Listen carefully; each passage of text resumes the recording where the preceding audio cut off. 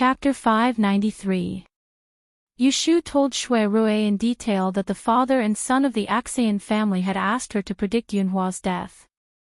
Rather than saying that Shui Rui's reaction was surprise, it would be better to say that he was bewildered. So he's still alive. It can't be wrong. I used Jing Chen's horoscope 3 times, and the result was the same. Princess Royal Liue passed away 20 years ago. If Yunhua is also dead, then the 6 lines will not be a hexagram at all. After Yushu finished speaking, she did not hear Shui Rui's reply for a long time. Looking at his erratic eyes, she raised her hand and waved in front of his eyes. Big brother. What are you thinking about? Shui Rui put away his thoughts of running away and said to her, I have some suspicions, but I can't confirm it yet.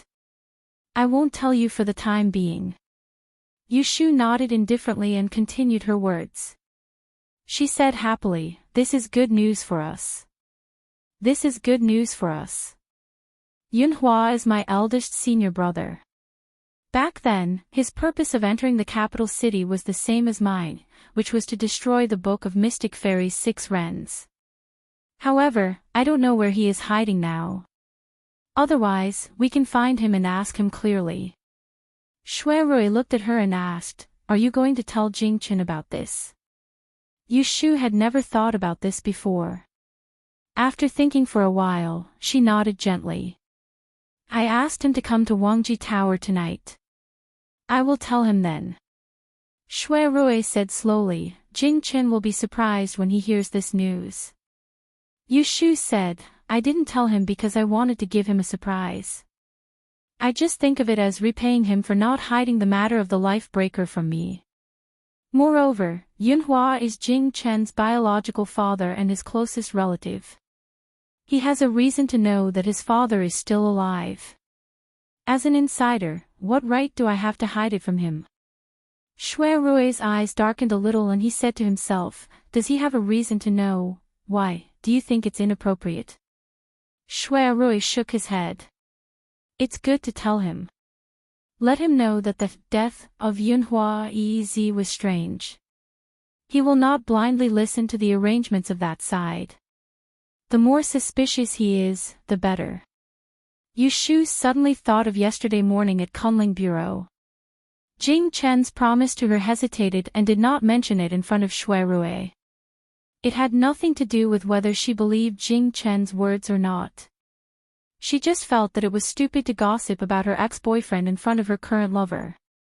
After she shared this shocking discovery with Shui Rui, Yushu also calmed down from the panic she felt when she found out that Yunhua was still alive. Big brother heard about my bravery at the aquatic conference. Shui Rui smiled.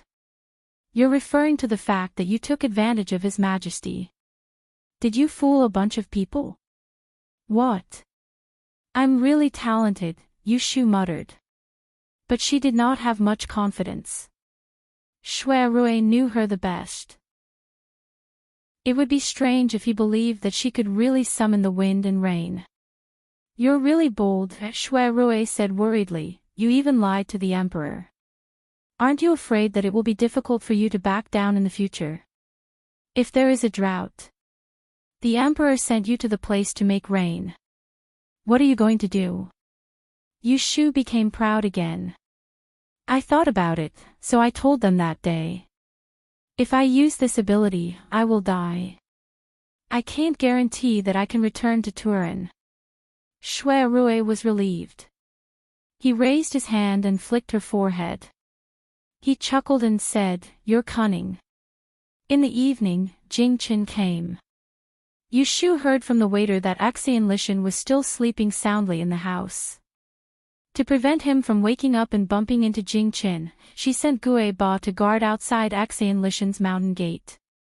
Little Qing took Jingchen to the slightly deserted 3rd floor. Yushu and Shui Rui were waiting in the tea room. There were 2 long blue and white lamps on both sides of the tea room, illuminating the room. Jingchen saw Shui Rui, who was wearing a bamboo gown and sitting leisurely. He stopped in front of the door and looked at Yushu with a tired expression. Shui Rui closed the lid of the tea, stood up, and said, "Brother Jing, please come in. I want to see you today. I have something to discuss with you." Jing Chen looked at Yu Shu's indifferent face under the lamp. The light in his eyes dimmed, and he stepped in. The maid closed the door behind him. The three of them were in the same room. There was a strange silence in the air. The first to break the silence was Jing Chen. "Did you tell him everything about me and you?" Of course, this question was asked to Yu Shu. He didn't mean to blame her, but he looked at her without moving his eyes. Yu Shu was silent for a moment. When she was about to answer, she heard a voice beside her. "If you are talking about the great trouble and the life breaker, I know everything." Jing Chen then turned his eyes to Shui Rui. Looking at the man who always appeared beside Yu Shu, there was an indescribable feeling in his heart. He knew this feeling. It was because of many things that he should have done: accompany her, protect her, and not let her be bullied. He couldn't do it, but the person in front of him did it. Shui Rui frankly met Jing Chen's gaze. Not so long ago, he had envied this person. Perhaps Jing Chen's background was slightly more unfortunate than his own, but he was fortunate enough to meet a person who was worth sacrificing for. Unfortunately, he was unable to cherish her and missed out on her. "What do you want to say to me today?" With all due respect, Shui Rui stopped being polite, and his voice became cold. "Brother Jing is righteous. You can set an example for the great peace country. I admire you. Brother Jing is kind. In order to repay the kindness of the sect, you endured humiliation. I understand. But dare I ask, Brother Jing, what did my sworn sister do to you? Why did you disregard her life and involve her in a dangerous situation?" He had long wanted to question Jing Chen face to face. Why could he cut off all ties with him when he wanted to? He wanted to get back together, so he thought that Yu Shu should obediently give in. Even if his reason was dignified, it couldn't hide the essence of using her. Men always had such a self-righteous drawback. They thought that they could decide everything. A selfish man was more arbitrary than a selfish woman. Seeing Jing Chen, it reminded him of himself 3 years ago. He wholeheartedly wanted to marry the 10th princess, but he didn't consider whether she was willing or not. In the end, he ended up in an irreversible situation. As a man, Shui Rui didn't think that he had the right to blame Jing Chen. But as Yu Shu's man, he couldn't tolerate Jing Chen's covetous heart. Or is Brother Jing really naive to think that as long as Shu agrees to marry and have children with you, you will live in peace?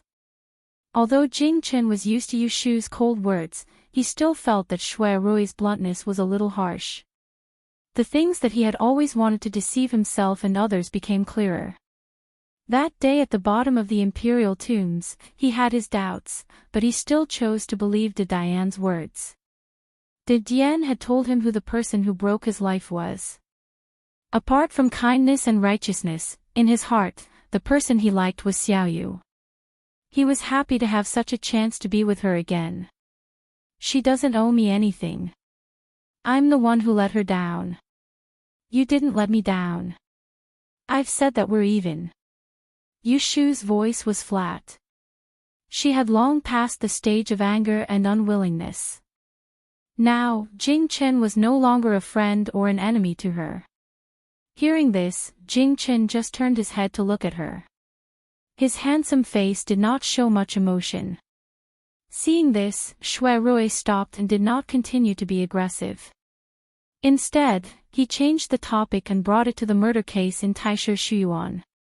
The murderer who killed Zhan Shuyuan has not been identified. It is obvious that those people's goal is to target you, the Scourge of Dawn. That's why the woman close to you was implicated. I'm afraid that their next target is Shu. For her safety, I want to trouble Brother Jing with something. What is it? Go ahead. Recently, His Majesty may send more people to protect Shu. If they mention it in front of you, I hope that you can refuse on behalf of Shu. As for the excuse, I've already thought of it for you. Just say that Shu knows the death-severing technique and is not in danger of losing her life. You will also protect her from the side. There is no need to do anything unnecessary. Originally, this was not what Shui Rui wanted to ask Jing Qin to cooperate with. With Zhan Chuyuan's death, he was afraid that the emperor would disregard Yu Shu's life and arrange the marriage between Jing Qin and her ahead of time, using her to lose her life first. That was why he had originally wanted to remind Jing Qin not to agree to their marriage and delay it. But now, the situation had taken a turn. Yu Shu's performance at the aquatic conference had caused Emperor Zhao Qing to reevaluate her weight. A title bestowed by the emperor was enough to explain the problem. They would not be in a hurry to send Yu Shu to her death. On the contrary, they would send more people to protect her safety. I don't understand. Jing Qin frowned. Why did you refuse? Yu Shu also did not understand why Shui Rui was doing this. Wasn't it a good thing to have more people to protect her life? But she did not raise her doubts. She believed that Shui Rui must have his reasons for making such a request. Shui Rui quickly gave this reason. Historically, the Emperor of Duan Kingdom has a group of secret personal guards that follow and protect the Emperor. They are not dispatched by the Ministry of Military Affairs, and there are only a few dozen of them. But in terms of martial arts, there is no lack of people who can compete with Brother Jing. They are also very good at hiding and are loyal. So, since the founding of Duan Kingdom, although there have been many assassinations, there has never been a precedent of one successful assassination. If my guess is correct, the Emperor will send more people to protect Shu in secret this time. He will definitely choose people from these personal guards, Shui Rui said and glanced at Yu Shu, saying, if you do not want to have people watching you when you eat, sleep, or go to the toilet and report your every move to the Emperor, it is best to refuse.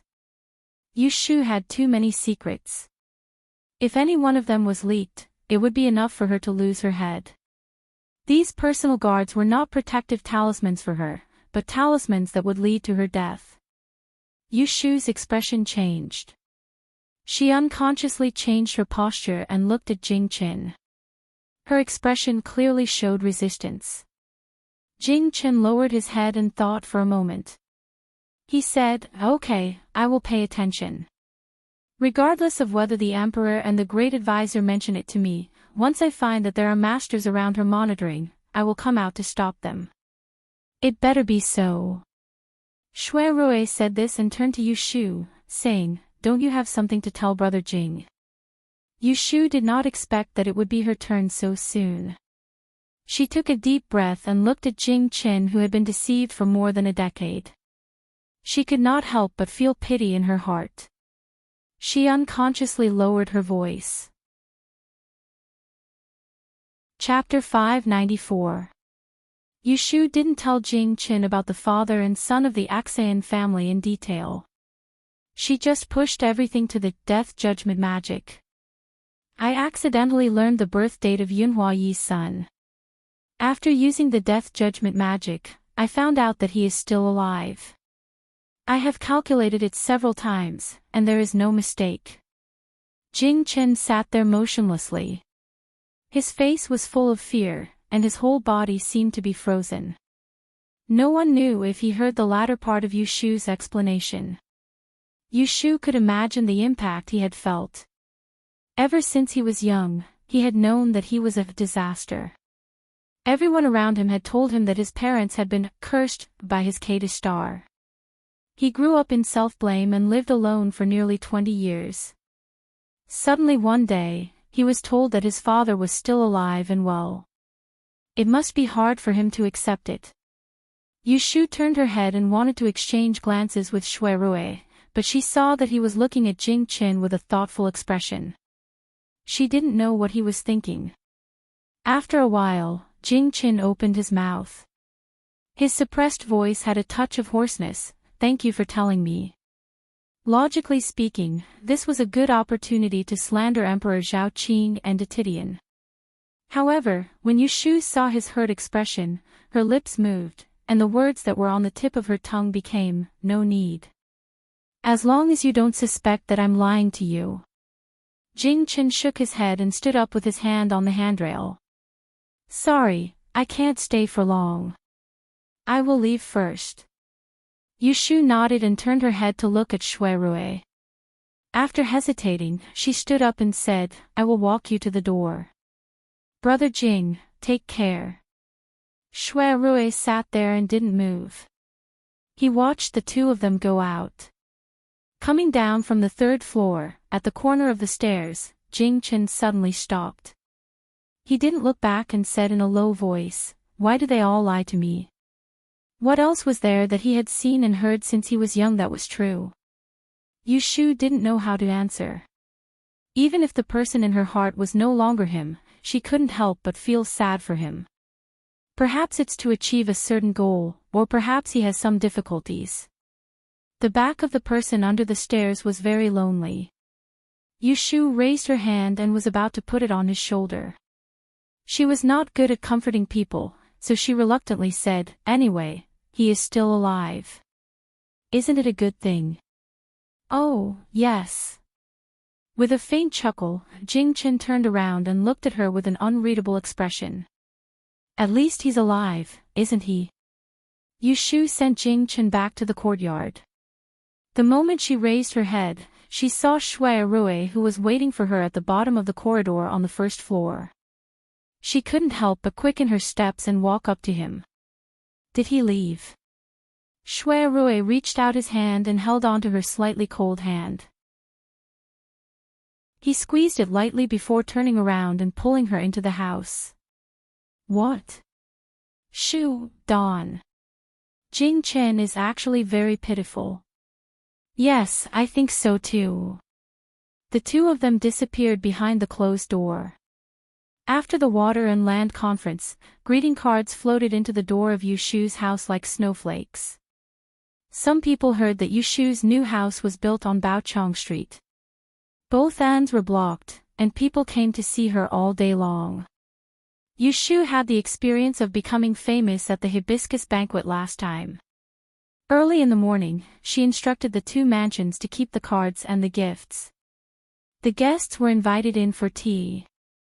If they asked about her, they were to say that she was not at home. But no matter how she hid, she could not hide from some weirdos. As a matter of fact, on this day, she left the house before the sun rose, but was blocked at the main entrance of her house. Not knowing where, two figures rushed out, and with two putong sounds, they knelt down in front of her. If not for Lu Hong and Su Qing blocking in front of her, they would have knocked into her feet. "I am Zhou Min. I have admired Mr. Yu for a long time. I am willing to take you as my master. Please accept me. In the future, I will regard my master as my second parent and be filial to you. I am Wang Sheng. My ancestors have learned the Yi for 3 generations. I can endure hardships and work hard. Please accept me as your disciple, Miaoling Messenger. I will definitely study hard and pass on your mantle." 2 black lines appeared on Yu Shu's forehead. She thought to herself, where did these 2 shameless people come from? They looked like they were in their 30s, and they dared to say that they wanted to be her son. And the one who learned the Yi for 3 generations, who wants him to inherit the mantle. It was the first time Lu Hong and Su Qing encountered such a situation. They did not know how to deal with it. They turned to look at Yu Shu, waiting for her to speak. "Ahem, you two can get up. My master has ordered that I am not allowed to accept disciples." The two looked at each other, unwilling to give up. What about the registered disciple? Does the adopted son want one? It took a lot of effort to get rid of the 2 shameless people. When Yu Shu arrived at the Celestial Commissioner office, it was already dawn. She almost missed the roll call. From the moment she entered the door, people kept greeting her warmly. There were also some thick-skinned people who chatted from the bottom of the bell tower all the way to the outside of the Celestial Commissioner office before leaving reluctantly. Yushu wiped away the cold sweat on her forehead and sat down as soon as she entered the door. Xiaolon quickly served a cup of tea and stood in front of her, saying, "Darren, did you go out late today? There is no need to rush. Next time, if you come late and don't have the time to order, this lowly official will go and greet my classmates from the secretariat." "Oh, don't mention it. I got up early anyway," Yushu told him about what happened in the morning. At the end, she sighed with emotion. "Fortunately, I ran fast. Otherwise, I would have 2 adopted sons today." Ha! Xiaolon laughed in spite of herself and poured another cup of tea for her. She said, "This kind of wishful thinking can be found everywhere. They are not willing to put their feet on the ground and only want to ascend to the heavens in a single bound. Darren, if you meet them again in the future, there is no need to be nice to them." After that, he asked her, "You still have an empty place for an assistant? Have you chosen a good person? It is almost the end of the month. I will quickly fill in the vacancy so that I can make it in time for this month's salary." Yushu said, "Yes, I will write a letter. Send someone to the LoveLore Library to find him." "Yes." Yushu got up and walked to her office. She turned her head and glanced at the stairs. She asked Xiaolon, "Is the right commander here?" "Milord Jing took a leave today. He seems to be unwell. I sent someone to check on him in the morning." Oh. The atmosphere in the LoveLore Library was a bit gloomy these 2 days. Paper could not cover fire. The news of Zhang Chuyuan's death had spread. The students who came to class during the day were all talking about the aquatic and land conference that had just ended a few days ago. But in private, they were talking about the death. Not many people were in the mood to read. When the Celestial Commissioner sent someone to find Wen Xiao and he was sitting in a corner of the ink study. There was no class today. He was surrounded by students who had come here to slack off. Amidst the whispers, he was grinding ink and copying a book. When he received Yushu's handwritten letter, he saw the only line on it, "As you wish." He was stunned for a while and then returned to normal. He lowered his head to carefully fold the paper and put it in his pocket. He asked the official to wait outside. Wen Xiao and went inside to pack his things. Under the puzzled gazes of some people, he left with someone. Only his brisk footsteps betrayed his current mood. After he left, someone in the study said suspiciously, "Hey, that person just now seemed to be the Celestial Commissioner's man."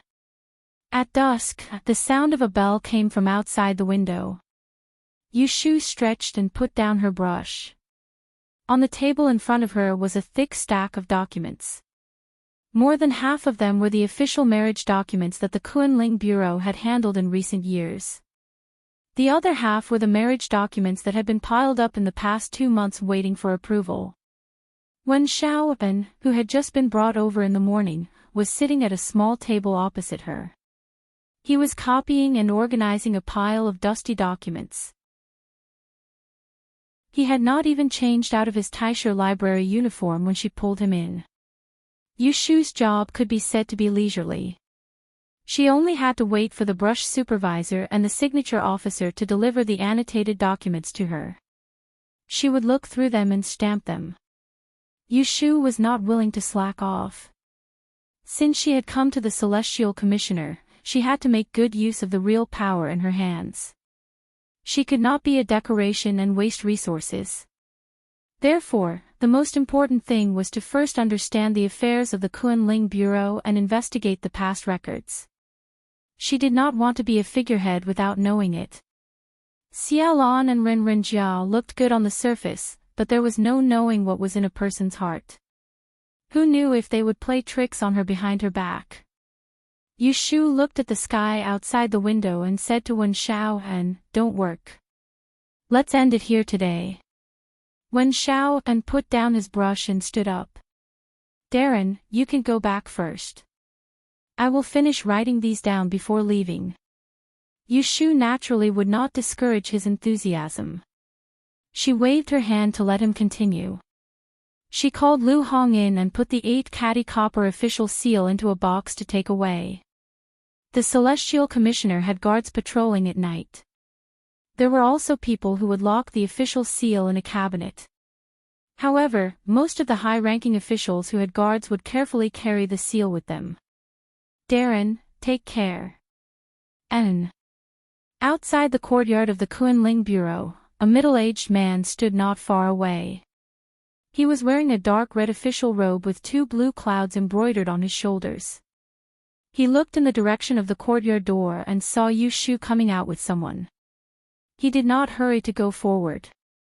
Instead, he waited for them to come closer before he cupped his hands and said, "May I ask if you are Yu of the Kunling Bureau?" Yu Shu looked at him and did not know him. Judging from his official robe, he should be a 5th-rank official. However, she had not seen this person at the aquatic conference. "That's me. And this Darren is." The man lowered his hand and introduced himself. "Celestial Envoy Master of Ceremonies, Cui Shui." Yu Shu raised an eyebrow. "Cui Shui. Cui Xian's father. So it is Darren Cui. I have been rude. It is I who has offended you." Cui Shui forced a smile on his face. Yu Shu could see that he was uncomfortable. Thinking that he had come for the gambling debts of the Cui family's gambling house, she smiled. "May I know why Darren Cui is looking for me?" "This. I heard from my daughter yesterday that I have offended Darren Yu at the gambling house a few days ago. I have taught my daughter not to speak, so I apologize to Darren Yu." As Cui Shui spoke, he lowered his head and bowed to Yu Shu. Yu Shu moved aside and sneered inwardly. What did he mean by hearing yesterday that there was a gambling debt of tens of thousands of taels? Were the Cui family deaf? It was obvious that they had planned to leave it unsettled after seeing that she did not say anything. Chapter 595. At noon, the Celestial Commissioner and more than 20 officials of the 7th rank and above were waiting outside Taishi Brothel. Feng Jing, dressed in a purple robe and golden leather, with a colorful ribbon on his shoulder, appeared in front of the crowd. 2 steps behind him was junior eunuch Ren, who was dressed in black. Some people were born with an admirable temperament. Even if he did not say a word or smile, just his figure alone was enough to make people admire him. Yu Shu looked at him a few times and could not help but be fascinated. She bowed to the officials. "Dispense with the formalities." "Dispense with the formalities." Zhu Muzhao looked around, the jade chain on his crown swaying, his voice bright and clear. "Today's Water and Land Conference in the palace is a tribute from the various countries of the East Continent. His Majesty has the intention of educating, that's why he has ordered our Deni master to send out all capable people to explain and impart knowledge. You, the Imperial Astronomer I Chin, should set an example and not be neglected." Everyone said in unison, "Yes, sir." Zhu Muzhao nodded and scanned the crowd again. He raised his sleeve and pointed to a person in front. "The right magistrate is from the prestigious Daoist school of Mount Longhu. Today, he will explain the principles of Yi to you." This meant that the task of explaining the principles of Yi to the foreign envoys fell on the right magistrate, Jing Qin. "Yes, sir." Jing Qin looked calm and was not surprised. It was obvious that the Great Commissioner had already made arrangements. He pointed to another person. "The left magistrate is in charge of the artifacts. You will handle the treasure exhibition." Xania was also prepared and went forward to accept the order. Finally, she turned to Ren Qiming and said, "Junior eunuch is knowledgeable and expected that the envoy will have some questions. You will be in charge of adapting to the situation." Ren Qiming put his hands together and lowered his head. "Yes, sir." After assigning these tasks, Zhu Muzhao turned around and seemed to accidentally see Yu Shu standing behind Jing Qin. He smiled at her, not as stern as before, and actually looked a little amiable. "Female diviner, it's your first time here, so it's not suitable for you to make arrangements. Let's just observe for now." Among the more than 20 officials, Yushu was the only one who had nothing to do but was singled out by the Grand Chancellor. She immediately became the center of attention. He thought to himself, it seems like the great teacher thinks very highly of this young female fortune-teller. Of course, Yushu knew why he was paying attention to her. She sneered inwardly, but on the surface, she humbly responded. I understand. Zhu Muzhao nodded his head, his expression was serious, his left hand was behind his back, the sleeves of his clothes fluttered in the wind as he led the officials forward. Although the group of people didn't line up, they followed Zhu Muzhao in an orderly manner according to their ranks. No one gossiped, and the atmosphere was so quiet that Yushu, the newcomer, couldn't help but sigh in admiration. To be able to manage such a large celestial commissioner's office in such an orderly manner, and to have all the officials obey his orders without question, he was truly a capable person. Riding on a sedan chair, there were more than 20 celestial commissioner's office officials and more than 100 officials from the capital. They walked north from Qingming Street, all the way to the foot of the Imperial Palace, right in front of the Gate of Sky Bearing. Alighting from the carriage, Yushu realized that there were not only people from the Celestial Commissioner's office at the entrance of the Imperial Palace. On the other side, there were also a few other officials and generals dressed in the same official robes. She tried to find Shui Rui's figure, but after looking around, she couldn't find him even after the eunuchs entered the palace. Wang wang, a deafening sound could be heard, and the wooden wheels slid to the ground as the city gates opened. On top of the city walls, there were nearly 100 imperial guards standing. Each of them held a spear in their hands, with a bow on their back and a feather pouch hanging on their waist. They looked coldly at the bottom of the city walls. If they discovered any strange movements, they would mercilessly shoot them to death on the spot. Yushu always felt as if there was a dagger on her back. She raised her head and took a look. Only then did she know why. She swallowed her saliva and looked at the towering city gates in front of her. The deep hole that led to the heart of the Dan dynasty made her heartbeat accelerate. She also had a heavy realization about who she would be going against in the future. Could she really resist them? Or would she end up like Yunhua in the past, dying on this land without knowing why? Yushu couldn't help but shiver. Be careful of your feet. A reminder came into her ears. Her sleeves were gently pulled by someone. Yushu's footsteps suddenly stopped. When she regained her senses, she realized that Jing Qin had unknowingly fallen behind her. When she looked down again, there was a bronze brick under her feet. It was protruding half a foot, and she almost tripped over it. Thanks. Jing Chen's hand loosened in the next moment. There was no sunlight in the middle of the passageway. In the darkness, he looked at her deeply, and expressionlessly walked past the front.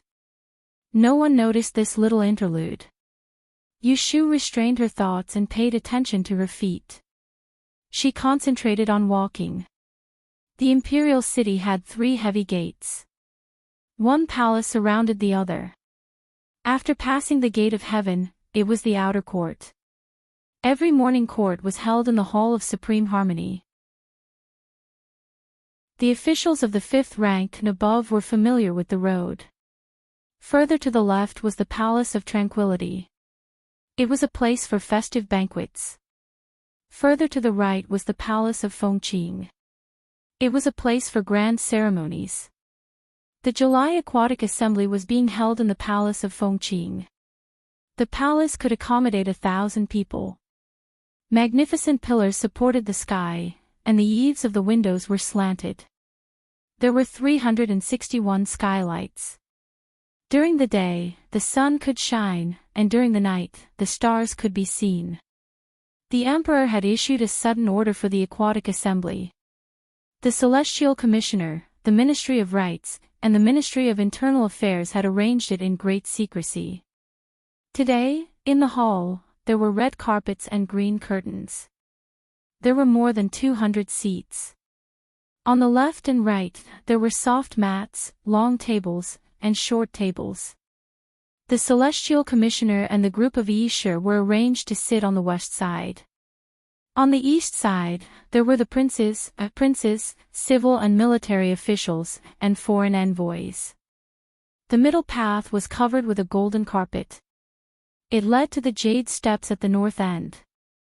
There was a golden couch with a cloud dragon on it. It was the throne of the emperor. Yushu and the others were the first to be led into the hall. They took their seats from top to bottom. She sat behind Jing Qin, in the second row near the front. The civil and military officials on the opposite side took their seats, but there were no foreign visitors. Because Yushu was the celestial commissioner, she didn't participate in this event. She didn't know the details. Puzzled, she asked Xiaolan, who was sitting behind her. Which country's envoys are here today? She knew very little about the geography of Dehan. She only knew that there were fierce Mongolian Jin people in the north, Hui tribes at the Jade Gate Pass in the west, and Wei Nation and Joseon Dynasty in the east. She didn't know much more than that. According to what I know, there are 4 or 5 small countries. Some are from the East Continent, and some are from the West Sea. There are envoys from Dongying, Korea, Ryukyu, Annan, and Siam. Xiaolan was more knowledgeable than her. When Yushu heard that these few countries and worlds were similar to the world in the future, she had an idea of what was going to happen. If she had to ask which country's envoy she was more interested in, it had to be Japan's Neon. Japan was strong and prosperous for 300 years. It was even better than the Ming dynasty in the official history. During this period, no one dared to provoke them. She didn't know what the attitude of the small countries that invaded the Central Plains in the future would be. She was curious and looked around. She took the opportunity to remember many unfamiliar faces. The court officials and Aesir sat down. About 15 minutes later, they heard the sound of the guards of honor. The emperor is here. Everyone stood up. Yushu looked at the door. Not long after, she heard a voice coming from afar. First, a bright yellow appeared at the door of the hall. Chapter 596. Above the palace, the 4 seats were quiet.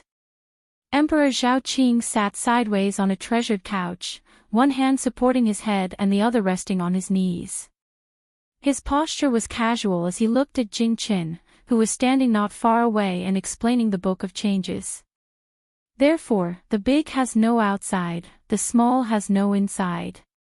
The combination of yin and yang forms all things in the world. To understand all things, one must first distinguish yin and yang, and know right and wrong. The great way is illusory and real, hard and soft, there is yang in yin and yin in yang. The combination of yin and yang is heaven's law. The Book of Changes was the source of the Book of Changes. It was only about 4,000 words and had gone through 3 ancient times and 3 saints. In ancient times, King Fuxi opened the heavens with his 8 trigrams. In ancient times, there was King Wen's 64 trigrams. In ancient times, there was Confucius's 10 wings. Jing Chen's clear voice traveled to every corner of the palace. When he explained the Book of Changes, it started from yin and yang to everything. The theory was not difficult to understand, but when it was explained by a handsome immortal like him, it was exceptionally clear. The 1-hour lecture wasn't short, but it wasn't long either. Some people were engrossed in it, while others weren't paying attention at all. Yushu just couldn't listen. Her learning of the Book of Changes didn't start with the word reason, it was Taoist Qing Zhang's force-feeding method. Later, in order to participate in the Diyan examination, she had to memorize a pile of Book of Changes. Otherwise, she probably wouldn't even know where the Book of Changes came from. At this moment, her attention was on the other side of the golden carpet. The first row, from top to bottom, was Prince Xiang and Prince Jing. Next to them were 2 old men whom she had never seen before. One had a head full of white hair, The other had a serious face, wearing a high crown and sleeved robe, with a crane embroidered on his chest. Yushu thought that these two must be Prime Minister Shui and Prime Minister Yin. According to the seating arrangement, the white-haired one should be Prime Minister Yin, and the expressionless one should be Shui Rui's grandfather. This deduction surprised her. She had seen noble consort Shui and consort Shu at the hibiscus gentleman's banquet. Noble consort Shui was lively and liked to laugh, while consort Shu was strict and serious. Both of them were like daughters and fathers. Who would have thought that Shui Lingnan would be so dignified, while Prime Minister Yin was all smiles? When she thought up to here, she gazed at the few rows in front of her. Shui Rui said that he would come today, yet she hadn't seen a shadow of him since she entered. She wondered if he'd forgotten or something else had happened. Below the two prime ministers, there are many foreign envoys dressed differently. Yushu can't recognize the others, but the skinny man with a shaved head and a ponytail must be from Dongying. There were two companions sitting behind the skinny man. One of them was nothing special, but the other was a young man. His black hair was not shaved and was tied neatly at the back of his head. A row of bangs hung down past his eyebrows. His skin was snow white and he was quite handsome. Girls? Yushu murmured in her heart. She couldn't help but take a few more glances at the Dongying young man. Suddenly, the young man turned his head and looked in her direction. Their gazes met. She didn't notice it before, but now she realized that the young man's eyes were so pale that they didn't seem to have any color. They were staring at her blankly, causing a chill to run down her spine. It was very uncomfortable. She was the first to turn her gaze away. Her heart felt strange and she couldn't be bothered to listen to what Jing Qin was saying. She didn't know that after she turned her head away, the Dongying young man stared at her for a long time. The Dongying man sitting beside the young man sensed it and also glanced in Yushu's direction. He asked the young man something in a low voice. The young man shook his head and lowered it without saying a word. His hands were flat on his knees and he didn't move at all, becoming a statue. When Jing Chen returned to his seat, there was a wave of whispers below. It was obvious that the discussion was the main focus. Teacher Yi's side didn't matter. They were all Han people and they all spoke in Han. Yushu was puzzled as to why the group of foreigners opposite her could make an expression of sudden realization and enlightenment. Did they really understand or were they pretending to understand? After the commotion below for a while, Emperor Zhaoqing slowly sat up straight and placed his hands on the dragon throne. The eunuch who was waiting at the side saw this and swept the horsetail whisk in his hand across the air. He said in a loud voice, "Silence." The voices in the hall stopped abruptly. Emperor Zhaoqing scanned the people below and looked at the envoy. He smiled faintly and said, "You people said that you want to see my De school. I have to ask someone to reason with you. After listening to what I said just now, what do you think?" Yushu wasn't sitting very far and could barely make out the appearance of Emperor Zhaoqing. With one look, she finally understood why this old emperor favored Ning Wang so much. This pair of emperor and his son could not be said to have been cast from the same mold, but their appearances were 60 to 70% similar. They were both born with imposing features, square foreheads, wide noses, and the faces of nobles. In contrast, Lu Tan, who was present today, had a scholarly and weak appearance. She just didn't know if Lu Hao's fickle and heartless temperament also resembled that of the emperor. The envoys of various countries could understand the common language of Dawn.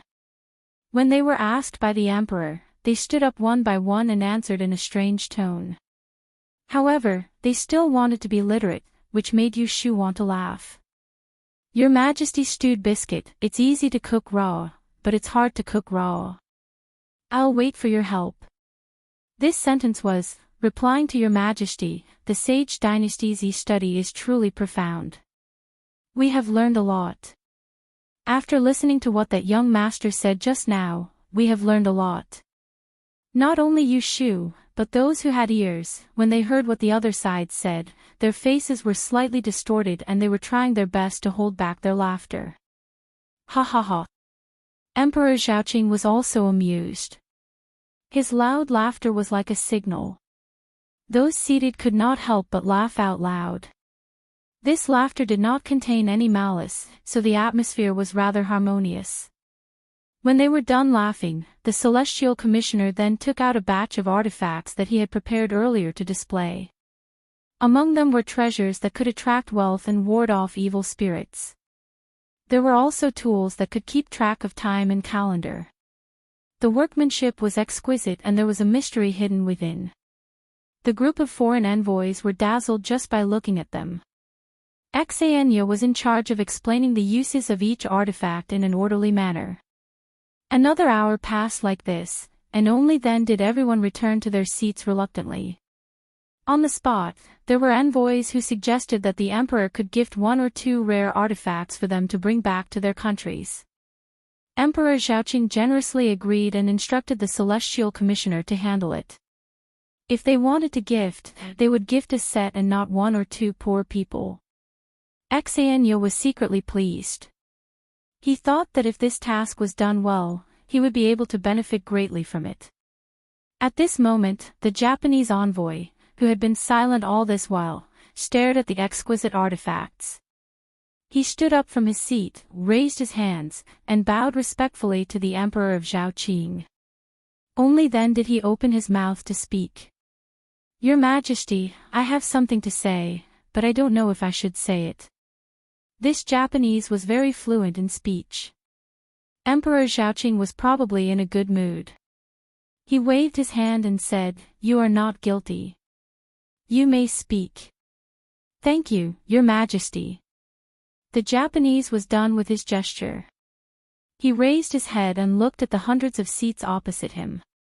A dry smile appeared on his thin and sunken face. He said, "From your humble subject's point of view, the study of Yi in the Holy Dynasty is extensive and profound, but most of it is just theory on paper.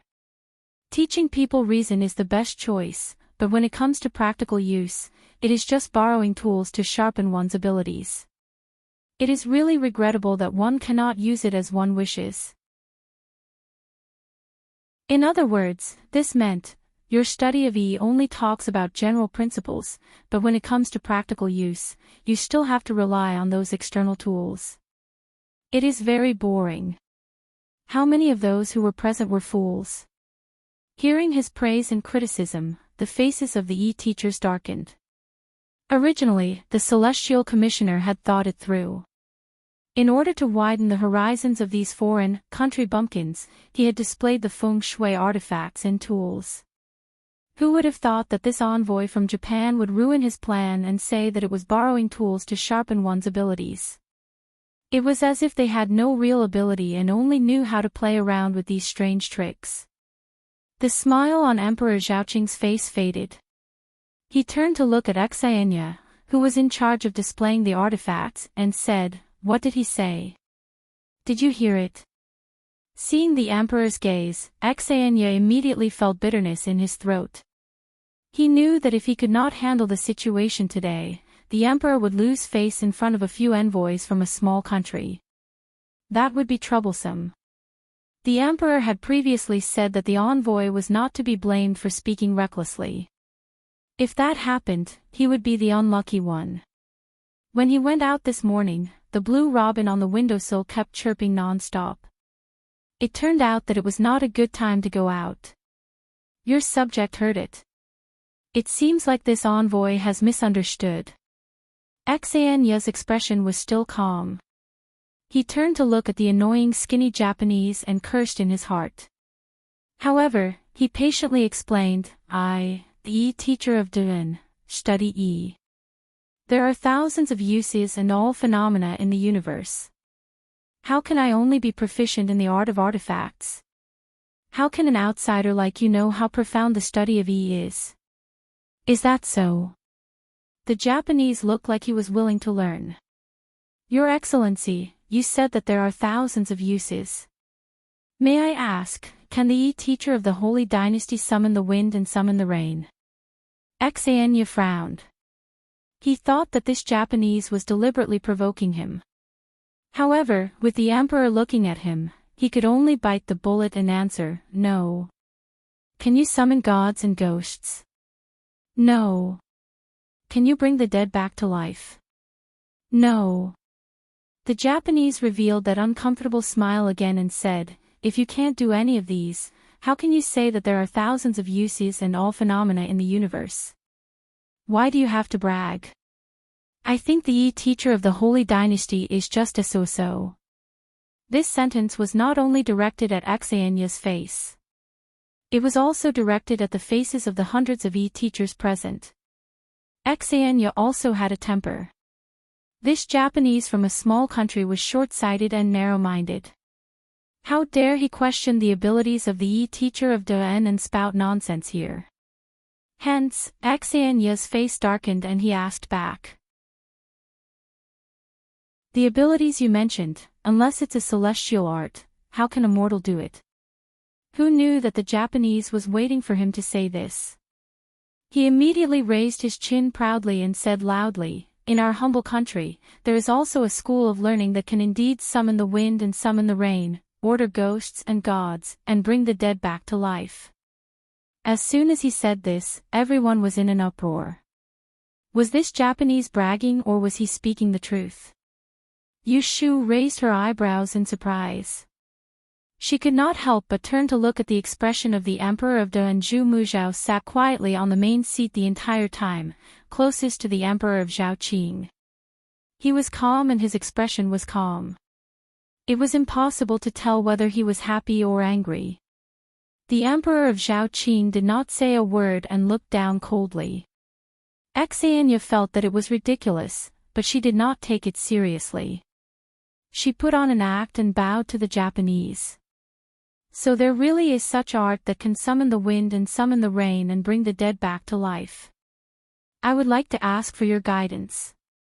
Words alone are no proof. Please allow us to see it for ourselves. Chapter 597. When they heard Yamada Jiro, the envoy from Japan, say the words Yin-Yang art, many people sitting at Master Yi's side were surprised. Someone commented, Yin-Yang technique. Did you hear that? Is that the Japanese talking about the Yin-Yang technique in feng shui? The Yi masters present were all elites. Few of them didn't know that there was a branch of feng shui called Yin-Yang. It was the only knowledge in Yi Shui that could restrain the dead. There was a small group of Yi masters who preferred to call themselves Yin-Yang masters. It was said that they could communicate with ghosts and deities and communicate with ghosts and deities. However, it was not recognized by the orthodox Yi Shui. There was a saying in Yi school, when a person dies, his fate energy ends. Since there was no fate energy, how could one predict the future? Xanya sneered and said, I thought it was some celestial technique that could summon the wind and summon the rain. The Yin-Yang technique that you mentioned, Master Yamada, is also a branch of the Da and Yi school. Yin-Yang and the 5 elements originate from the Central Plains. Don't tell me you don't know that. Xanya's words were what most of the Yi masters were thinking. Many of them looked at the arrogant Japanese envoy like he was a joke, waiting for him to make a fool of himself. However, Yamada Jiro didn't lose his cool. Instead, he nodded. You're right. Our Yin-Yang technique was comprehended by a celestial path master in Middle-earth a few hundred years ago. As he spoke, his gaze swept across the Yi masters. His face was filled with regret. He shook his head and sighed. It's a pity that a few hundred years later, the Yi masters of the sacred dynasty forgot their roots and lost their true essence. He didn't seem to see Xanya's change of expression. He faced Emperor Zhaoqing and pointed to the 2 Japanese. Your Majesty, these 2 are the precious Yin-Yang masters of our country. One of them is proficient in the art of spells and can summon the wind and rain. The other is proficient in the art of spirit communication and can bring the dead back to life. As the saying goes, it's impolite not to reciprocate. Thank you, Your Majesty, for showing us the East School of the Sacred Dynasty. With your permission, I'll ask them to perform the art and let Your Majesty witness the true teachings of our country. Look, you guys put on such a big show, showing off how amazing your Yishui is, but in terms of real ability, it is inferior to our yin-yang technique. Isn't it embarrassing? The Emperor of Zhaoqing was very unhappy, but as the ruler of a country, he still had the magnanimity he should have. He would not flare up on a small envoy like him. Should he allow this onmyoji from Neon to show off his skills? It was hard to decide. If it was accurate and they could not show their true ability, then it would be fine.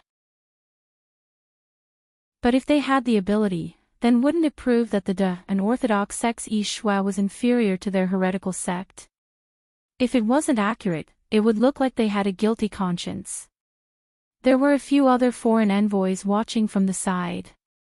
Emperor Zhaoqing glanced sideways at the first seat on the west side. When he saw the Grand Tiandi's nonchalant expression, he felt that his previous hesitation was unnecessary. Thus, he waved his sleeves and approved. Yamada Jiro was overjoyed. He had entered the imperial court this time because he had been entrusted with a mission by the emperor. If he did not succeed, he could only kill himself when he returned. Summoning the wind and summoning the rain, bringing the dead back to life, and dispatching ghosts and gods. How could ordinary people know these three abilities? Yushu was just as curious as the rest of the people present. After Yamada Jiro obtained the permission of the Emperor of Zhaoqing, he turned his head to talk to the two onmyoji he brought. He used their own language and said a few words. Between the two of them, the man wearing the black horned hat stood up, while the Japanese youth was still sitting in the same place. Yamada Jiro introduced the onmyoji to everyone. This onmyoji in white clothes and a black hat was called Idamaki. He was proficient in talismans and could summon the wind and summon the rain. Idamaki saluted the Emperor of Zhaoqing, said a few words, and pointed at the door of the hole. The Emperor of Zhaoqing asked, "What did he say?" Yamada Jiro quickly explained and acted as a translator. Mr. Ida said that if we want to perform the spell, we can't do it inside. We have to do it outside. Please allow it, Emperor Dawn. Every year, the Celestial Commissioner would arrange a sacrifice. Sometimes, when there was a drought in the north or a flood in the south, the Emperor of Zhaoqing would find a Taoist priest to add to the ritual, pray for good weather, and ask the heavens to rain. However, everyone knew that the wind and rain were not decided by mortals. It depended on the mood of the heavens. Seeing that the onmyoji from Japan only had this little request, he didn't ask for any altars or cinnabar chicken blood. He wanted to ask the heavens for help empty-handed. The Emperor of Zhaoqing began to feel that this group of Japanese was fooling him. How could he summon the wind and rain? Shuener. The Emperor of Zhaoqing allowed Idamaki to go out and reminded the Emperor, send someone out to take a look, then report back. The Emperor nodded and turned his head. His eyes swept over the heads of the officials behind him and stopped on the two of them. He said, "Minister of the Right, the female imperial official will go with you and take a look." Yushu was wondering what kind of tricks those neon people were playing when she suddenly heard the commissioner call her official position. She didn't know how to react until Jing Qin stood up in front of her and looked back at her. He said in a low voice, "Official Yu."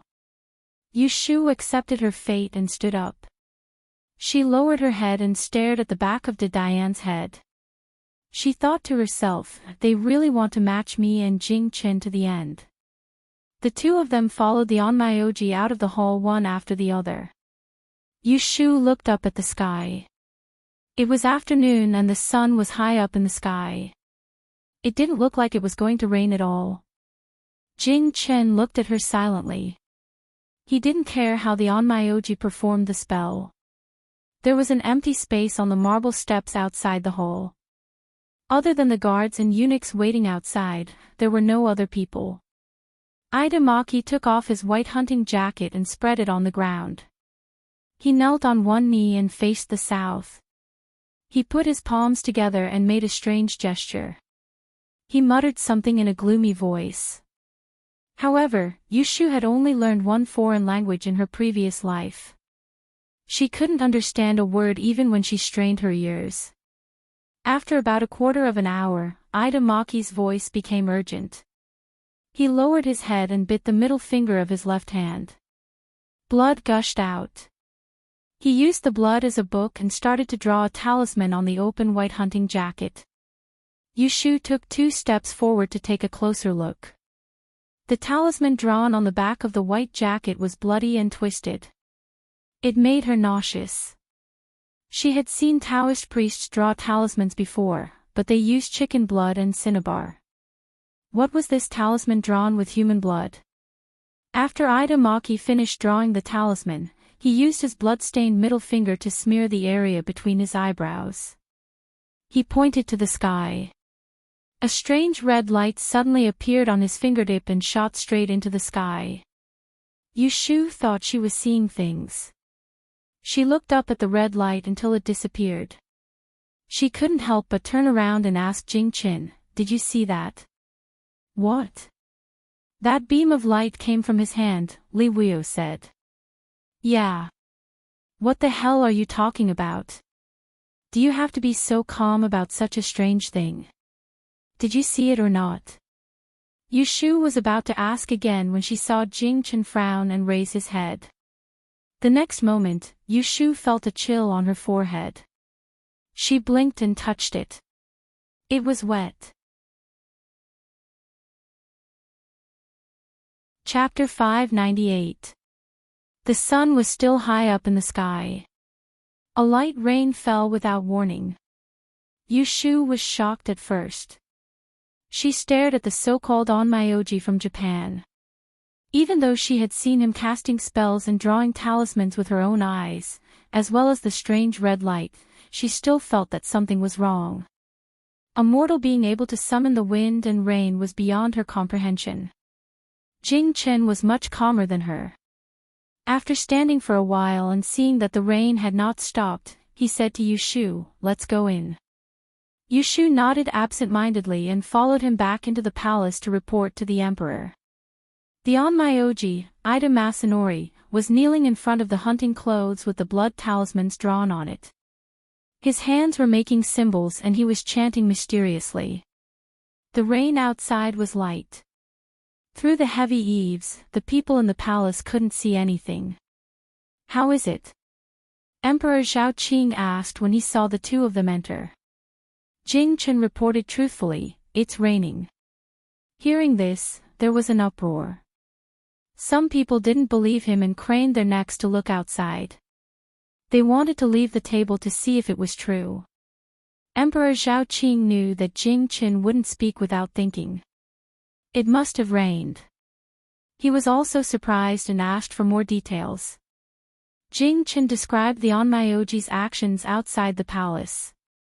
At this moment, some of the celestial commissioners' expressions darkened. They had just said that the Japanese was arrogant, but the other party had shown his hand and brought the rain.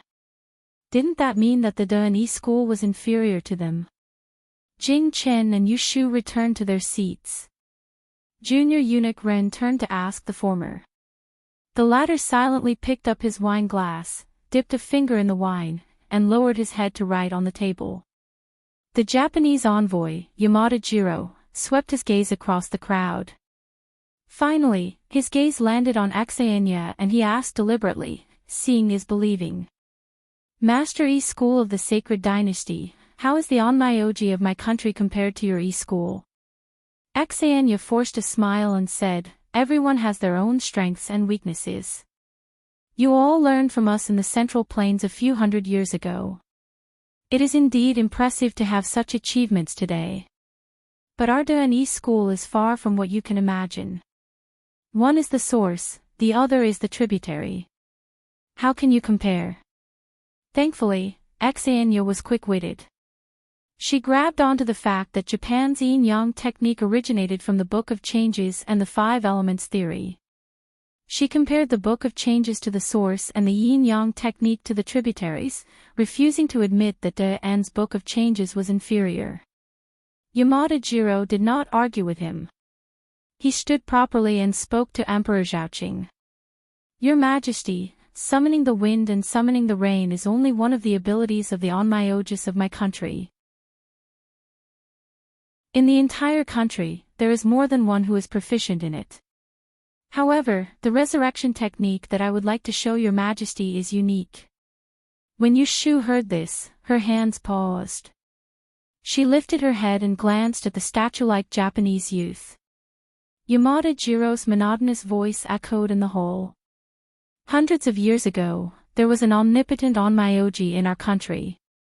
Legend has it that he could capture ghosts and manipulate fire and water. Without stepping out of his house, he could know the general situation of the world. With just a pinch of his fingers, he could tell who was alive and who was dead. This Onmyoji was called Abe no Saimai. That's right, I'll tell you a little bit about the past. As he spoke, he pointed at the fair-skinned youth sitting at the table. And this person is Abe no Saimai's only descendant in this world after a few hundred years, Lord Abe no Saimai. Lord Abe was born in the countryside and was raised by a fox demon. He was born with a pair of yin-yang eyes and could communicate with ghosts and gods. If a person died less than 3 days ago, he could use a technique to collect the soul of the dead and transfer it to a living creature, bringing the dead back to life. Usually, no one would believe that someone could bring the dead back to life. However, with an Onmyoji who could summon the rain before him, no one thought that he was bragging when he said it again. For a moment, everyone's eyes fell on the Japanese youth who was said to be able to bring the dead back to life. Your Majesty, if you don't believe me, you can find someone to test it out now. If I'm lying, I'm willing to pay with my life. If what I said is true, then it proves that the Master E of the Holy Dynasty is not as good as the Onmyoji of my country. I would like to ask your Majesty to agree to one thing. His words stirred up the crowd again. The Master E present glared at Yamada Jiro. Emperor Zhaoqing looked coldly at the bold Japanese who dared to make a request. He knew that he had ulterior motives, but he was also very interested in the technique of bringing the dead back to life. He asked, "What request do you have? Tell me." Yamada Jiro's eyes flashed and he said, "It's a small matter to the and Holy Emperor. There's a deserted island near the east continent of the Holy Dynasty. It's near Ryukyu and not far from Japan. The Emperor dreamed of going to the island one day and yearned for it, so he sent me as a messenger. If your Majesty is willing to part with it, the Emperor will order me to present the 2 precious Onmyoges to you." Emperor Zhaoqing raised his thick brows and turned to ask the ministers on the right. "Do you know which place he is talking about?" The ministers looked at each other and no one answered. After a while, one of them stood up. "Please allow me to ask." Yushu dipped her finger in wine and wrote quickly on the table while paying attention to the movements in the divine hall. When she heard this, she looked up and saw a skinny young man standing at the end of the table. It was Kong Chi, whom she had met on Chinese Valentine's Day. Permission granted. After obtaining permission from Emperor Zhaoqing, Kong Chi spoke to Yamada Jiro. "Is the island that Ambassador Yamada mentioned called Diaoyu Island?" Yamada Jiro nodded and said, "That's what the Holy Dynasty called it." Kong Chi frowned slightly and turned to report to Emperor Zhaoqing, "Your Majesty, the island that the Japanese ambassador mentioned is a place that and passed during our diplomatic mission to Ryukyu. There are indeed no people on the island, but it's rich in medicinal herbs. There are also many fishermen fishing for them. I would like to ask your Majesty to reconsider." Hearing this, Yushu was stunned. What did he say? Diaoyu Island. Yamada Jiro heard Kong Chi's words of advice and his face stiffened. He hurriedly said, "Your Majesty, the Emperor of my country has instructed that if your Majesty is willing to part with this island, we will pay an additional 30% of the tribute every year. That's more than enough to cover the medicinal herbs on the island." Emperor Zhaoqing was deep in thought. It was obvious that he was considering whether or not to make this deal with the Japanese. Two onmyoges, one could summon the wind and the rain, and the other could bring the dead back to life. He could use them to exchange for an uninhabited island. This deal seemed to be a good deal. But the prerequisite was that the ability to bring the dead back to life was real.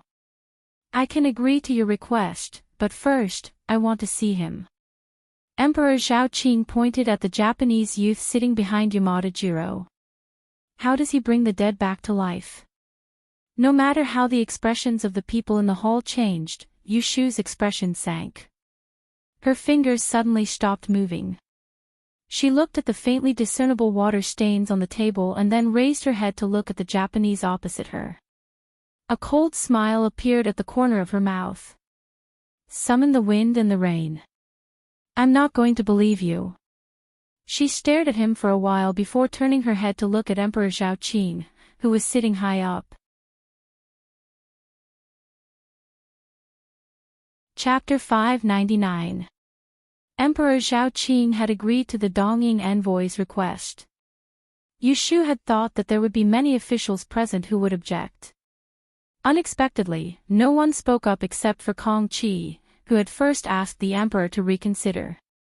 She was surprised, but after thinking about it carefully, she understood that this situation had occurred.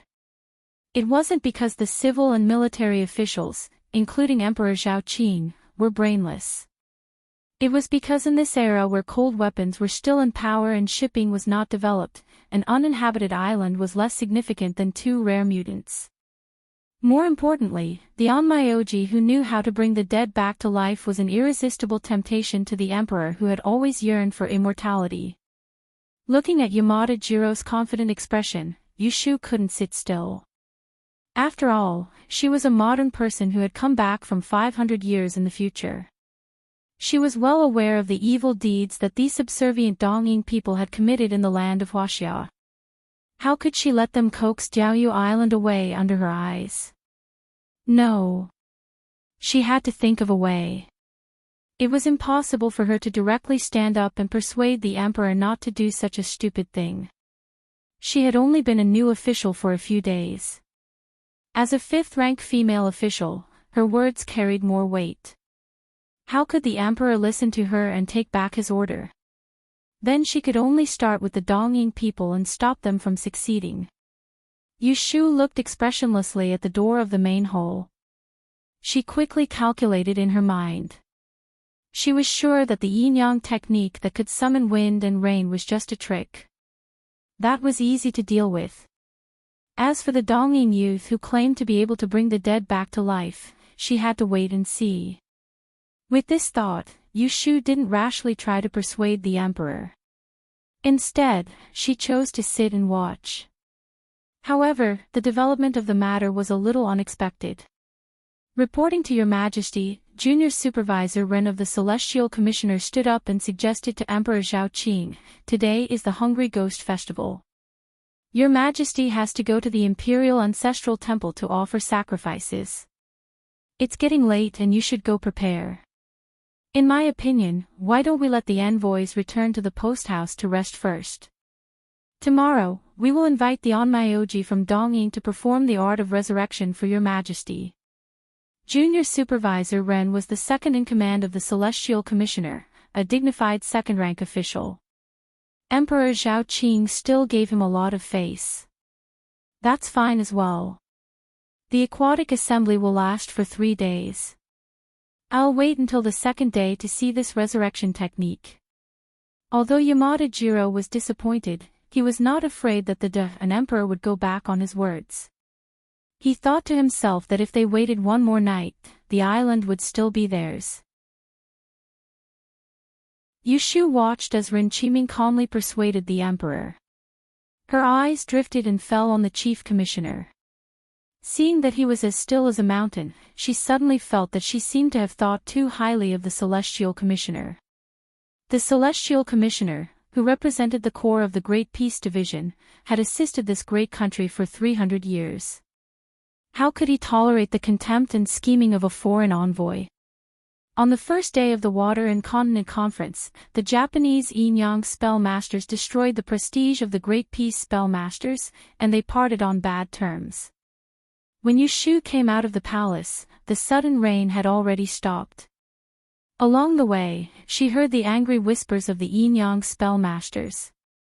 Some could not stand the arrogance of the Japanese envoy. Some said that the Yin-Yang spellmaster who summoned the rain had used sorcery, and some said that they were up to no good.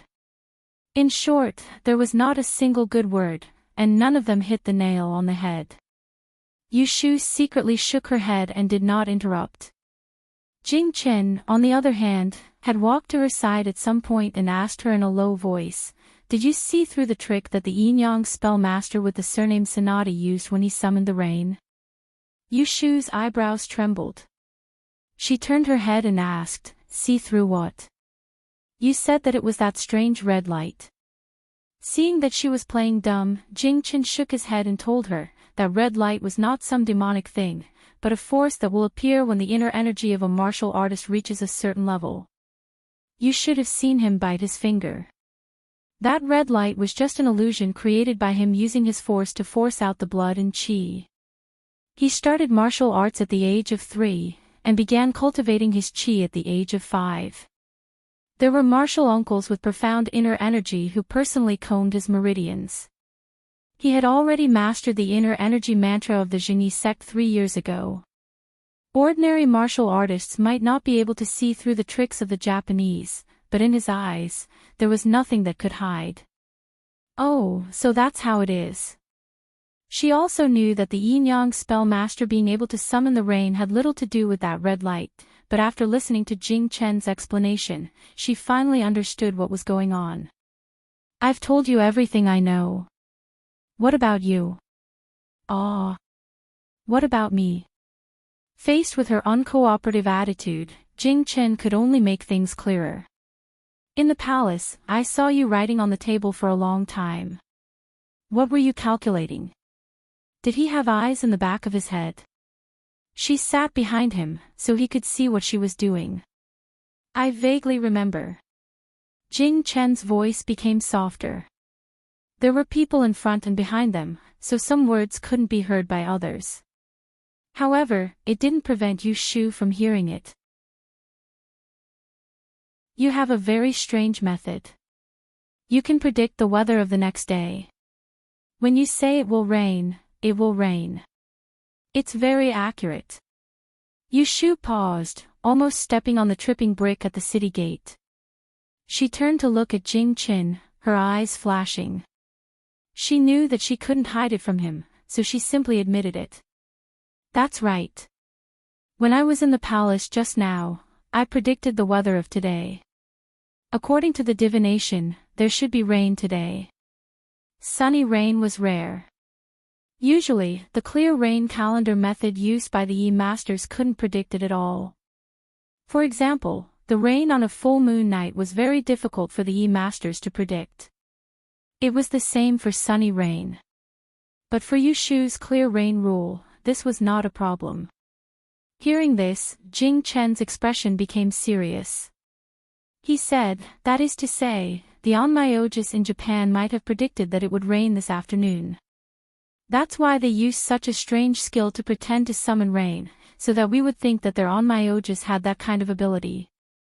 Yushu was just about to praise him for his cleverness when she heard him continue, "Since you found out that they were cheating, why didn't you expose them in the palace just now?" Yushu secretly rolled her eyes and said angrily, "How do you want me to expose them? Are you going to tell the emperor that I predicted that it would rain today, so those Japanese are liars?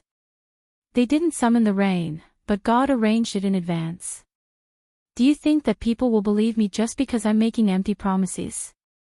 She wasn't the only Yi masters in the entire capital who could predict the sunny rain, but she was probably the only exception among the Yi masters from the kingdom of Den who had entered the palace to participate in the Water and Land Conference.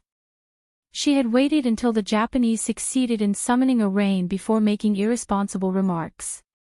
Wasn't that just hindsight? She had to come up with some strong evidence to slap those Japanese in the face.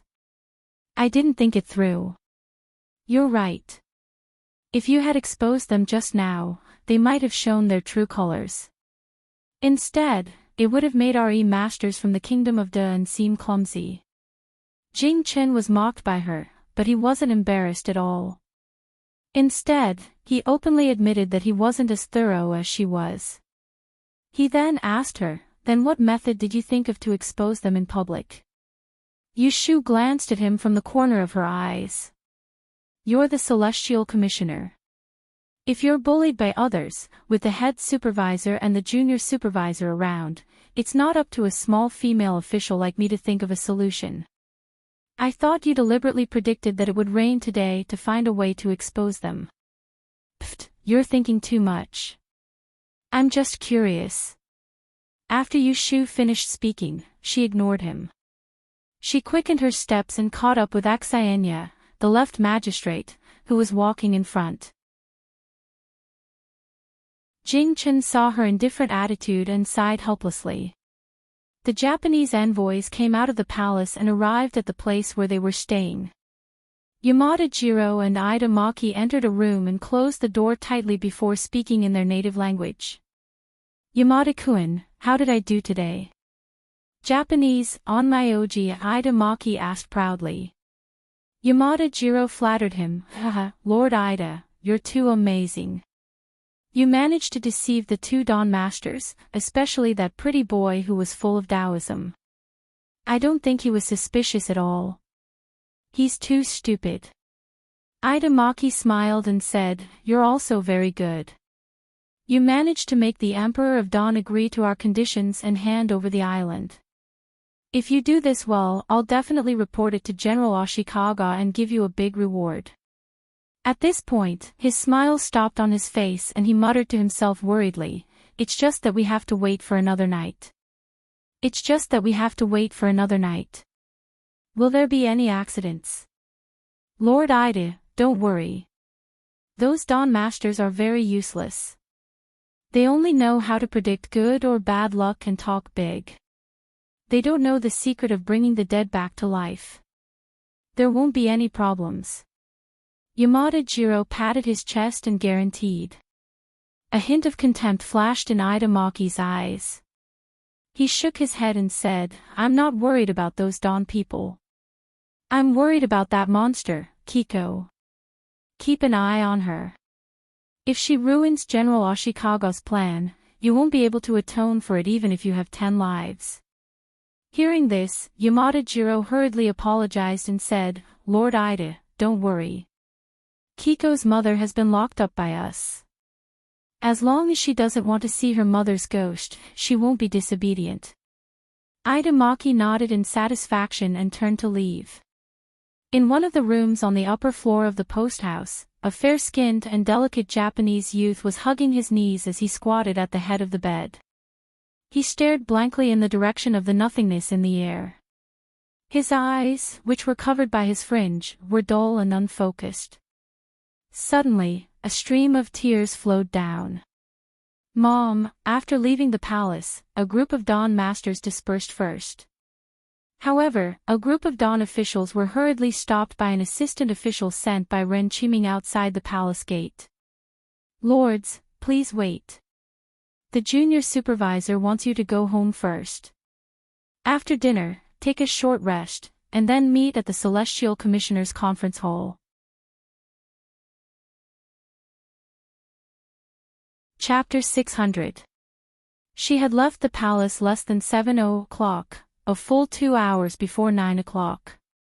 Yu Shu did not return home but went to Wangji Tower to find Shui Rui. A few days ago, Shui Rui had said that he would come to the aquatic conclave, yet she didn't see him in the palace today, causing her to feel bewildered. She wondered if something had happened to him at the last minute, which was why he couldn't come. She went to Wangji Tower, but Shui Rui was not there. She could only eat dinner first and then go to the Celestial Commissioner's office for a meeting. The meeting hall was located in the middle of the 9 palaces pattern. You just had to walk straight past the bell tower in front of the door. Yu Shu arrived early. The spacious hall was brightly lit. There was a long carpet at the door and more than 20 chairs lined up on both sides. There were only 3 to 5 people who had arrived before her. 2 attendants were walking back and forth in the hall, lighting the lamps and serving tea. Official Yu Xanyo was sitting at the front. When he saw Yu Shu come in, he greeted her. Official Xan, Yu Shu walked over, looked to the sides, and asked, "Where should I sit?" Xanyo put down his teacup and pointed to the seat next to him. "Sit here. It's not a formal meeting, so there's no need to be so formal." Yu Shu thought that she was only 1 rank or 2 lower than Xanyo, so it was not a bad position to sit next to him, so she sat down. "The matter I asked you to do last time, did you have any results?" Xanyo leaned over and asked quietly. It was not convenient to talk in the palace in the afternoon, so he did not ask about the death that Yu Shu had divined for him. Yu Shu glanced at him without batting an eyelid. She had divined Sir Xanyo's horoscope that day, but the result was that the person was not dead at all. Xanyo had told her with certainty that the person had died 20 years ago, so she suspected that Xanyo was deliberately testing her and had some crooked idea. "It's only been a few days. Why are you in such a hurry?" Yu Shu joked with him. "Didn't I tell you? You don't know the date of that person's death, and you don't know the cause of death. It's not easy for you to ask me to do a divination." Hearing this, Xanyo did not look disappointed. Instead, she smiled and said, "I was just casually mentioning it. I'm not in a hurry to force you. Take your time and help me calculate in detail." Yu Shu nodded, thinking that she would have to wait until she ran out of Tihu incense pills before telling Xanyo everything. "Say, what do you think the junior supervisor wants us to wait here for?" Yu Shu changed the topic and asked Xanyo about it. After the Water and Land Conference, Emperor Zhao Qing had gone to the Imperial Ancestral Temple to offer sacrifices. The Great Tipping Point and Ren Qiming had accompanied him and had not returned to the Celestial Commissioner yet.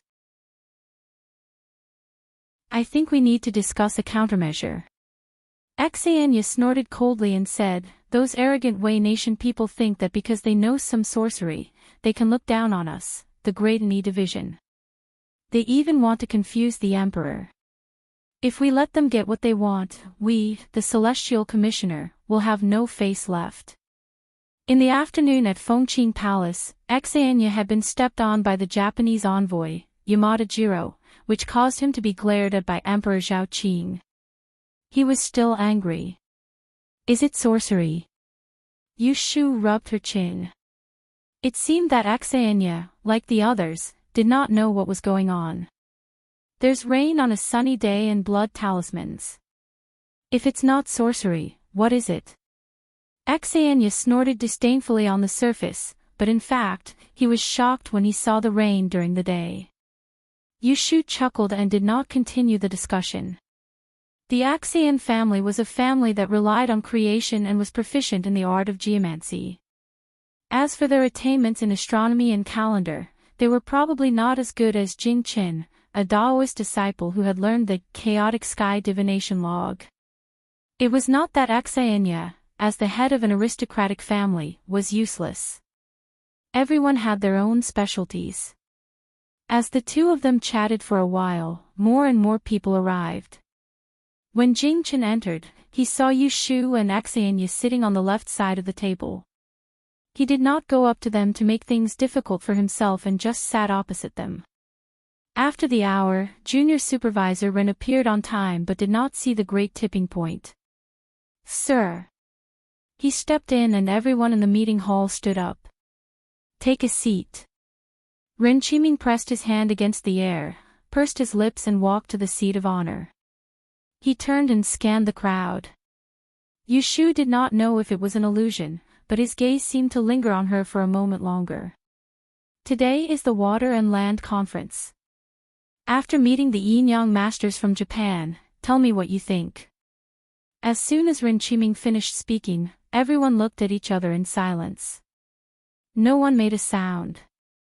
Ren Qiming sneered, his expression darkening.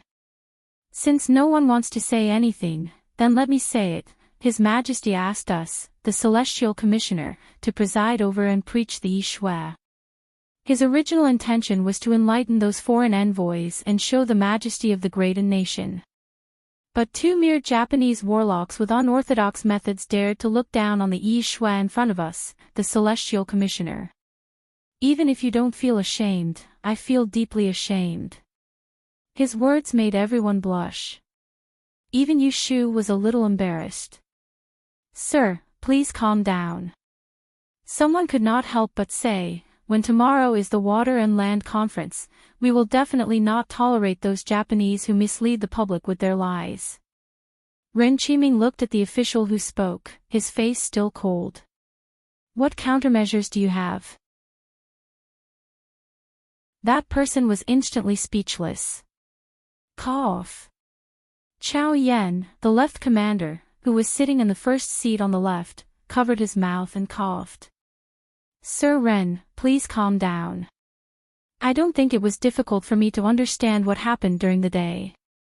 Now that I think about it, the so-called Yin-Yang master who can summon the wind and rain probably knows some strange divination of the weather and predicted that there would be a rain in the afternoon.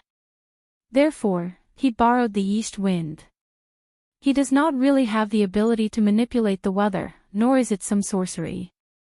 As soon as he said this, the minds of many of the muddle-headed people present changed, and they all came to a sudden realization.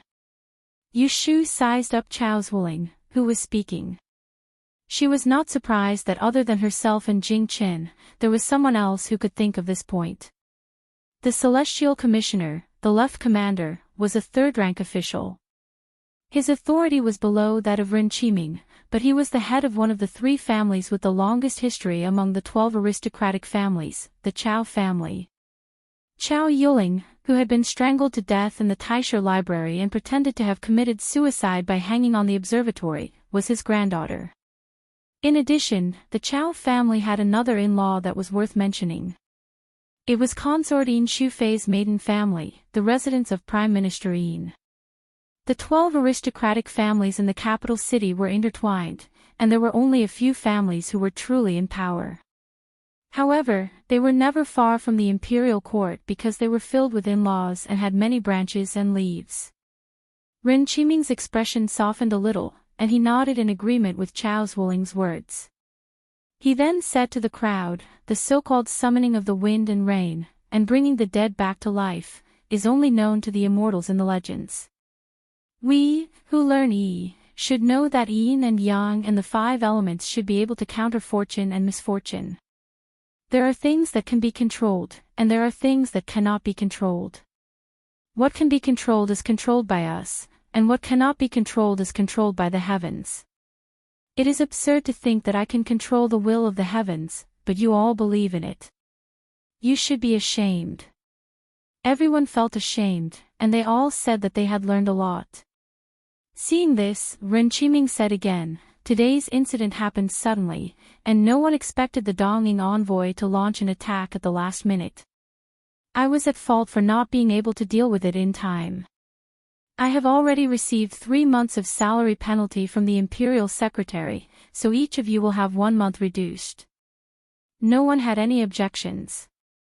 It was just a small salary penalty, and they did not expect to live with that amount of money every month. Only Yu Shu had a strange expression on her face, and she was angry in her heart. She had only been an official for 2 days, and she did not even get a copper coin, but she was already punished for a month.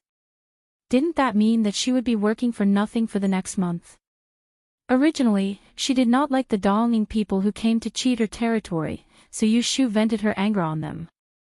Back to the topic, Ren Qiming looked around again, and finally his eyes fell on Jing Qin, who was wearing a silver robe with the Big Dipper embroidered on his shoulder, and said, I heard that in Taoism, you have learned astronomy, calendar, and sorcery.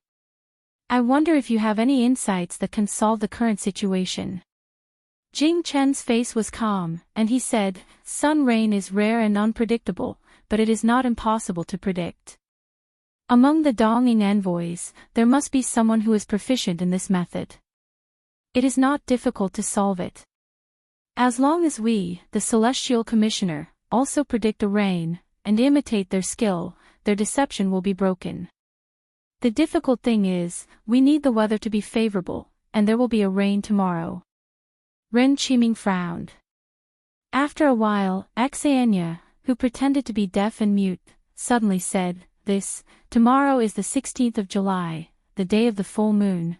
How can we know that there will be rain? What was as unpredictable as the sun rain was the special day of the 15th and the 56th of every month, when the full moon would lead to the tide, and the water mist would be forbidden to predict. At least among the Celestial Commissioner, no one knew this kind of strange magic, which could ignore the astronomical calendar and predict the weather of these 2 days. Yushu clasped her hands on her knees, and looked up at Jing Qin, with a sneer at the corner of her mouth. What, did he want her to come out to help him again? At this time, Ren Qiming asked everyone.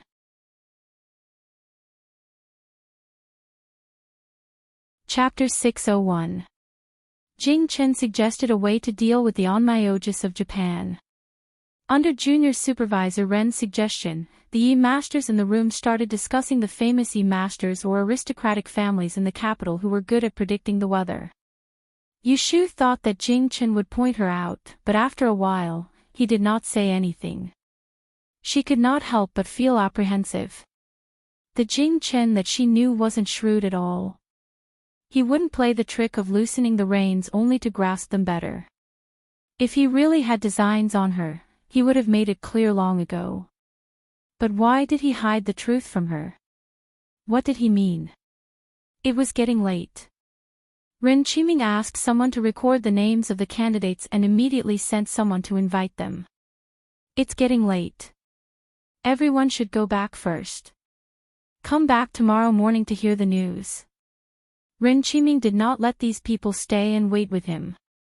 Instead, he dismissed them. Until the end, Yushu did not hear her name from Jing Qin.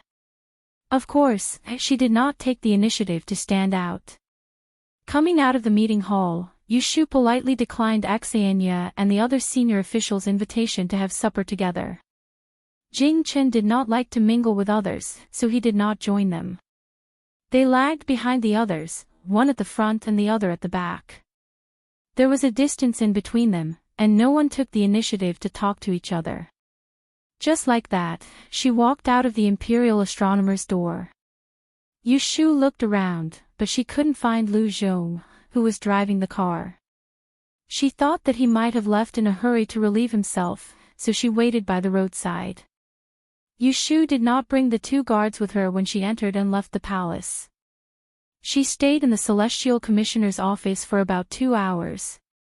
It was dark outside and the entire street was filled with government offices. It was deserted at night. Both sides of the street were dark and the end could not be seen. Those who were more timid did not dare to walk on this street alone at night. After a while, Yushu could not help but turn to look at the figure standing a few steps away from her. Right, Commander, aren't you going back? Jing Qin put his hands behind his back and tilted his head to look at her. There was no expression on his face. Only his cold voice could be heard, "It's too late. This road is dark. I'll wait for you to get on the carriage." Yushu didn't feel touched by such obvious concern. She pursed her lips and didn't say anything. After a moment of silence, Jing Qin suddenly asked, "Will it rain tomorrow?" Yushu crossed her arms and looked up at the bright moon in the sky. She replied casually, "That's hard to say. Maybe there is, maybe there isn't. What do you think? Yes or no? Why should I tell you?" Yushu snorted softly and asked him in reply, "You suggested Junior Supervisor Ren to find someone who is good at judging Qingyu, but you didn't say it was me. Why are you keeping me guessing?" Seeing that she was looking at him again, Jing Qin didn't avoid her eyes. He looked straight at her and said, "I'm not keeping you guessing. I asked you in front of the palace gate. You made it clear that you don't want to meddle in other people's business, so I won't force you. It's my duty to think for the Celestial Commissioner. That's what I should do. I won't run away from it." Yu Shu felt a little awkward when she heard what he said. She had misunderstood him. He really didn't want to hurt her this time. Then why did you ask me if it's going to rain? Jing Chen said, if you predicted that it's going to rain, then when the Celestial Commissioner can't find the person who will be worried tomorrow, I'll show up and expose the scam set by the Donging envoy. If it was someone else who had such thoughts, Yu Shu would definitely think that the other party was greedy for the credit. However, since it was Jing Chen who said it, Yu Shu knew that he was just trying to protect the reputation of the great peace master. Ha, she laughed and said, aren't you afraid that I'll deliberately lie to you and make you pretend? Jing Chen still looked at her calmly. If you lie to me, then so be it. Yu Shu raised her eyebrows. What if I'm wrong? I believe that you can predict it accurately. If you say it's going to rain, then it will definitely rain. Jing Chen paused. Seeing her glare, there was a hint of a smile in his voice. Oh, I know. So you don't have confidence in yourself. You're worried that you won't be able to predict it accurately, so you don't dare to show up. Yu Shu instantly narrowed her eyes and stared at him. She felt that this annoying person in front of her was not the honest fool in her memory. Alright, he really hit the nail on the head. She did not stand out tonight not because she wanted to go against Jing Chen, but because she was worried about the accuracy of Qin Yu's law. The law of clear rain was a divination method derived from the set of incantations that Taoist Qin Jing had taught her. Its accuracy was rather high, and it could even calculate the rare yang rain and the unpredictable 1560. However, it wasn't like it didn't have times where it didn't make a mistake. Think about it. If she predicted that it would rain tomorrow and recommended herself to Junior Supervisor Ren, it could be imagined that she would have to shoulder the important mission of restoring the reputation of the Great Peace Master at the Water and Land Conference tomorrow afternoon. But in the end, she put on a good show, but the heavens didn't give her face. Then wouldn't she become a criminal that would smear the reputation of the Celestial Commissioner? So, she didn't stand up at the first moment, but continued to observe the situation. It wouldn't be too late for her to take the risk at the last moment. However, Jing Chen had guessed half of what she was thinking. Are you trying to provoke me? Yu Shu's face turned cold. Do you think you can make me submit by saying this? Seeing her suddenly turn hostile, Jing Chen's eyes were dazed for a moment, and he hurriedly denied, no. Afraid that she wouldn't believe him, he reiterated, I also don't want you to take the lead, why would I provoke you? Yu Shu turned her head and didn't speak anymore. As for whether she believed his words, only she knew in her heart. At this moment, the sound of horse hooves came from afar. The two turned their heads at the same time and saw the shadows of two horses galloping over with people. In the blink of an eye, they arrived in front of them. Two bailiffs wearing official uniforms dismounted from the horses. Their gazes swept past the two of them and landed on Jing Chen. After identifying him, they raised their hands and showed a token, the Supreme Court is handling a case. Celestial Commissioner Right Commander Lang Jing, please come with us. Yu Shu and Jing Chen were stunned. The former blurted out, what happened? One of the bailiffs looked at the patch on her shoulder and shook his head. This. Lady, please forgive me. This is an important official matter, it's inconvenient to reveal it. Yu Shu frowned, thinking that Shui Rui hadn't been seen for a day and didn't even greet her. It was most likely related to this matter. Where is Lord Shui, the young minister of the Supreme Court? Lord Shui is handling the case. Yu Shu was sure now.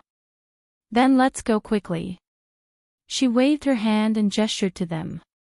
Wherever you go, I'll follow and have a look. The two bailiffs looked awkward. It's okay. I'm very familiar with Lord Shui. He won't blame you.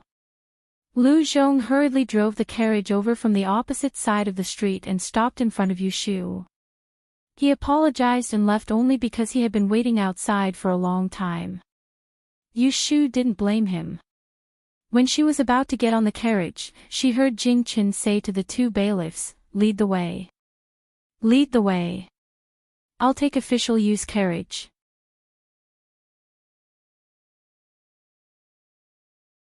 Chapter 602. Before the end of the 7th month, Yu Shu drew up a list of the palace consorts to serve the emperor and gave it to Jing Chen to look over. Jing Chen only skimmed through it once before stamping a large seal at the end of the booklet. Next to her seal, there were 2 thin sheets of paper wrapped in ginger wood and coated with a secret wax paste. It was called the Book of Kuan and was personally safeguarded by Jing Chen. At the end of the month, the Palace Internal Affairs Commission would send someone to retrieve it. Although she expected that Jing Chen would not have any objections to her arrangements, Yu Shu still dutifully reported to him, "I referred to the secret books of the Kunling Bureau for the past 3 years. According to their positions, I first recorded the dates of the Empress and the 3 official consorts, then the consorts and noblewomen.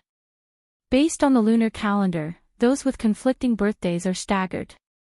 Those with impure bodies are not recorded. Because the next month is the first month, we need to leave the 7th and 19th to avoid the ancestral taboo." On the surface, the schedule that Yu Shu had arranged was meticulous and could be said to be standard. In reality, there was a hidden mystery. For example, Noble Consort Xue and Noble Consort Shu both had 3 days, but Noble Consort Shu had 1 day scheduled on the 15th. There was a banquet in the palace on the 15th of the 8th month. Emperor Zhao Qing would definitely get drunk. The banquet would end at the 3rd watch and there would be morning court the next day. He would not have the energy to be intimate with Noble Consort Shu. He probably wouldn't even be able to say a few words before washing up and sleeping. There was another son Guiren, who was below the position of consort, but when Ren Qiming had been in charge of the Kunling Bureau, she had gotten 2 days in a row in 3 months. Before Yu Shu had entered the palace to see Noble Consort Xue, she had felt that there was something fishy about this. After Noble Consort Xue's guidance, she had learned that this son Guiren was actually a palace maid in the Empress's pepper hole. If she continued to investigate, the Empress was middle-aged and had no children. Emperor Zhao Qing also had a preference for young beauties. This son Guiren's position was very interesting. When it came to Yu Shu, she also got 2 days for son Guiren. However, one day happened to be after Noble Consort Shu, on the 16th of the Mid-Autumn Festival. The night before, Emperor Zhao Qing had rested at concubine Shu's. The next day, he would see his lovely concubine. He would probably relax a little. The next day, he was in front of another young and beautiful concubine Zhao. Emperor Zhao Qing was already in his 40s. He was no longer as promiscuous as when he was young. If concubine Zhao got wet, there would be nothing for son Guiren to do the next day. No one could find anything wrong with this arrangement. Half was son Guiren's intention. Half was Zoff Imperial Consort Xue's intention. Know of this arrangement. Noble Consort Xue of Xue. I of and Khan of Shu Khan of Festival. Qing of the Palace of the Shu. Yu Shu Jin Khan of. Khan of son of Qing of Ri. On the contrary, it caused Yu Shu to sneak up on her. It was unknown if she would regret it. Jing Chen couldn't tell what Yu Shu had done to the August Book of Earth. After listening to her report, he said to her, "This involves the private affairs of a palace maid. As a man, I can't do anything about it. As a man, it's more convenient for you. You can draw up the Great Earth Register in the future and give it to me to seal. Originally, I was the right commander." Yu Shu could tell that he wanted to be a hands-off boss. How could she not be happy? She raised the corner of her mouth and gave him a rare smile. Okay. Jing Chen looked at her smiling face. His thoughts drifted away. When he came back to his senses, she had already left. Yu Shu did not see Xue Rui's shadow for a few days. A few days ago, she was busy arranging the list of attendants, so she did not have the time to think too much about it. Once the business was finished, she thought about him. She went to Wangji Tower to look for him but didn't find him. Instead, she heard two maids say something. The gentleman that the young lady brought a few days ago. I don't know how he found the feng shui pool you set on the balcony. He sneaked in once and we saw him. Yushu picked up Axian Lishan near the Axian mansion and got the secret of Yunhua's relics out of him. Seeing that he had nowhere to go, she arranged for him to live in Wangji Tower. She had been busy for 7 or 8 days and had no time to take care of him. Xiaoqing and Xiaodai were dedicated to serving Yushu. When Yushu was not there, no one ordered them around. So, they followed Yushu's instructions and changed the spring water of the geomancy pool where the crystal stones were kept every day and cleaned the dust. So, they caught Axian Lishan immediately. But considering that he was Yushu's guest, they kindly asked him to leave. Unexpectedly, Axian Lishan was thick-skinned. He was discovered, but he didn't feel ashamed. Instead, he wandered on the top of the 3rd floor every day. This made the two maids always be on guard against him. They couldn't sleep well at night and were miserable. After listening to their story, Yushu smiled happily. She found Axian Lishan's room, knocked on the door and went in. It was dinner time. Axian Lishan hadn't served the dishes yet. He was lying under the window with his legs crossed in a daze. A string of shiny crystal beads was hanging on his hand, shining under the light. It was the reward he got for helping Yushu make the Mujiang fan. When he saw Yushu coming in, he just twisted his neck and didn't get up. Uncle Wu, are you used to living here? The food is good, and I can avoid disasters. I'm used to living here. Axian Lishan squinted at her. What? Do you think I'm freeloading here? Do you want to kick me out? Yushu was still wearing the blue kale official robe. She lifted the corner of her robe and sat opposite him. She smiled and said, freeloading is not a big deal. Wangji Tower has a lot of money, so we don't lack these meals. I treat Uncle Wu as a guest, but you don't treat yourself as an outsider. These words were so sarcastic that Axian Lishan touched his nose. Did the two little girls tell on me? Yushu looked serious. Uncle Wu comes from the Yi Shui family. You know the rules of the Yi Shui better than me. Don't you know it's a taboo to pry into other people's secret? Axian Lishan was a great master from a family of creators. She used the 8 gates life and death tactics of Taoist Qing Zheng for the feng shui pool upstairs. Others couldn't understand it, but he might. Look at what you're saying. How could it be so serious? Axian Lishan sat up straight and said with an embarrassed expression, I was just too curious and couldn't help but want to see it for myself. Not to mention anything else, even if I saw yours, would only think about it myself and keep it to myself. I definitely wouldn't reveal your secrets. Yushu snorted. If she didn't believe in Axian Lishan's character, she wouldn't let him live here. Axian Lishan was not a villain who left home for his old friend who died 20 years ago. Do you really want to see the feng shui pool where I raised the crystal? Axian Lishan's eyes lit up when he heard that there was room for negotiation in her words. Are you willing? It's not impossible. But the technique taught by my master is unique in the world. How can I easily share it with others? Axian Lishan knew that she deliberately kept him guessing and must have a request later. But when he thought of the mysterious feng shui place upstairs, he couldn't bear it. Curiosity got the upper hand. He said, What do you want?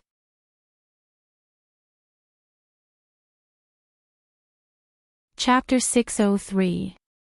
The plot was about to enter the climax of the decryption. After the decryption, there would be a brand new situation, Shueda's background, Jing Chen's choice, Yushu's choice, Yunhua's EZ, Daoist Qingjing, the father and son of the Axian family, the father and son of the Shui family, the grudges of the previous generation, and so on. Guizi had been sitting in front of the computer for the whole day. She had too many thoughts, and her brain had become hot-headed. She would update the chapter together tomorrow. She would first finish writing about the Aquatic Congress.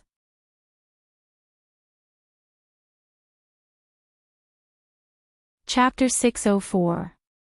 The third murder case in the Taisher Library was suppressed by the Supreme Court.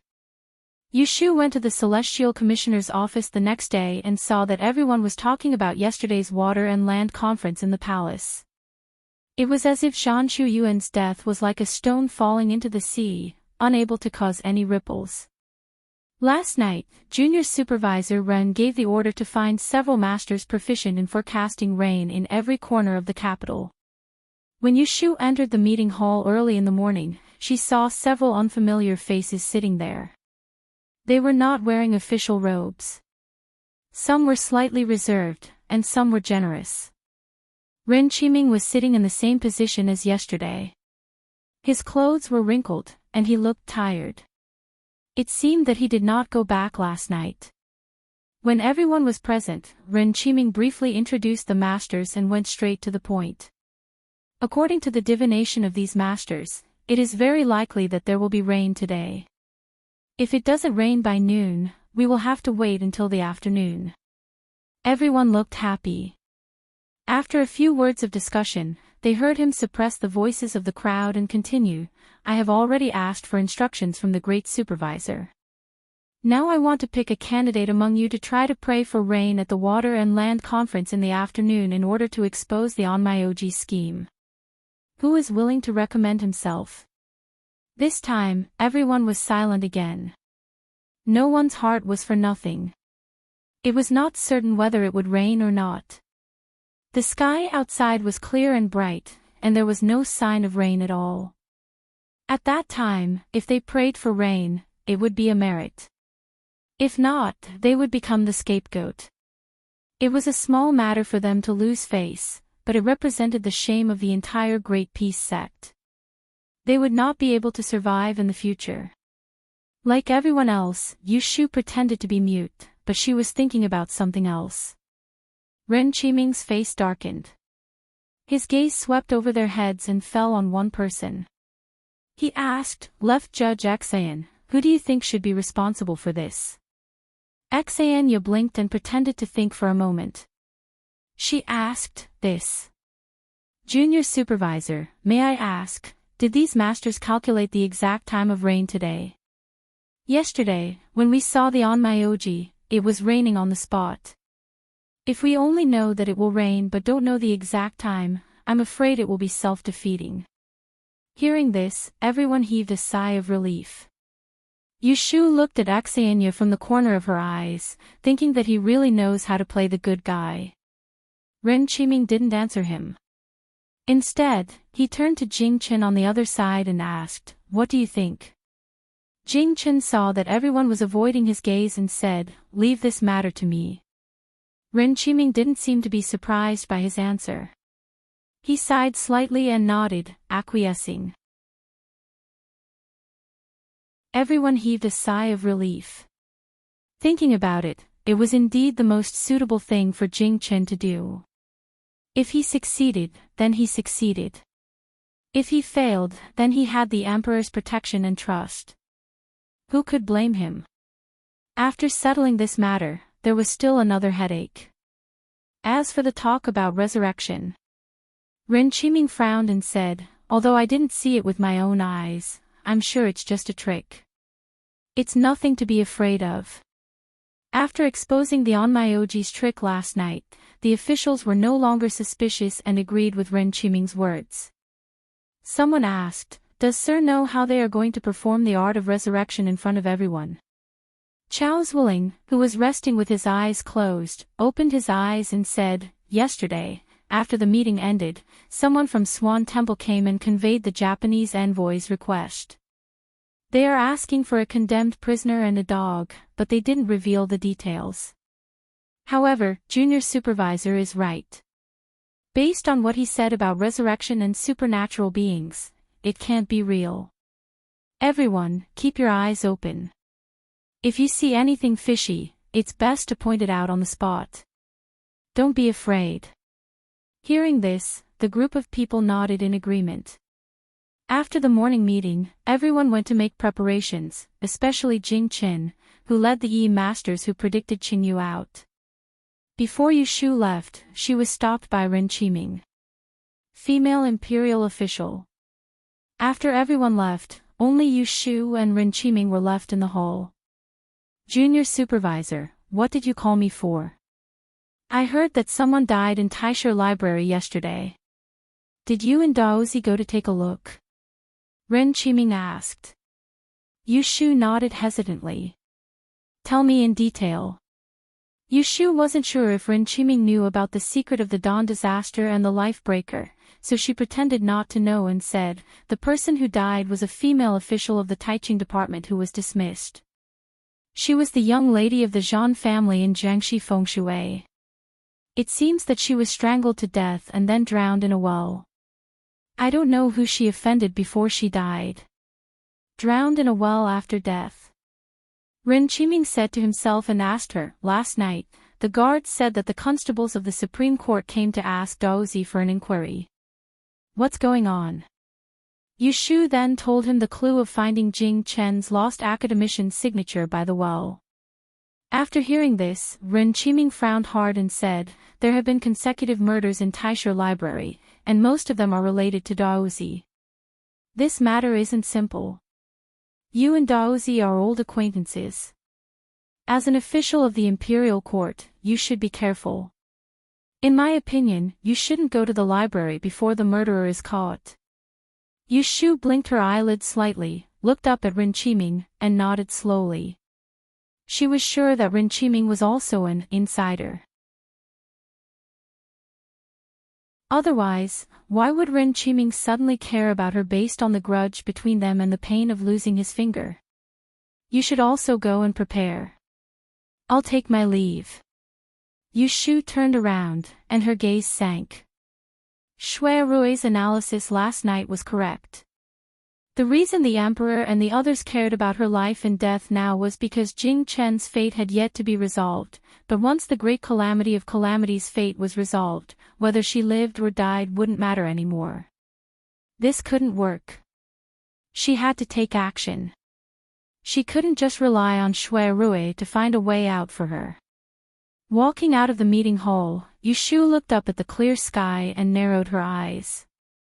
First, she wanted to let them know that she wasn't just a tool in human form. In the blink of an eye, it was afternoon. The Celestial Commissioner led the Yi Masters into the palace. The Yi Masters who weren't in the palace didn't know that the Celestial Commissioner had already come up with a strategy. They only knew that they were humiliated by a foreign envoy yesterday. After a night, they saw the Donging envoy again in the palace. All of them looked at him coldly. There were a few plates of brightly colored fruits on the imperial table. It was obvious that they were foreign goods. The Emperor of Zhaoqing was playing with a yellow hard fruit in his hand. He looked down from above. Under his thick eyebrows were a pair of slightly sunken eyes. The beard on his lips covered the corners of his mouth, making it hard to tell whether he was in a good mood. He said to the envoys, originally, you should have seen the unique skill of the Yi Masters in my dynasty today. But with the Donging on my Oji's resurrection skill, I don't want them to show off their slight skill in front of an expert. Then, he looked around the hall. I guess you are the same as me. You want to see the magic of resurrection. The imperial astronomer did not make a sound, and the civil and military officials did not stupidly flatter him. Everyone knew in their hearts that although the Emperor wanted to see the trick of reviving the dead, he might not want to see the great Yi Master being defeated. Yu Shu looked at the Japanese envoy opposite her, who had a braid on his head, and saw him stand up and bow. This minister will let Mr. Abe show your majesty the unique method of resurrection. When your majesty witnesses it, I hope that you will agree as promised. Our country will exchange 2 precious onmyoges for that uninhabited island. The Emperor of Zhaoqing smiled. My words carry enormous weight. He put the hard fruit in his hand back on the plate and said, "I heard that you asked the Swan Temple for death row criminals and dogs to perform the resurrection skill. I asked them to prepare it." After that, he didn't care about everyone's expression and signaled for the eunuch to pass the message. Not long after, a guard came in with a wooden box and a cage. There was a dog in the cage. Its grayish-yellow fur was specially washed. Coming to an unfamiliar environment, it whimpered uneasily and spun around in the cage. As for the wooden box, they couldn't see what was inside. But from the words of the Emperor of Zhaoqing, everyone could guess what was inside. Whispers could be heard. Fortunately, there wasn't a single imperial censor in the hall today. Otherwise, they would jump out and criticize the emperor for his ridiculous behavior. A few civil officials frowned and secretly shook their heads.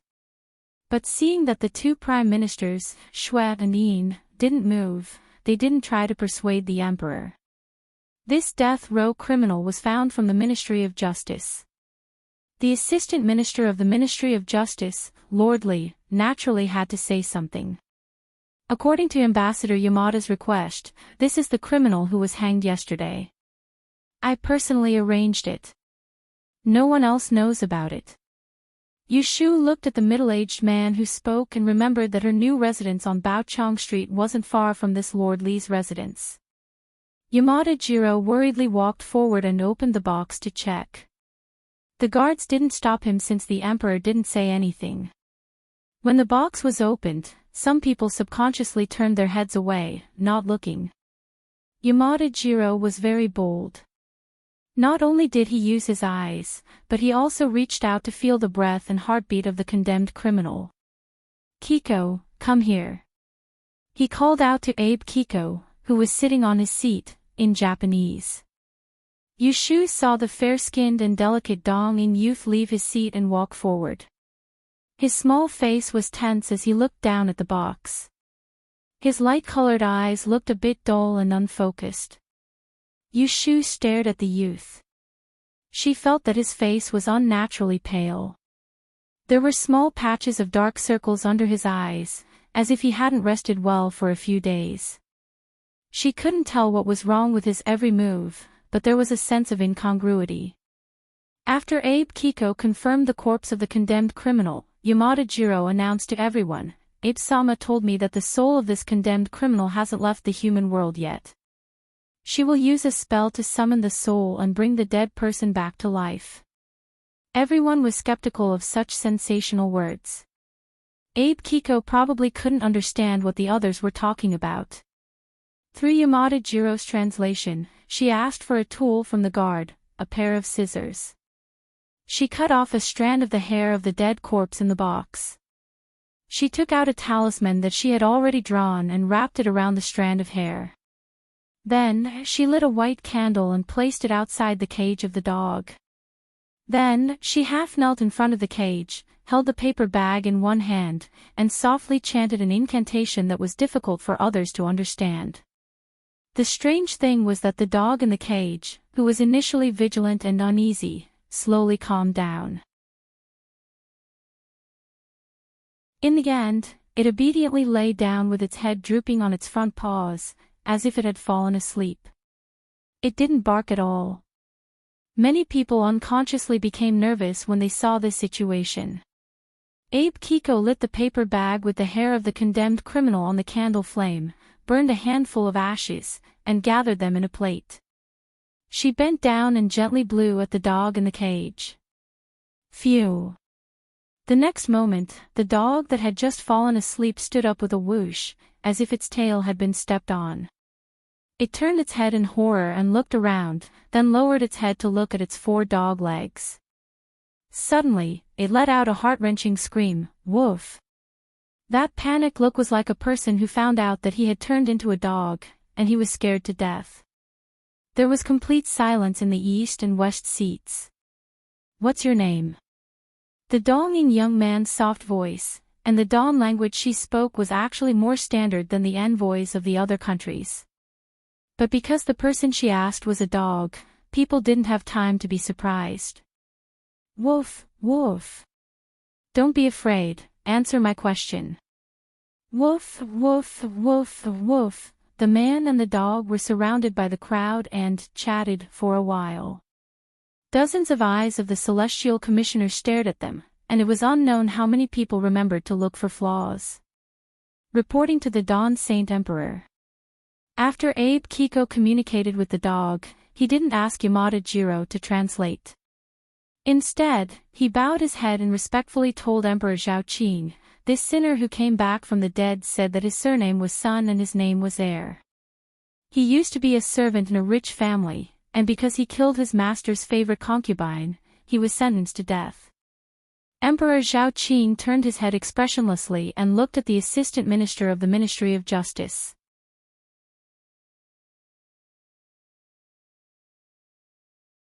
Chapter 605. The words of the Assistant Minister of the Ministry of Justice, Lord Li, revealed the identity of the condemned criminal, and also verified Abe's words. This condemned criminal had been arranged by the Ministry of Justice at the last minute. It was the first time those Wei Nation people had seen a corpse, so how could they recognize his name? Furthermore, they could accurately state the crimes the condemned criminal had committed when he was alive. It was simply unimaginable. There was only one explanation that made sense: the condemned criminal had come back to life in that dog's body. Witnessing this with their own eyes, looking at the restless dog in the cage, the atmosphere in the main hall instantly became strange. Many people were so shocked that they couldn't speak. Emperor Zhao Qing's eyes moved back and forth between the cage and the Japanese youth. Suddenly, he asked, "You can bring a dead person back to life in a dog's body. Can you also bring him back to life in a human's body?" Abe actually only knew some simple official language. When she heard the emperor's question, she turned her head to look at Yamada Jiro with hesitation. However, Yamada Jiro didn't translate for her. Instead, he answered Emperor Zhao Qing's question, "I can, but to bring a dead person back to life in a living person's body, that living person has to die first. Moreover, casting a spell on a living person isn't as easy as casting a spell on a dog's body. This is because animals don't have complete intelligence, so it's easier for them to accept a human soul. However, a living person has a complete soul. Unless you first turn him into an idiot, then you can cast a spell in his sleep and change a dead person's body." After hearing his explanation, Emperor Zhao Qing's eyebrows rose up high. With a thought-provoking expression, he looked at the Japanese youth who could bring the dead back to life. Under her seat, Yushu's heartbeat was abnormal under her calm appearance. A dead person's soul coming back to life in a living person's body. Wasn't this kind of strange thing a true portrayal of her own experience? She didn't believe that a tuft of hair or a candle could summon a soul and bring a dead person back to life. However, when she looked at the peculiar Japanese youth, she recalled the gaze he had looked at her during the Water and Continent Conference yesterday. That uncomfortable feeling was as if someone had seen through her. Could it be that he could tell that the thing in her body wasn't the original?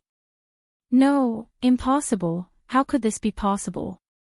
Yushu quickly denies this idea and tells herself not to scare herself. There are many powerful people in Enling City. If someone can see that she is up to no good, he would have seen it long ago. Why would he wait until now? If that's the case, why can't you let the dead come back to life in your own body? Why must you occupy someone else's body? This question came from the Celestial Commissioner's side. The person who spoke was none other than Junior Supervisor Ren, who had been busy all night. Well. Yamada Jiro rolled his eyes. I've heard Abe-sama mention it before. In the eyes of a powerful onmyoji like her, there's something called ki in a living person's body. Once a person's body runs out of ki, they'll become a dead person. Their soul will leave their body. If they want to come back from the dead, they'll need to find a new body with ki. They can't use a body without ki anymore. Hearing this, Yushu held her chin thoughtfully and looked at the young onmyoji who kept his head down. What resurrection? In my opinion, this is clearly a trick used by the people of Jianghu. It's fine to use it to deceive people, but how can you take it seriously? The white-haired Duke Jingwa snorted coldly. He was an important minister of the previous emperor and had made great contributions. When the emperor first ascended the throne, he single-handedly suppressed a few rebellious ministers. Although he didn't have any military power, Emperor Zhao Qing had always been generous to him. If it was anyone else who dared to speak so casually in front of the emperor would have glared at them long ago. However, at this moment, Emperor Zhao Qing only looked at him with a smile and didn't say anything. Someone from the Celestial Commissioner's side immediately chimed in, "Lord Duke Jingwa is right. This lowly official thinks that the so-called resurrection of the dead by this Japanese is more like a crooked method used by the devil to harm people. To think that they dared to use this method to deceive the emperor, they deserve to be punished." Xenia had suffered a loss at the hands of this Japanese yesterday. How could she let go of the opportunity to ridicule him today? Moreover, Ren Qiming had already spoken in the morning. If she could find fault with him, she would. As soon as he spoke, the Celestial Commissioner's side became lively. They all pointed out one thing after another, and all of their words had the same meaning: it's fake. Everyone had been prepared before entering the palace. No matter how real this technique looks, we can't admit it. There's a saying that 3 people make a tiger. If one person didn't believe it, then so be it. But when a whole group of people put on a disapproving look, those who were shocked at the start started to doubt the authenticity of the technique. The Celestial Commissioner's voice was unanimous. Even the group of Yi-Shi behind him didn't support the Japanese. The words, "I don't believe it," were written on their faces. Even Emperor Zhao Qing's eyes weren't as fiery as before. Looking at this scene, Yi-Shi really wanted to laugh. What was this called? That's right, the home advantage. Emperor De and is wise. Yamada Jiro probably didn't expect that these people would lie with their eyes open. He immediately showed an expression of being humiliated. With a red face and neck, he knelt down in front of Emperor Zhao Qing. With sincerity, "I came to pay my respects to your majesty. These 2 onmyoji are precious to our country. They are comparable to tens of thousands of soldiers and horses. Yesterday, Lord Ida used magic to summon rain. Today, Lord Abe brought the dead back to life. Your majesty saw it with your own eyes. How can it be fake?" I think some people are unwilling to admit that their skills are not as good as others. Today, there are envoys from other countries here. Aren't some people afraid that people will say that the Yi-Shi of De and is narrow-minded? In addition to Japan, there were also several small countries, such as Siam and Korea. They could understand Chinese and were indeed shocked by Abe's skill. At this time, although they didn't help the Japanese envoys, it could be seen from their faces that their thoughts were probably the same as the Japanese envoys. They thought that the De dynasty was going to take advantage of its power to bully others. Emperor Zhao Qing narrowed his eyes and looked at the Japanese envoys who knelt down in front of him. There was some coldness in his eyes. However, Yamada Jiro was so focused on achieving his goal that he didn't notice it. He just wanted to defend himself and said to the Celestial Commissioner indignantly, "You keep saying that our onmyoji is a lie. Then, please tell us clearly which part is a lie. If you can't tell us, please don't make slanderous accusations." Yushu had to praise this Japanese man for his good Chinese. He could even use such an appropriate idiom as slanderous accusations. Unexpectedly, the Directorate of Astrology was waiting for him to say this. Humph. This time, it was Chao Zuoling who snorted coldly. "Yesterday, we didn't expose you because we wanted to show our leniency. Now, you think that we, the Celestial Commissioner, have no one to help you." Then, he turned his head and said to Jing Qin, "Thank you, Dozi Bai." Jing Qin nodded. He was already prepared. He stood up calmly and bowed to the throne, ignoring Yamada Jiro's clamor. He said, "Your Majesty, I have something to say." Emperor Zhao Qing was naturally amiable towards Jing Qin. "Feel free to speak your mind." Yesterday, the Onmyoji from Japan performed the Onmyoji summoning wind and rain. It was amazing. However, there are some people in the Dan Kingdom who can do this. Oh. Emperor Zhao Qing was interested. When did such a talent appear? Why didn't I know about it? Jing Qin explained, "Actually, it's not difficult.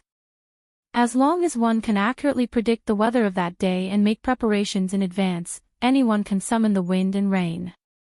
If I may be so bold, I would like to ask you to try and verify its authenticity." When Emperor Zhao Qing heard this, he was a little disappointed. He really hoped that Dan had a master who could summon the wind and rain.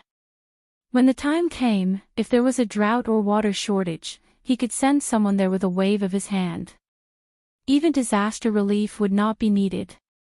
If there was such an extraordinary person, he could use an uninhabited island to return the disaster. Why not? When Yamada Jiro heard Jing Chen's words, he was stunned for a moment. Panic flashed across his face, but he still bluffed and said, "It's easy for you to say. Then please summon a rain and let us see if it's true." Jing Chen looked out of the hall and thought about the speculation of the Master Yi in the morning. He couldn't help but turn back and look at Yu Shu, who was sitting below. However, he saw that she was holding a teacup and watching the show calmly, without any hint at all. However, Yamada Jiro misunderstood his action and thought that he wanted to stall for time. He hurriedly said, "Don't you want to summon the rain? Let me make it clear first. Yesterday, Lord Xiangtian only used an incense stick of time to summon the rain. Don't think about fooling us. If it takes too long, even if it rains, it won't be summoned by you." After saying this, he put on an expression of asking for justice and looked at Emperor Zhao Qing. Emperor Zhao Qing also hated this Donging envoy who was not sensible. He was probably very confident in his nephew. Without saying anything, he ordered the servant, "Go get an incense stick and light it." The people on the Celestial Commissioner's side who knew the truth more or less showed a worried look. However, there was no turning back. Jing Chen didn't want to argue. He took a step, turned around, and walked out of the hall. His back was slender and his clothes fluttered in the wind. His back was imprinted in people's eyes. He was like an immortal returning with the wind. In an instant, it inexplicably gave more confidence and hope to the hundreds of officials present. Yu Shu, on the other hand, looked at Jing Chen's back as he disappeared outside the palace gates and shook her head lightly.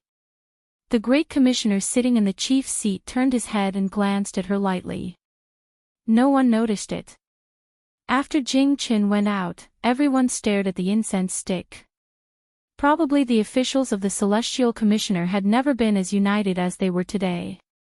They all hoped that God would do them a favor and not doze off at this critical moment.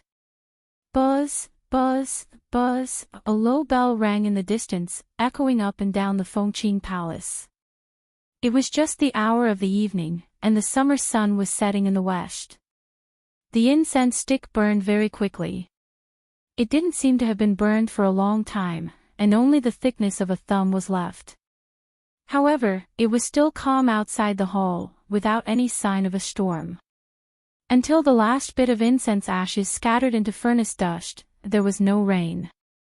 The Celestial Commissioner was silent. Yamada Jiro's face was filled with joy, and he didn't hide his smirk. He then knelt down in front of Emperor Zhao Qing. "Your Majesty, I wonder if the masters of the Holy Dynasty have anything else to say." Emperor Zhao Qing looked in the direction of the Celestial Commissioner expressionlessly. Only those who were familiar with the temperament of this emperor who had been on the throne for more than a decade knew that this was a sign of his anger. The Great Commissioner, who bore the brunt of the anger, stood up slowly and knelt down calmly. "Your subject has failed in his duty. His kneeling was a big deal. The celestial commissioner and the officials all stood up and knelt down with him. Your subject has sinned. Yamada Jiro didn't know that he had angered the emperor. He was just proud that he had the upper hand. He asked Emperor Zhao Qing, Your Majesty, please honor our agreement. My country will exchange the island with 2 on my Ojis.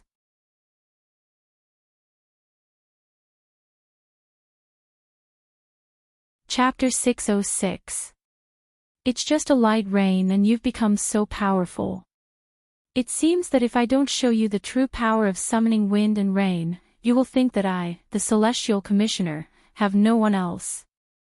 Yushu stepped out of the ranks with a cold voice, standing alone among the officials who were kneeling and apologizing for their crimes. It could be said that she was being watched by everyone. Emperor Zhao Qing's gaze passed through the rows of kneeling figures and landed on her. Looking at her official robes, he asked a question that Yushu already knew the answer to. Who is this? Your Majesty, I am the female official of the Celestial Commissioner's Conling Bureau, Yushu. Yushu lowered her head as she replied. She thought, although the emperor has never seen her, he probably knows everything about her. Oh, you are the female fortune teller from the Great Yen examination. That's me. There was a small commotion below. Xue Lingnan, who was sitting on the throne, raised his eyes and swept his gaze across the seats opposite him. From what you said just now, could it be that you also know the art of summoning wind and rain? Emperor Zhao Qing's tone was clearly gentler than before, but he ignored the people who were kneeling. Yushu nodded and openly admitted, I know how to use it. Emperor Zhao Qing's eyes lit up. Yamada Jiro, who was rebuked, was startled. He had no idea where this woman in official robes came from. He hurriedly interrupted, Didn't the Celestial Commissioner say that my country's summoning wind and rain is a lie? Yushu glanced at him, Of course it is a lie, but what I do is authentic. How can we compare? Yamada Jiro said, I think you are boasting shamelessly. Didn't the official who went out just now say that he can predict the rain? Then why didn't it rain? I know that there is a saying in your dawn, black cat, white cat. A good cat that can catch mice is a good cat. Your dawn master of disguise can't even summon rain, how can he be compared to our Onmyoji? Faced with the opponent's argument, Yushu did not feel embarrassed at all. Instead, she smiled and said, There's another saying in and heaven has unpredictable storms, and man has his ups and downs. Based on your knowledge, you probably don't understand the profoundness of this sentence. Let me tell you in simple terms. The right Commander Darren's luck is not good today. He made a mistake in his divination. But it doesn't matter. He can't predict the wind and rain, but I can bring it for him. Then, I would like to invite you to try your skills. If you can summon rain, then I will be convinced, Yamada Jiro said angrily, but in his heart, he was cursing these Dan people for being shameless. He didn't believe that these useless and pampered Great Peace Division masters had the ability to summon wind and rain. Emperor Zhaoqing could not bear to watch them bicker and coughed once before asking Yushu, Is what you said true? Yushu's expression turned serious. She bowed and asked, Please give it a try. With Jing Chen's failure as an example, Emperor Zhaoqing did not dare to place too much hope on her. He was hesitating whether to let her give it a try or simply take advantage of the situation and use the uninhabited island to exchange for the 2 strange Onmyojas from Wei country so that he would not embarrass himself later. At this time, the Titian spoke, This subject requests your majesty to allow official you to give it a try. This sentence made the decision for Emperor Zhaoqing. All right, I will allow you to give it a try. Yushu lowered her head and smiled. She cupped her hands respectfully again, This subject needs one thing to summon wind and rain. Otherwise, it will not be successful. Your Majesty, please grant it. Emperor Zhaoqing was puzzled, What do you want? I need the order of the true dragon. Yushu raised her head to look at the emperor and said in a powerful voice, "Even if this subject has the ability to summon wind and rain, how can a mere mortal willfully control the will of the heavens? It is difficult to control the will of the heavens. Without the order of the true dragon from the Emperor of Graydon, this subject would not dare to ask the will of the heavens for rain and good fortune." Her words were righteous and dignified. In the ears of others, it might sound like flattery, but in the ears of the Emperor of Zhaoqing, it seemed to be very useful.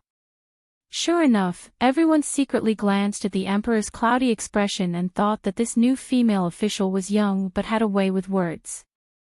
"The order of the true dragon. How do you want me to give it to you?" "Your Majesty, please write a flag with a brush and give it to this subject."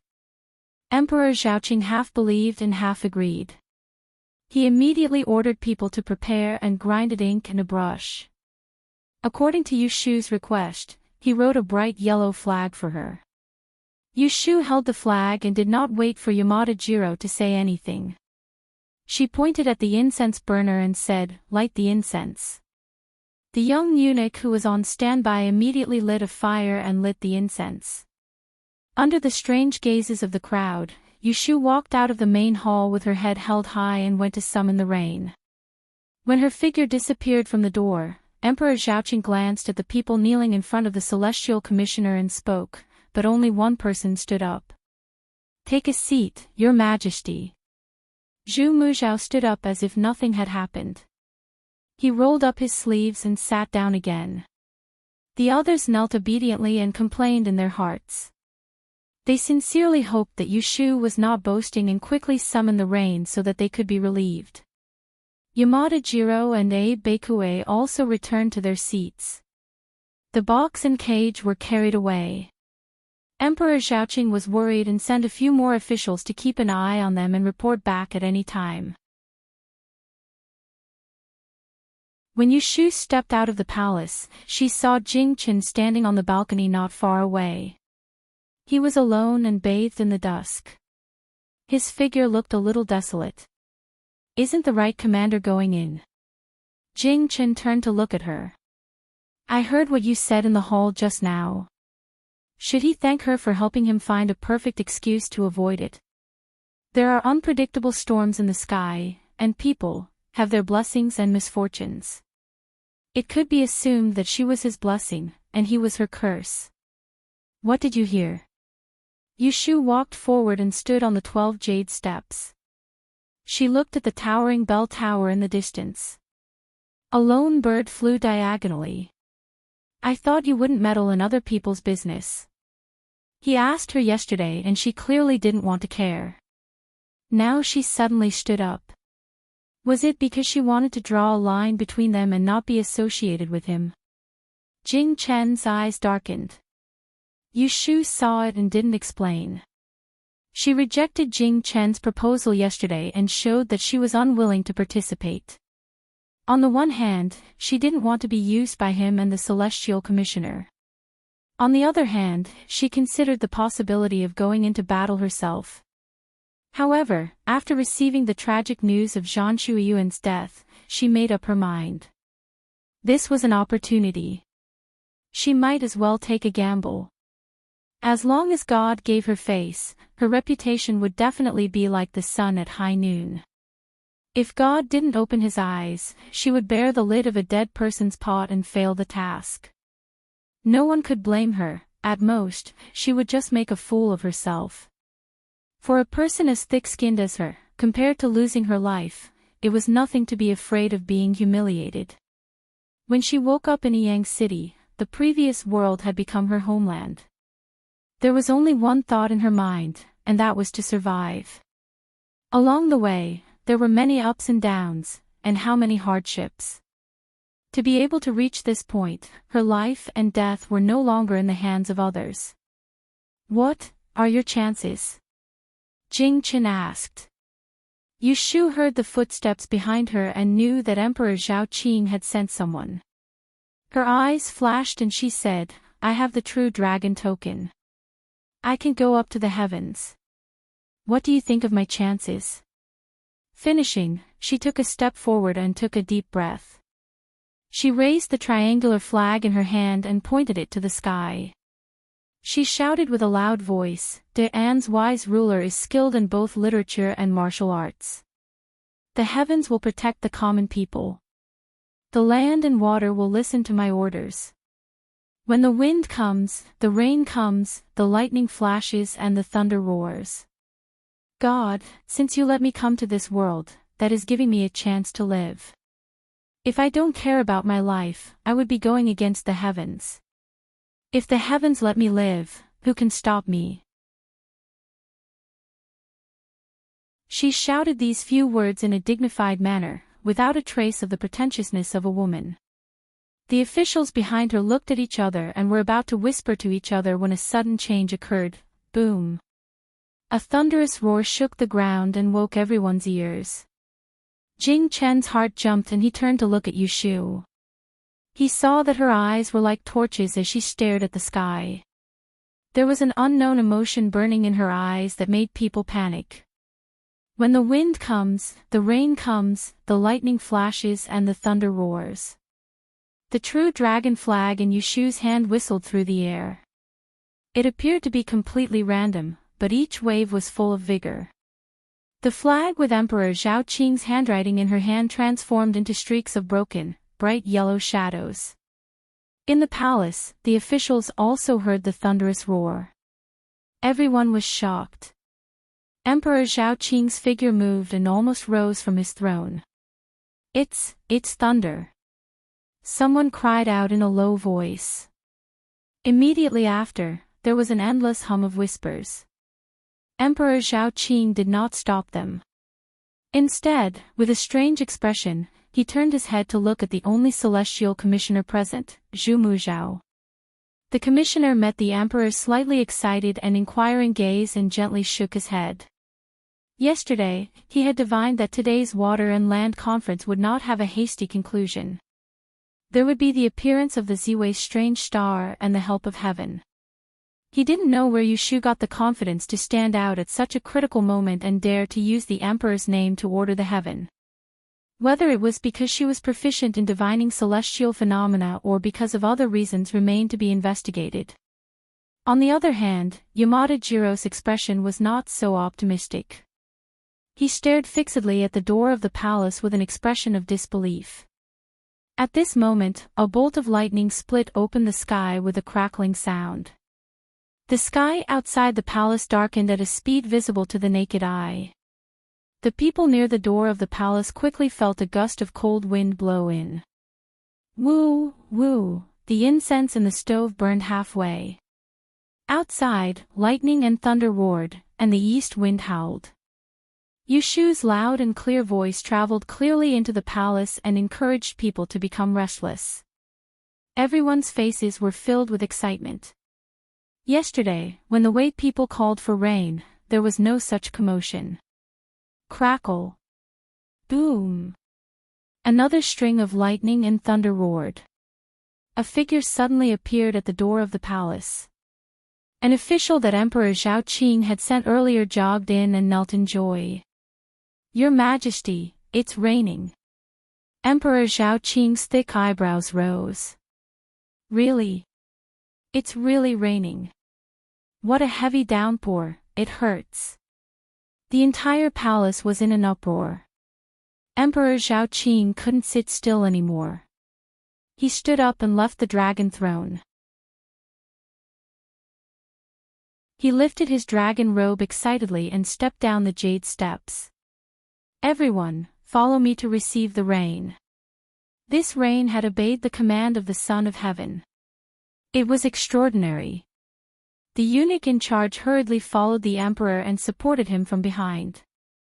All the officials stood up and followed. Even the foreign envoys followed in a hurry. The emperor and the officials walked majestically to the outside of the palace. Their eyes were filled with wind and rain and dark clouds. They only saw a tall figure standing in the rain. Her face and shoulders were wet. She put away the flag and turned around to reveal a spirited smile. Her face was wet. She held the flag with both hands and knelt in a loud voice.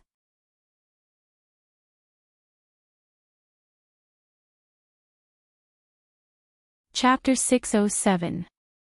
There was a storm outside the palace, but the main hall was a scene of joy and harmony, ignoring the words of the Donging people. Yushu's heavy rain could be said to have taken advantage of the right time, the right place, and the right people. The right time was the face of God, the right place was the rare occasion of the Land and Water Conference, and the right people was the desire of Emperor Zhaoqing. With the true dragon command in hand, she could summon the wind and rain. First, she solved the dilemma of the Celestial Commissioner and saved the reputation of the Dene Master. Second, she suppressed the limelight of the Donging on Myoji's resurrection. Third, she made the Emperor so happy that he actually led the officials out to welcome the rain. Yushu's wise ruler entered Emperor Zhaoqing's heart. Since ancient times, what did emperors want in life? They only wanted peace and prosperity for future generations, and a wise ruler was not a self-proclaimed title. There was no stronger proof than the will of heaven. Today's Land and Water Conference, foreign countries paying tribute, the female celestial commissioner holding the emperor's command to summon the rain, and the blessing from heaven would definitely be recorded in the Daen historical records. Back in the hall, everyone returned to their positions. Emperor Zhaoqing's face was flushed with excitement. He pointed at Yushu and said to the officials, "This woman is an extraordinary person." Everyone praised her. Yushu knew that she had shown off her abilities, and it was impossible for her to be humble. However, there was an important point that still needed to be reviewed. Your Majesty is too kind with your praise. Your humble servant's ability to summon the wind and rain can only be used by a wise ruler. This is the will of heaven. She had done everything she could. As long as she could make the emperor happy, she would be able to reap both fame and fortune. Yushu started the conversation, and naturally a group of officials followed up. Who didn't know how to sing praises and please the emperor? Even the foreign envoys expressed their allegiance again and again. Ha ha ha. Emperor Zhaoqing laughed heartily. In such a situation, among the Celestial Commissioner's side, someone looked at Yushu with a deeper meaning. Yushu didn't notice it at all. When Emperor Zhaoqing was happy enough, she turned the spearhead and pointed it at the Donging people whose faces were stiff and unsociable. Your Majesty, I have something to ask the Japanese envoy. Only then did Emperor Zhaoqing remember the annoying Wei Nation man. His smile faded a little and he raised his hand to give her permission. Yushu pointed at the half-extinguished incense stick in the incense burner and asked Yamada Jiro, "Yamada-sama, how does my rain compare to the Onmyoji's rain yesterday?" Many people laughed in a low voice. Wasn't it obvious?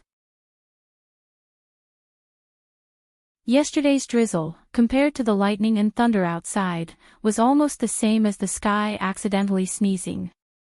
There was a saying that people would die if they compared themselves to each other, and goods would be thrown if they compared themselves to each other. Yamada Jiro was infuriated. These Daen people were very cunning. They clearly had such a powerful person, but they hid it so well that he was completely unprepared. "This sir is very capable," he replied reluctantly. He glanced at Abe Kuei, who was sitting beside him in a daze, and suddenly had an idea. "I wonder if you can summon the wind and rain. Do you also know how to bring the dead back to life?" Oh right, they also knew how to bring the dead back to life. These Daen people definitely didn't know how to do that. Unexpectedly, Yushu laughed. Before she could speak, someone behind her said loudly, "Yamada-sama, you of our Celestial Commissioner, although she can't bring the dead back to life, she can determine the life and death of people. Does your Onmyoji know how to do that?" The person who spoke was Exayanya, who had always disliked her. Determine the life and death of people? Yamada Jiro looked confused. Obviously, he didn't know the realm of the Daen people. Yushu kindly told him, "I can't bring the dead back to life, but I can tell when a living person will die." "Yamada-sama, do you need me to tell your fortune? Let's see how long you can live." Although she asked the last sentence with a smile, the way she stared at the other party didn't show that it was the case. Yamada Jiro nodded and shook his head. He could only try to be brave and said, even if you can predict the time of death, it can't be compared to bringing the dead back to life.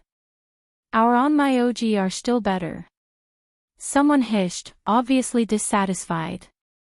Someone said, your resurrection requires taking the life of a person. It's not the right way. If you don't take the life of a person, you'll be reborn as a dog. That's better than death. Seeing that Emperor Zhao Qing was in a good mood, Kong Qi, who didn't agree to the exchange of the Diaoyu Islands yesterday, stood up and said, Your Majesty, in my opinion, the two onmyoji from Japan are not good. Firstly, there are people with extraordinary talents and secondly, bringing the dead back to life is a sinister act. If news of it spreads among the people, it will cause them to panic. Let's drop the previous proposal of exchanging the islands. Everyone agreed. Yu Shu heaved a sigh of relief. She thought that this scholar wasn't useless. Emperor Zhao Qing wasn't stupid. Although bringing the dead back to life was magical, there was only one way to live. If he kept them, people would criticize him sooner or later. So he hesitated for a moment and said to Yamada Jiro, Ardahan has many capable people. They don't lose to your onmyoji. I don't want them. What he meant was, I have a better one. I don't want you, this inferior one. Yamada Jiro was so angry that his mouth was almost crooked. His plan was ruined. How was he going to explain when he returned? Your Majesty, a monarch doesn't go back on his words. In a moment of desperation, he couldn't care too much. He knelt down and said, Your Majesty promised yesterday that after seeing the resurrection technique, you will give the small island to the small country. Are you going back on your words now? Emperor Zhao Qing's face suddenly turned cold. Yu Shu's eyes flashed. Just as she was about to speak, she heard a clear voice from outside the hole. Your Majesty naturally doesn't go back on his words. But your resurrection must be real. Everyone in the hall turned their heads. Yu Shu turned around and saw a person wearing a dark green robe and a square hat. He strode in. It was second young master Zhu. Zhu Muzhao looked at his only son who arrived in time. A smile appeared on his calm face. This subject has offended you. Your Majesty, please punish me. Zhu Qingjue went forward and knelt. As he lowered his head, he stared at Yu Shu strangely. Emperor Zhao Qing raised his eyebrows. He glanced at Didier. He didn't blame Zhu Qingjue for barging in.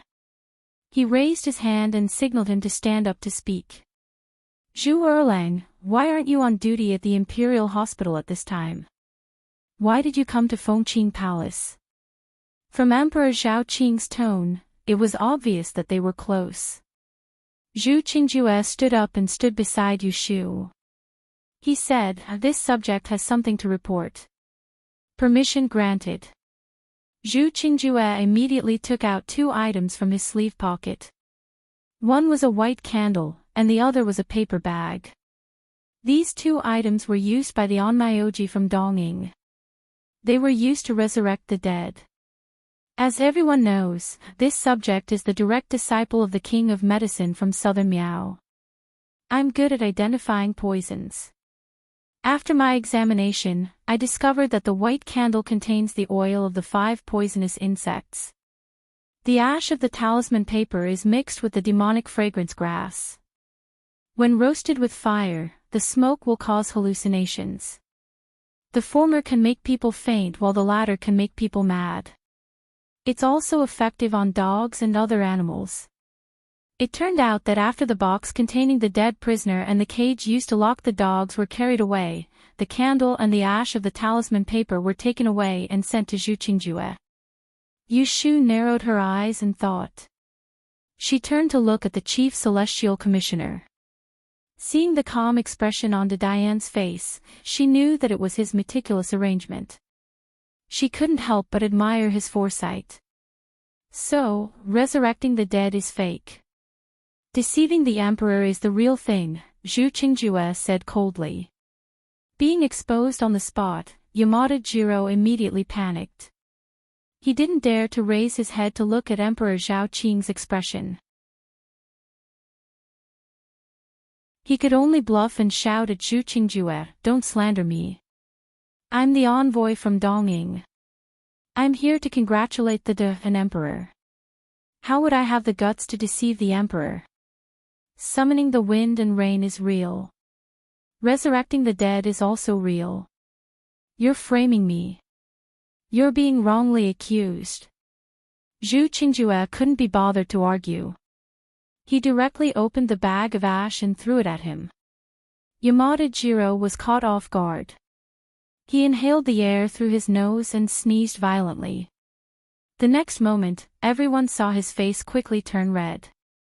His whole body trembled twice, and as if he was possessed, he spun around on the spot, shouting and screaming. His manic appearance reminded people of the dog in the cage that had fallen for the trick. The fair-skinned and delicate Dongying youth looked at this scene in a daze.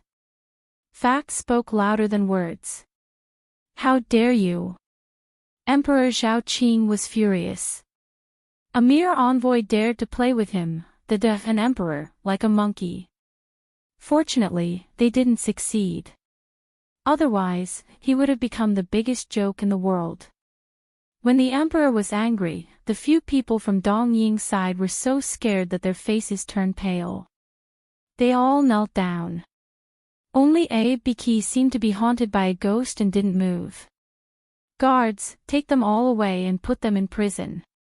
Then send people to the post house to arrest their accomplices." As soon as he finished speaking, the imperial guards rushed in from outside the door and swiftly dragged the group of people out of the hall. The envoys from the other countries felt a chill down their spines. Now, it was quiet. However, things weren't over yet. Duke Jing was also a person who couldn't hold back his anger. He immediately scolded the Dong nation for being disrespectful and harboring evil intentions. He proposed to send troops to suppress them. This proposal was supported by a few people, but there were also voices of opposition. "I think that we should first investigate the whole matter. Who ordered the Dongying envoys to do what they did and why they coveted the fishing islands? Then we can decide whether to send troops or not."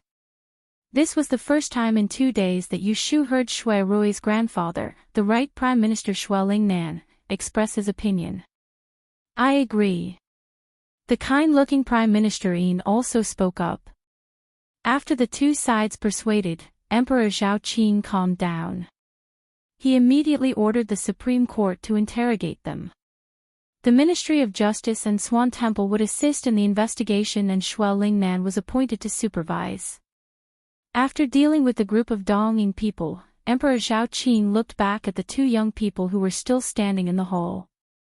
Hearing the sound of rain outside, he felt a little better and drank some tea.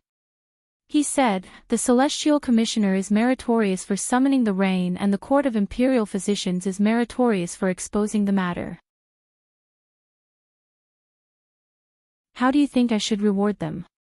Although he was asking everyone, his eyes only glanced at 3 people, Zhu Muzhao, Prime Minister Yin, and Right Prime Minister Shui.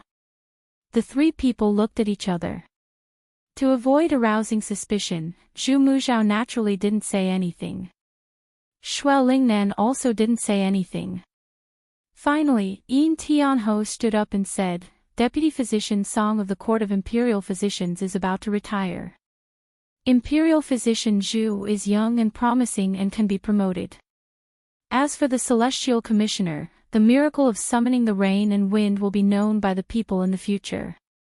She should also be promoted, but she has just been appointed as the Imperial Physician of the Kunling Bureau and is still inexperienced. Why don't your Majesty bestow a title on her as a reward and let it be passed on?" Some people were shocked. Although they knew that Yushu was going to make a fortune today, they didn't think that the emperor would bestow a title on her. According to tradition, only third-class nobility and above in the Han dynasty would have a title. She, a fifth-rank female official, actually received a title. Wasn't this equivalent to giving face to a third-rank official? What's more, along with a title, there were some hidden privileges. For example, walking in front of the emperor, not kneeling to the nobles, riding the sedan chair at the Meridian Gate, etc. Everyone was envious and secretly jealous. Only Yu Shu didn't understand. When she heard Prime Minister Yin's suggestion, she felt that she was at a disadvantage. She thought that Zhu Er had been promoted and made a fortune. Why was it that she was given a title? Emperor Zhao Qing considered for a moment and felt that this idea wasn't bad. He looked at the two of them and said with a smile, "How about this? Zhu Er Lang will be promoted by one rank and become the deputy physician of the Court of Imperial Physicians. You will also be rewarded with half a year's salary. Imperial Physician Yu, I will personally bestow a title on you. You will be..."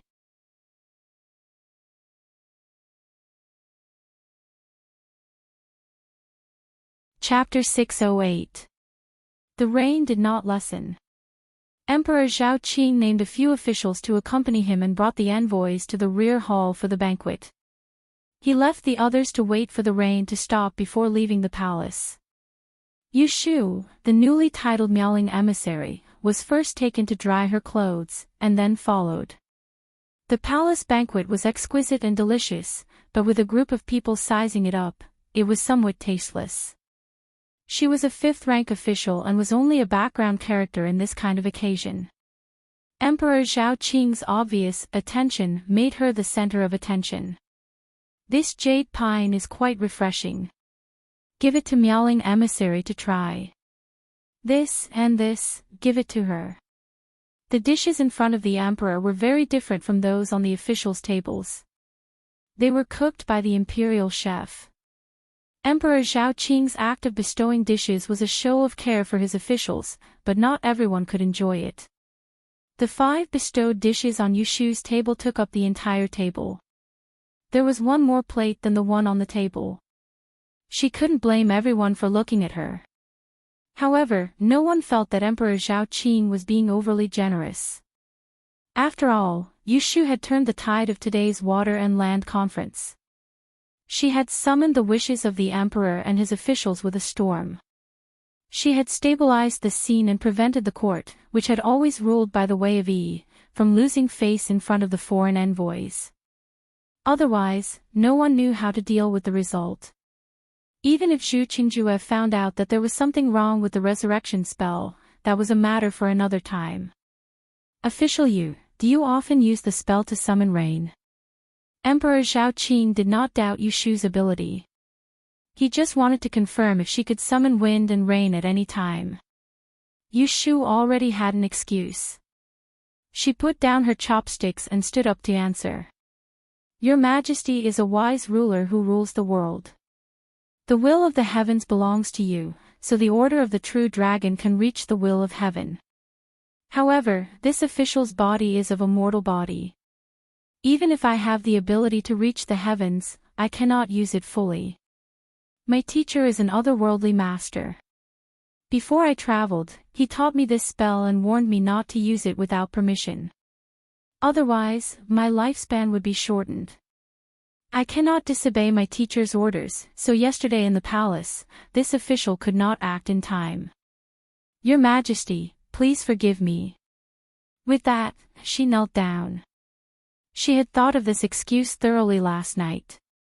On one hand, it prevented the possibility of Emperor Zhao Qing making her summon the rain on a whim.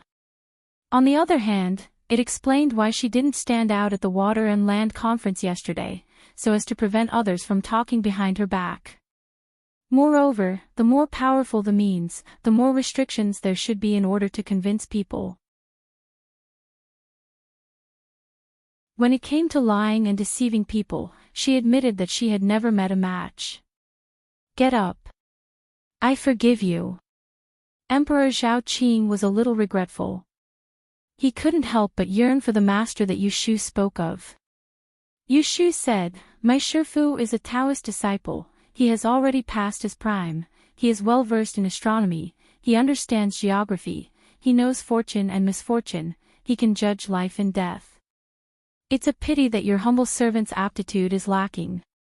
Even with the old man's careful guidance, I only managed to learn 1 or 2 things before daring to barge into the capital alone."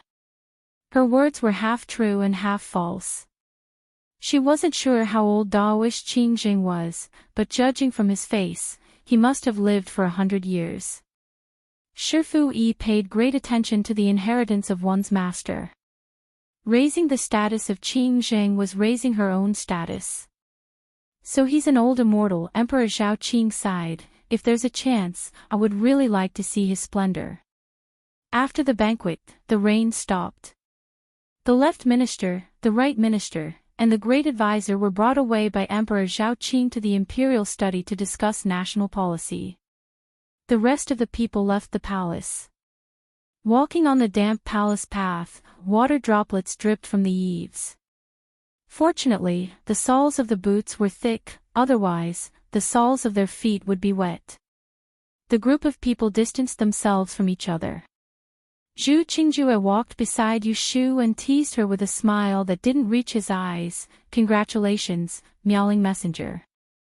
If the news of you calling the wind and summoning the rain spreads, there will be no one who doesn't know of you." Yu Shu also replied with a fake smile, "Thanks to the great fortune of the minister." Zhu Qingjue didn't bother with her false politeness. He lowered his voice and asked, "Have you found that person?" "Which person?" Yu Shu naturally knew who that person he was asking about, but she pretended not to know. Since Shui Rui didn't plan to pursue Kong Tanhua's responsibility, why would she ask? Zhu Qingjue squinted at her and snorted, but he didn't ask any more. "Is the young master of the Yao family better?" Yu Shu didn't forget the young master of the Jing public house who ate the golden pill. When mentioning his nephew, Zhu Qingjue revealed a gentle expression. "His life is no longer in danger." "That's good. Thank you for your concern." Hee. The two of them were talking at the back while Jing Chen and Junior Supervisor Ren were walking in front. He heard every word and was slightly distracted. Junior Supervisor Ren, who was comforting him, noticed it and turned around to take a look. He asked him in confusion, "Is second young master Zhu familiar with the female imperial official?" Jing Chen shook his head and smiled bitterly to himself. How would he know when she knew Zhu Qingjue? How many things about her did he know?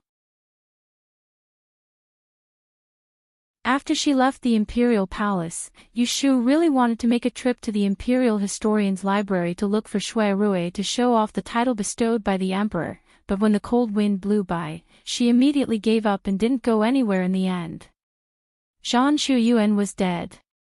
She was cautious and specially ordered 2 guards to wait outside the palace gate. She sat in Lu Zhong's carriage and had people escort her back home. Yu Shu slept peacefully that night and woke up at dawn. She was drenched in the rain last night and didn't feel anything at the time. However, after sleeping, she felt a little stuffy. Yun Do came in with water and was shocked to see her flushed face. She quickly covered her with clothes and ran out to invite He Fengji over without waiting for Yu Shu to stop her. She caught a cold and ate hot food. There's some heat in her body, but it's not a problem. He Fengji put away the pulse pillow and turned to tell Yu Xiaoxiu, who was standing by the bed.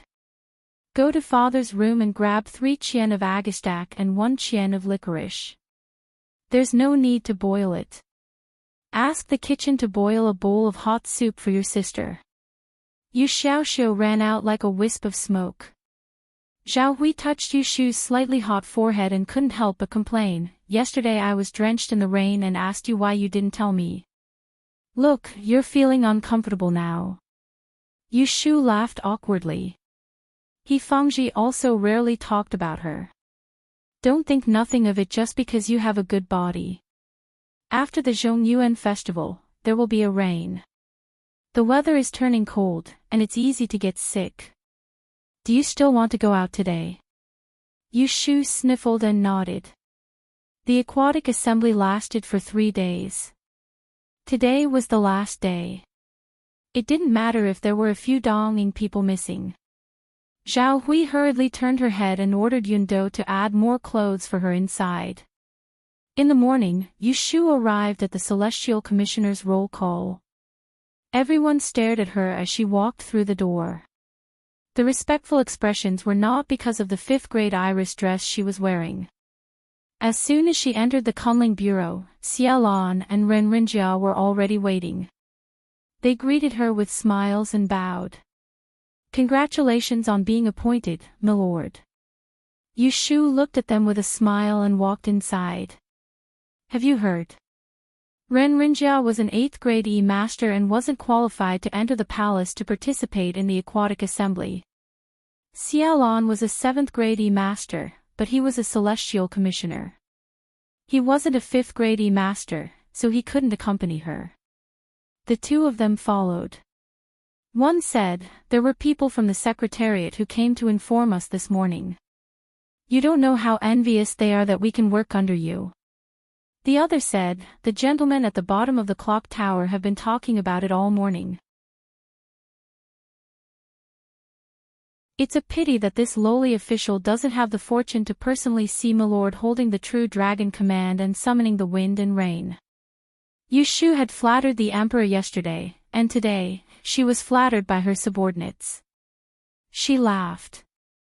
When she raised her head and saw Jing Chen standing by the window on the 2nd floor, her smile faded a little. After sending the two away, she went upstairs. Jing Chen was now her immediate superior. No matter what their relationship was, she wouldn't be careless with the etiquette she should have in front of others. "Right, Commander." Jing Chen was still standing by the window. Half of his body was shrouded in light and shadow. He looked at her with an unclear expression and bowed. He stopped her, saying, "You have a title bestowed by the Emperor.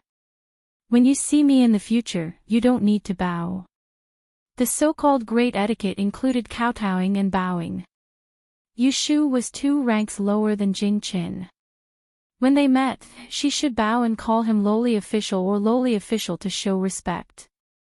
Yu Shu hadn't thought that the title the Emperor had casually bestowed would have such benefits. She was so happy that she straightened her back. "If Milord doesn't have any other orders, I'll go and prepare." "Wait, I have something to say to you." Jing Chen stopped her and pointed to a chair at the side. "Sit." Yu Shu thought for a moment and walked over to sit. "Zhan Shuiyuan is dead. What are your plans?" Jing Chen asked straightforwardly. Kunling Bureau was located in the Celestial Commissioner. The spies couldn't follow them in. It was safer to talk behind closed doors than outside. "I should be the one asking you this." Yu Shu looked at him coldly. "What did you say to me in the beginning?" "In the end, Zhan Shuiyuan still died. I'm afraid the next one will be me. You can't find the murderer and are anxious." After a short silence, Jing Chen said something shocking. "I found out that the Book of Xian Nu Lu Ren is hidden in the Celestial Commissioner." Hearing the Book of Xian Nu Lu Ren, Yu Shu's heartbeat couldn't help but speed up. "What do you mean?" Jing Chen stared at her, his expression cold. "I suspect that the Emperor and the Great Tiandi are deliberately hiding something from me. Maybe my identity as the Great End's disaster has other secrets." Hearing his suspicions, Yu Shu didn't know if she should be happy or not. Early on in the courtyard of Huixing Street, she had deliberately led Jing Chen to suspect that side. She waited for him to be suspicious, but it was only after Zhan Shuiyuan died. "Didn't you believe it deeply before? Why are you suspicious now?" Yu Shu sneered. Jing Chen lowered his eyes and thought, even the teacher who raised him would lie to him, let alone other people. "So, you plan to find the Book of Xian Nu Lu Ren and see for yourself what's written on it?" Yu Shu asked him. Jing Chen nodded. He rolled up his eyes again and said in a low voice, "Before I see that book, even the Emperor can't force me to do anything to you and me." Yu Shu understood the meaning of his words. He was assuring her that even if the emperor was anxious and wanted to act on her first, he wouldn't listen to righteousness and the emperor's orders. She suddenly didn't know how to respond. Should she say thank you? Yushu stood up and left her seat. She looked at him deeply and said, "Tomorrow night, come to Wangji.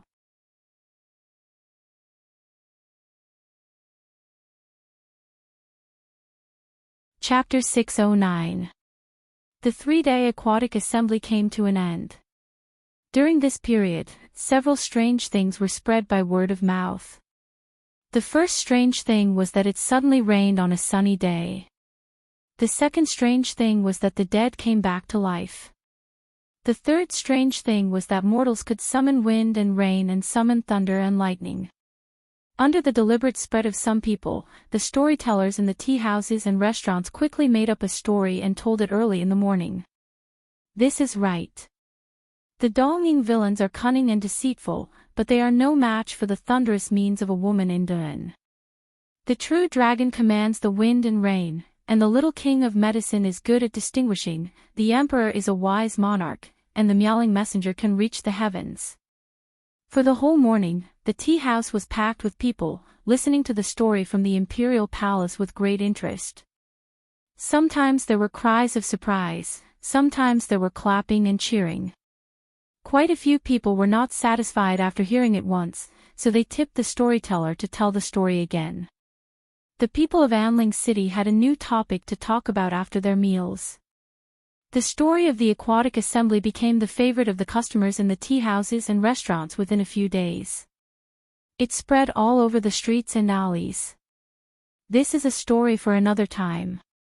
Yushu made a contribution in the aquatic assembly, but she also caught a cold. When she left the palace yesterday, Ren Qiming heard her cough, so he gave her special permission to rest the next day. Who knew that she would be all right after waking up? She got a free day. Yushu went to Wangji Tower early in the morning. As expected, Shui Rui, who was busy investigating the case, did not come these 2 days. Thinking that she could see him at night, she did not plan to go to LoveLore Library to look for him. Instead, she had another important thing to do.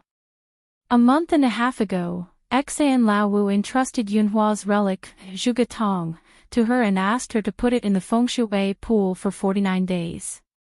Counting the days, the 18th of July was today. Xan Laowu promised her that when the time came and she returned to Zhugetong, he would tell her the use of this treasure. Yushu was sure that Yunhua was the eldest disciple of Taoist Qingjing. Because she also had a black ring made of the same material as Zhugetong on her hand. So she really wanted to know what the use of this thing that Qingjing gave her was. Taking Zhugetong with her, Yushu took the carriage to the south of the city. Naturally, the 2 guards of Jin Wu followed closely on horseback. Who would have thought that when he arrived at the fan shop, he would see that the shop door had been smashed to pieces. There wasn't even a lock on the door. With a push, the door creaked open. "Milord, be careful." Lu Hong walked past Yushu and dutifully stopped her from entering. "This subordinate will go in and take a look." Yushu remembered that she was not safe at the moment. The foot that was about to step out retracted. "All right, go inside and take a look. Is there anyone else?"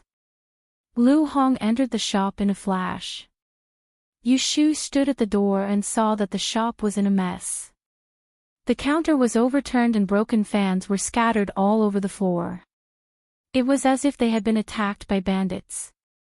After a while, Lu Hong came out and reported the situation in the shop to Yushu. "Milord, there is no one inside or outside the shop. The shop is in a mess, and there are some rice and noodles left in the kitchen. There were also steamed buns and porridge. It looked like it had been left there for 3 to 4 days. It's probably a debt collector.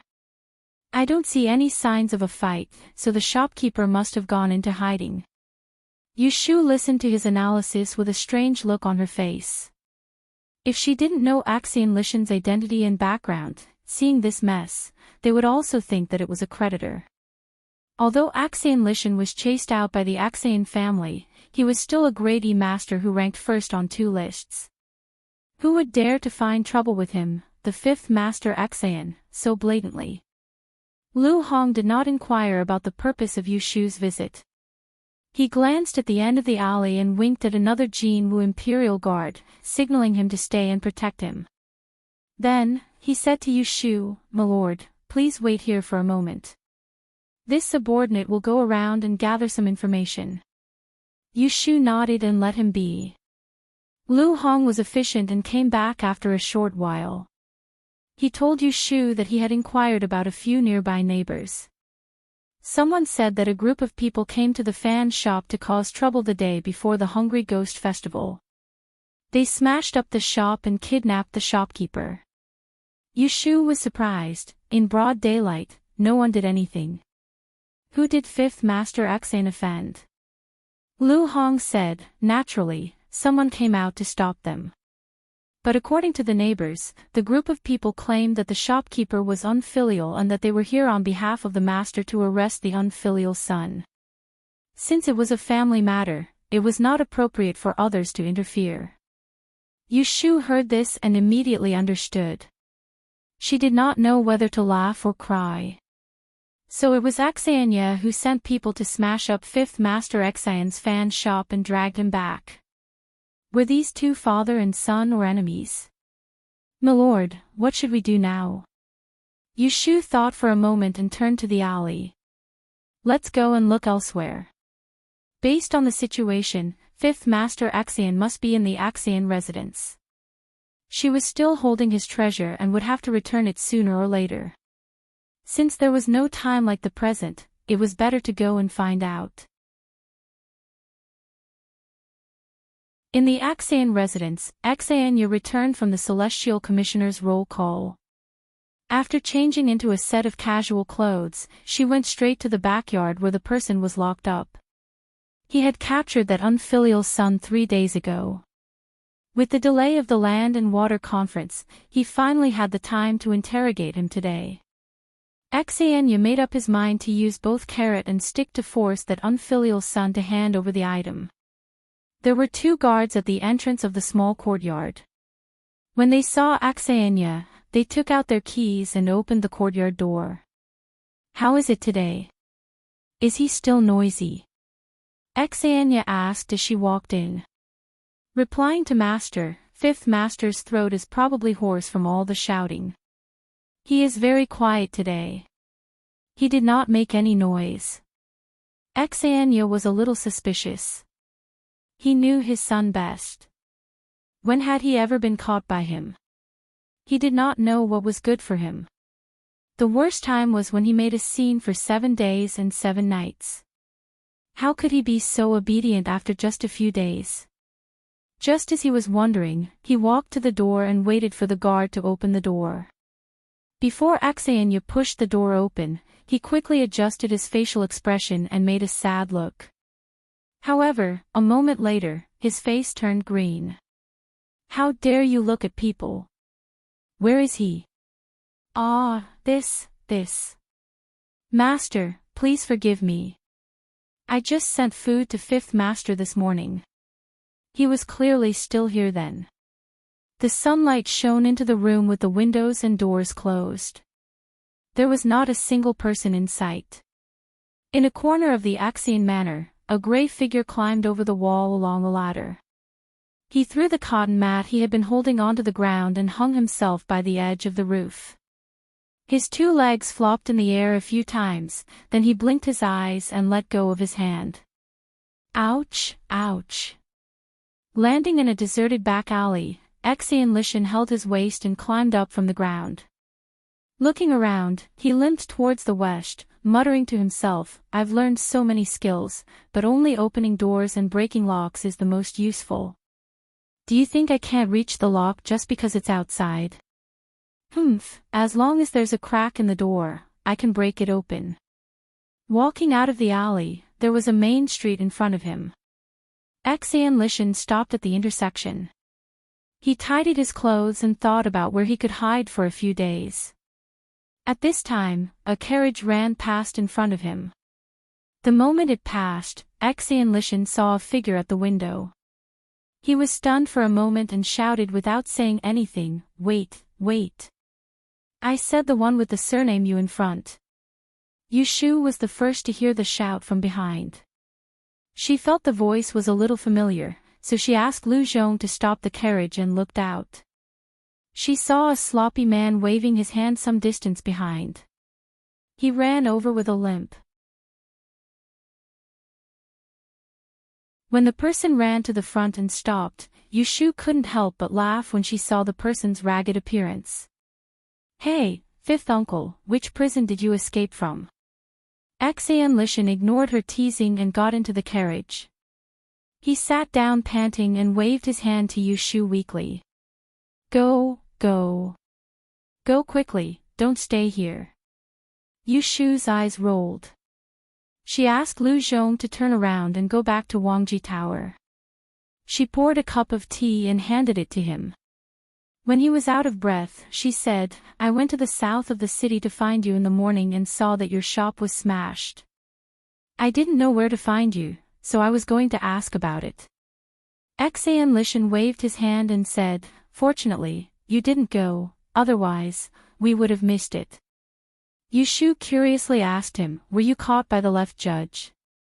How did you end up like this?" I'm embarrassed to tell outsiders about my family's matters." Xianlishan touched his nose. "Lord Xian locked up my unfilial son. I won't run away. I'm waiting for him to torture me." Ah.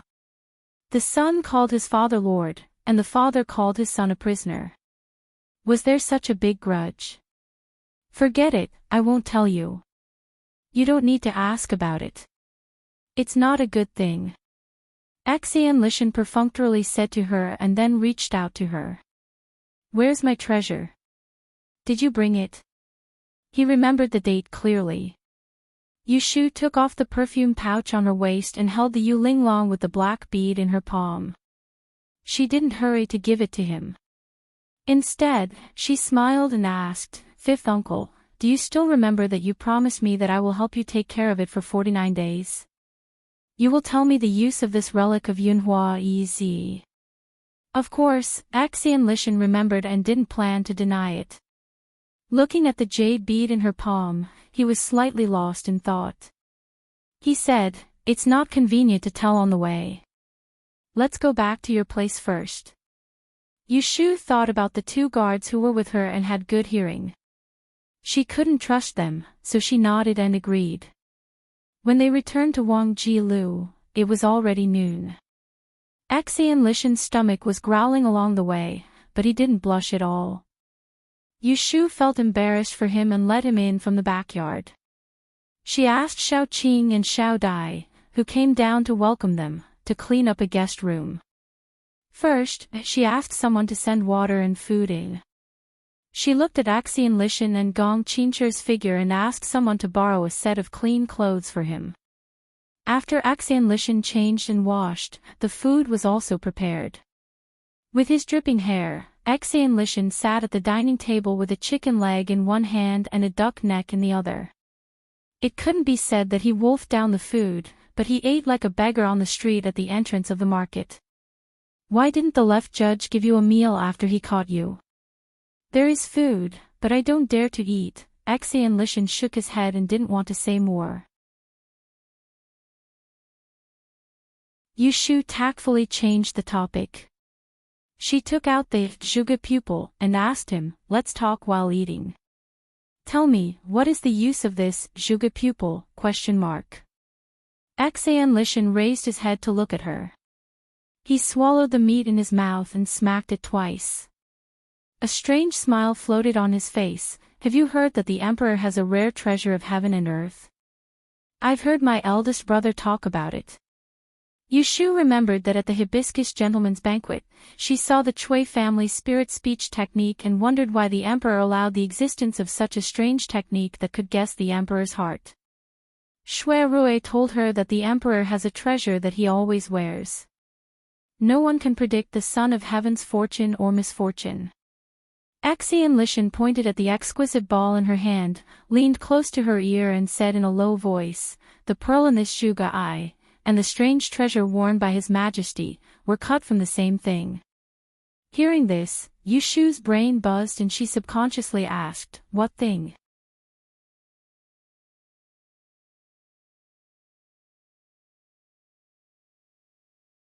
Chapter 610. If it weren't for Axian Lishan's revelation, Yushu wouldn't have guessed that the ring that Daoist Qingjing had casually given to her was related to the legendary 6 treasures of the founding dynasty, no matter how hard she thought. In this way, Yunhua's relic and the ring on her hand were the same as the secret treasure on the emperor's body. They all had the function of blocking people's schemes. The 6 founding artifacts were indeed heaven-defying. A replica of the clear Qi cauldron was able to allow her rotten bones to use the 6 lines technique, and the item carved out from the 7-star ruler was completely a multi-purpose shielding device. After the surprise, Yushu quickly thought of the big bet she won at the Chui family's gambling house.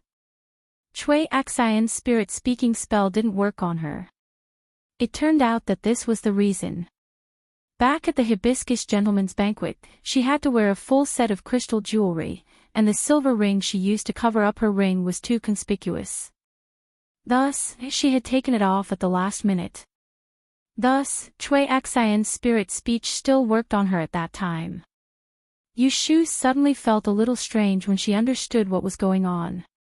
She had won such a large sum of money because of Taoist Qingjing. Otherwise, even with 2 strings of crystal beads, she was afraid that she wouldn't be able to resist Chui Axian's schemes. Wait, she seemed to have forgotten something important. Yushu furrowed her brows and finally thought of the key point. Wasn't it said that the 6 founding weapons were buried with Empress Ningjin? They should be guarding the imperial mausoleum. It was fine if the emperor had them, but where did old man Qingjin get them to give to his disciple? Could it be that the master had some relationship with the Dan royal family? Yushu's eyelids twitched. She vaguely felt that she had glimpsed a corner of the truth, but she couldn't figure it out. She looked at Axian Lishan, who was pouring wine cup after cup after cup after cup. She reached out and pressed the wine pot in front of him. She asked suspiciously, "Since it is such a treasure, why did it fall into the hands of 5th uncle?" Moreover, Axian Lishan knew the origin of Zhuge Tong. It was hard for her not to think of something bad. She questioned it. However, Axian Lishan didn't panic at all. He just had a bitter expression. It was probably because he had drunk a few mouthfuls of wine, and some things had been suppressed in his heart for too long. He always wanted to pour it out. In the past, I had a close relationship with Yunhua Ez. Before he passed away, he had asked someone to give Zhuge Tong to me. However, due to a series of circumstances, I only managed to get my hands on him after more than 10 years. Hence, I missed out on some things. Yushu only understood half of what he said and thought that he was hiding it on purpose. He thought of the rumors about Axian Lishan. He couldn't help but imagine, 20 years ago. When the talented Yunhua appeared in the capital, the disciples of the aristocratic families were either trampled under his feet or subdued by him. Axian Laowu was one of them. Later, Yunhua predicted that he would face imminent disaster. Thus, he gave the secret treasure to the other party. However, the treasure didn't fall into Axian Lishan's hands. Instead, it was taken by his father, Axianya. When Yunhua died, Axian Laowu was kept in the dark. Later, he became famous in Dian. Until a few years ago, he accidentally found out that Axianya had embezzled Yunhua's relics. So, he turned against his father and stole Zhuge Tong and left the family. In order to recover the treasure, Axianya searched everywhere for the whereabouts of Axian Lishan. Fortunately, Axian Lishan had this item with him. It was not easy for Axianya to predict his whereabouts. So, he stayed in the capital without fear and ambushed his father. Some time ago, Axian Lishan probably realized that Axianya had found him. Instead of running away, he transferred the Zhuge to her, a person who had nothing to do with him. This made Axianya fail to find him. Yu Shu felt that her guess was very reliable. There was only one doubt. How can you be sure that Yunhua's relic is the same as the one on the emperor's body, that it came from the 7 stars ruler? Could it be that other heavenly materials and earthly treasures have the same effects? Axianya had told her before that the 6 founding vessels had been buried for a long time. It was also a taboo topic. There were not many records in the history books. In the past 200 to 300 years, there were not many people in the world who could call out their full names. This time, Axian Lishan did not answer her directly. Instead, he pondered for a moment. His face revealed a hint of mockery. You should know about my Axian family's list of strange and rare objects. Yu Shu nodded. She had an incomplete copy in her hands. It was given to her by the ancestor of the Axian family to thank her for saving Axian Lu. On the list of wondrous and rare objects, there are pictures of the 6 founding armaments. Although only the Tai Ching cauldron records some forging methods, those pictures are vivid and lifelike. I've seen it before. The 7-star ruler is a white ruler, with 7 black beads embedded on its body in the form of the Big Dipper. The one in Zhuge is exactly the same color and size as the one on it. It must be one that was carved out from the 7-star ruler. Yu Shu was stunned. She asked, "Have you seen the one on the emperor?" Axian Lishan shook his head. He had never been an official. How many opportunities did he have to meet the emperor? Naturally, he had never seen it. Yu Shu could not help but look down at her left hand. She felt strange again. The black pearl in Yunhua's Zhuge was only the size of a mung bean. The ring she hid on her hand was at least the size of 2 mung beans. It was probably made by Qing Zheng by melting 2 of the pearls from the 7 stars ruler. Should she be happy that her master was more generous to her than to eldest brother? She just did not know how many the emperor had. Yu Shu calmed her fluctuating emotions. She raised her head and stared at Axian Wu. "Uncle Wu, why did you tell me these shameful secrets?" "Just because she helped him keep Yunhua's relics. Stop fooling around." She did not forget how Axian Lishan, the profiteer, had extorted her. Hee hee. Axian Lishan laughed inexplicably. He took the wine pot under her hand. He raised his head and drank a few mouthfuls. He burped and wiped his mouth. He narrowed his eyes and looked in the direction of the void. He said vaguely, "I did not intend to explain it to you in the beginning. But later, something unexpected happened. You actually know the art of determining death. I want to ask you to help me calculate a person's fortune. You can just treat these secrets as the deposit I paid you in advance." An idea flashed in Yu Shu's mind. She suddenly guessed who Axian Lishan wanted to calculate a person's fortune. She blurted out, "You want me to calculate? Is it Yunhua's EZ?" Axian Lishan nodded slowly. Yu Shu did not show it on her face, but her heart was bursting with joy. She had been searching high and low for a long time, only to find it by chance. She had long suspected that there was something fishy about Yunhua's death, so she wanted to get Yunhua's 8 characters to calculate his background.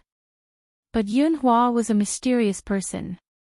How could it be so easy to get his 8 characters? Even Shui Rui admitted that he could not do it. Yu Shu pulled a long face. She did not let herself appear too eager. She said to Axian Lishan, "As far as I know, Yunhua's EZ died because of love for Princess Liu Royal. Why do you still want me to do a divination? If that's the case, I would not have done it." Axian Lishan's expression suddenly turned cold. "You don't have to trick me. I will tell you clearly what I can tell you. Don't expect me to say a word more to you if I can't tell you. Yushu nodded sensibly and said, "All right, I will help you do a divination. You tell me Yunhua's EZ's 8 characters of birth. I will write it down." As she said this, she went into the study next door and quickly took out a pen and paper. Axian Lishan seemed to be a little drunk. He supported his forehead with one hand and half closed his eyes. He recalled Yunhua's birthday and said, "Axian New Year." When he said this, he did not notice that Yushu's hand, which was holding the pen, trembled. Looking at the familiar 8 characters on the paper, Yushu held her breath. She felt that her heart was beating so fast that it was about to jump out of her throat. Wasn't this the Mr. Axian that Axian wanted her to do a divination on? So, Yunhua was Mr. Axian. The person that Axian wanted her to do a divination was also Yunhua. Why, Yunhua, was he still alive?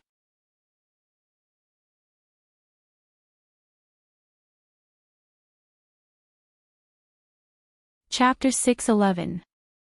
After settling Axian Lishan down, Yushu returned to her room with a heavy heart. She ordered the maids outside the door not to disturb her. In the dark of the study, she found the record of her prediction of Mr. Shinyo's death date and checked it several times. How could there be such a coincidence in this world? The Axian father and son asked her to predict the person's birth date and 8 characters were exactly the same. Everyone knew that Yunhua's son had died for his wife after Princess Liu died of illness. Yushu had gotten a lot of information from Axian Lishan. Back then, he had told outsiders that Liu had passed away in less than half a month after giving birth to Jingqin. Yunhua followed closely behind and died in the 4th month of the 13th year of Baotai. Axian told her that Mr. Shinyo's death date was between February and May. It was also after April that he heard the news of his death. The father and son's statements coincided with each other. It was obvious that Yunhua Yi's son was Mr. Axian. Looking at her prediction, Mr. Shinyo met with 2 disasters in the 13th year of Baotai. The first was a fire in February, but he survived and didn't lose his life. The second was a bereavement at the beginning of May. He lost a relative. This relative was undoubtedly his wife, Princess Liu.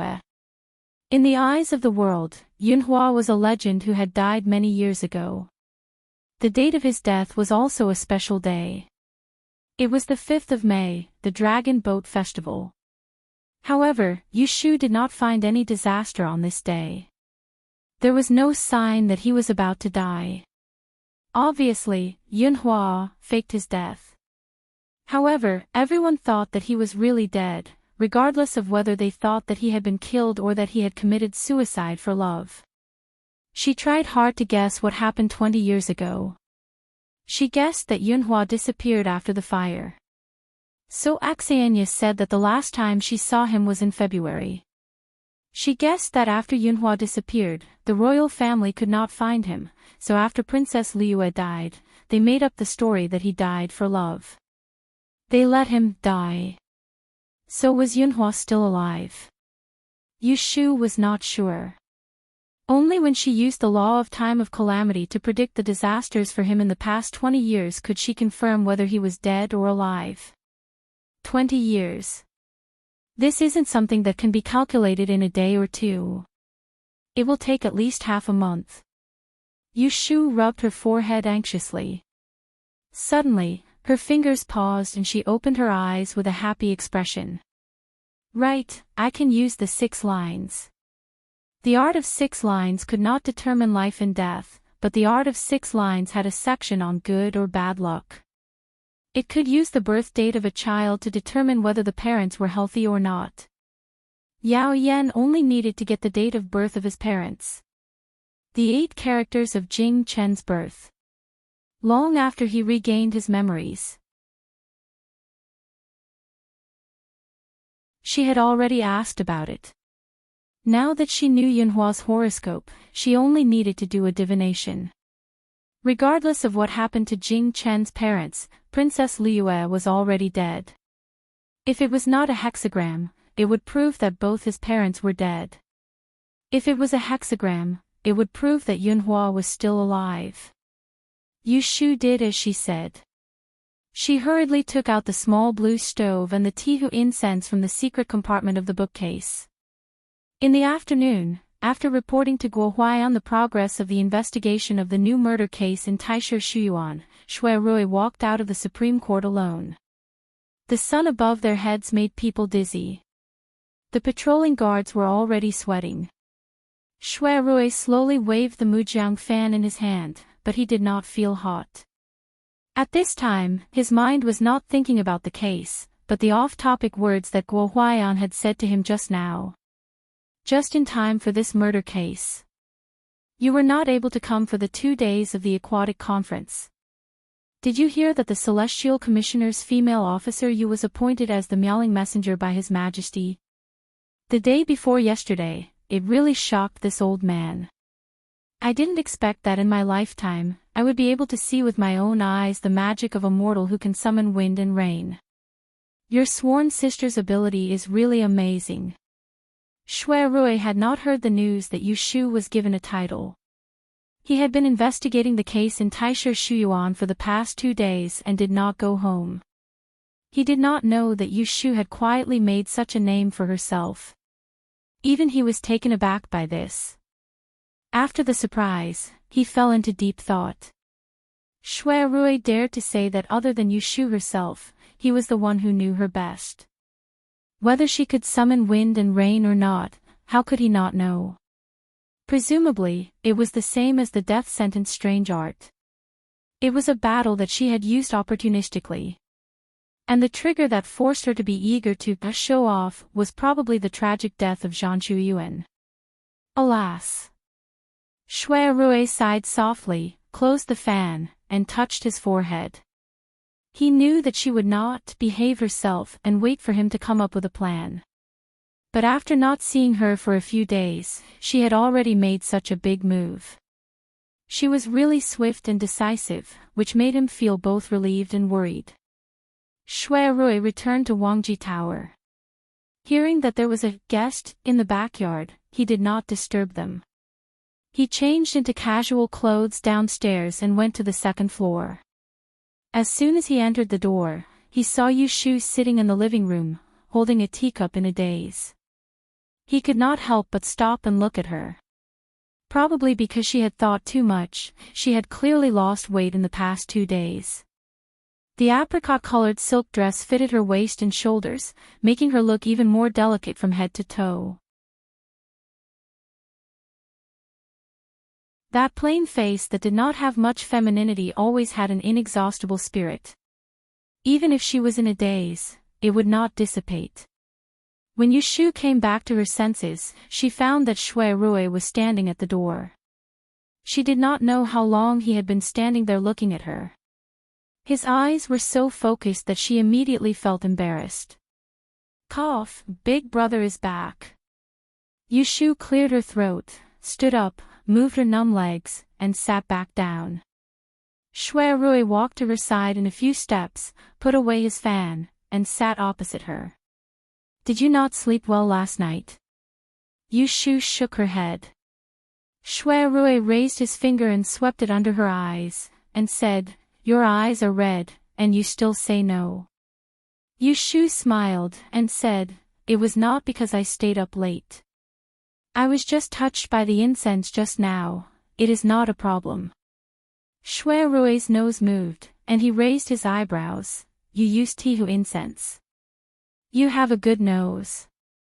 Yu Shu lifted her sleeve and sniffed. There was a little smell, but he could smell it even though they were separated by a few feet. She did not know that Shui Rui was raised by Shui Lingnan since childhood.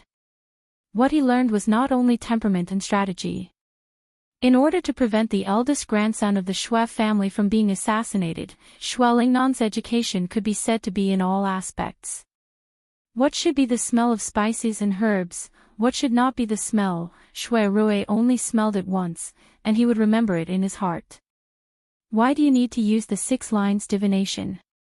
Shui Rui asked. Yushu crossed her hands in front of her stomach, and her eyes changed. In the morning, I went to Axian Mansion to visit, and guess who I met on the street in front of the door? Shui Rui shook his head, and said, I heard that you brought someone back, and he is resting in the guest room. It is the fifth master of the Axian family who was expelled, Axian Lishan, the top of the two rankings. Shui Rui heard something strange, and his body leaned forward slightly, and his eyes stared at her. What happened? Yushu's lips moved a few times, and she suddenly stood up, went forward to close the door, and returned to her seat. She gritted her teeth, and whispered to him, Big brother, I told you not to be too surprised. I have calculated that the eldest Shixiang whom I have no chance to meet, Yunhua Yizi, is still alive.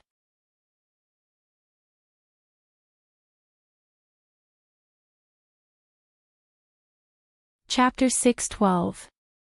Yushu told Shui Rui in detail that the father and son of the Axian family had asked her to predict Yunhua's death. Rather than saying that Shui Rui's reaction was surprise, it would be better to say that he was bewildered. So he's still alive. It can't be wrong. I used Jing Chen's horoscope 3 times, and the result was the same. Princess Royal Liue passed away 20 years ago. If Yunhua is also dead, then the 6 lines will not be a hexagram at all. After Yushu finished speaking, she did not see Shui Rui reply for a long time. Looking at his erratic eyes, she raised her hand and waved it in front of his eyes. Big brother. What are you thinking about? Shui Rui put away his thoughts of running away and said to her, I have some suspicions, but I can't confirm it yet. I won't tell you for the time being. Yushu nodded indifferently, and continued her previous words with some joy. This is good news for us. This is good news for us. Yunhua is my eldest senior brother. Back then, his purpose of entering the capital city was the same as mine, which was to destroy the Book of Mystic Fairy's 6 rens. However, I don't know where he is hiding now. Otherwise, we can find him and ask him clearly. Shui Rui looked at her and asked, Are you going to tell Jing Chen about this? Yushu had never thought about this before. After thinking for a while, she nodded gently. I asked him to come to Wangji Tower tonight. I will tell him then. Shui Rui said slowly, Jing Chen will be surprised when he hears this news. Yushu said, I didn't tell him because I wanted to give him a surprise. I just think of it as repaying him for not hiding the matter of the life breaker from me. Moreover, Yunhua is Jing Chen's biological father and his closest relative. He has a reason to know that his father is still alive. As an insider, what right do I have to hide it from him? Shui Rui's eyes darkened a few times, and he said to himself, Does he have a reason to know? Why, do you think it's inappropriate? Shui Rui shook his head and said, It's a good idea to tell him. Let him know that there is something fishy about Yunhua Yizi's death back then, so he won't blindly listen to the arrangements of that side. The more suspicious he is, the better. Yushu suddenly thought of yesterday morning at the Kunling Bureau. Jing Chen hesitated for a while before deciding not to mention it in front of Shui Rui. It had nothing to do with whether she believed in Jing Chen's promise or not. She just felt that it was stupid to gossip about her ex-boyfriend in front of her current lover. After she shared this shocking discovery with Shui Rui, Yushu also calmed down from the panic she felt when she found out that Yunhua was still alive. She was in the mood to talk about other things. Big brother, you've heard of my bravery in the aquatic conclave. Shui Rui smiled. You're referring to the fact that you took advantage of His Majesty's tiger skin.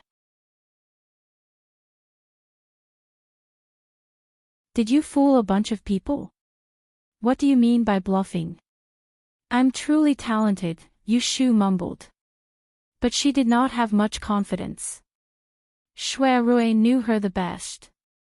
It would be strange if he believed that she could really summon the wind and summon the rain. You're really bold, Shui Rui said worriedly. You've even lied to His Majesty. Aren't you afraid that you'll have a hard time getting off in the future? If there's a drought. What will you do when the emperor sends you to the place to make rain? Yu Shu became proud again. I've thought about it, so I told them that day. If I use this ability of mine, I'll die.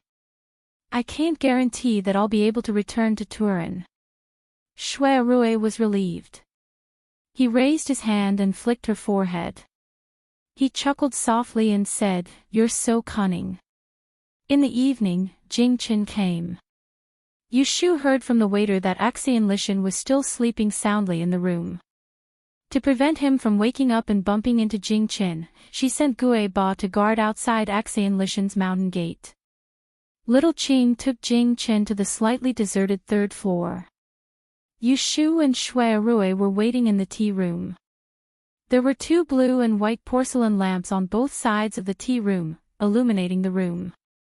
Jing Qin saw Shui Rui, who was wearing a bamboo gown and sitting leisurely. He stopped in front of the door and looked at Yu Shu with a tired expression.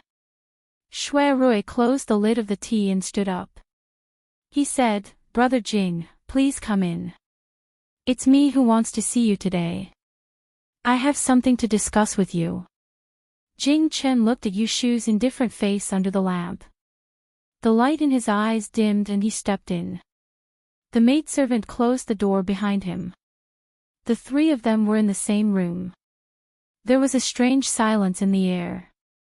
The first to break the silence was Jing Qin. "Have you told him everything about me and you?" Of course, this question was asked to Yu Shu. He didn't mean to blame her, but he looked at her without moving his eyes. Yu Shu was silent for a moment. When she was about to answer, she heard a voice beside her. "If you're talking about the great trouble and the life breaker, I know everything." Jing Qin then turned his eyes to Shui Rui. Looking at the man who always appeared beside Yu Shu, there was an indescribable feeling in his heart. He knew this feeling. It was because there were many things that he should have done: accompany her, protect her, and not let her be bullied. He couldn't do it, but the person in front of him did it. Shui Rui frankly met Jing Qin's gaze. Not so long ago, he had envied this person. Perhaps Jing Qin's background was slightly more unfortunate than his own, but he was fortunate enough to meet a person who was worth sacrificing for. Unfortunately, he was unable to cherish her and missed out on her. "What do you want to say to me today?" With all due respect, Shui Rui stopped being polite, and his voice became cold. "Brother Jing is righteous. You can set an example for the great peace country. I admire you. Brother Jing is kind. In order to repay the kindness of the sect, you have to endure humiliation. I understand that.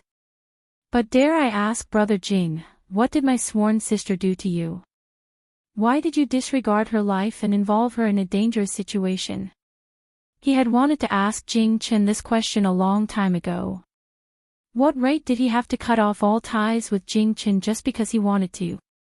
Did he think that Yu Shu should obediently submit to him just because he wanted to get back together?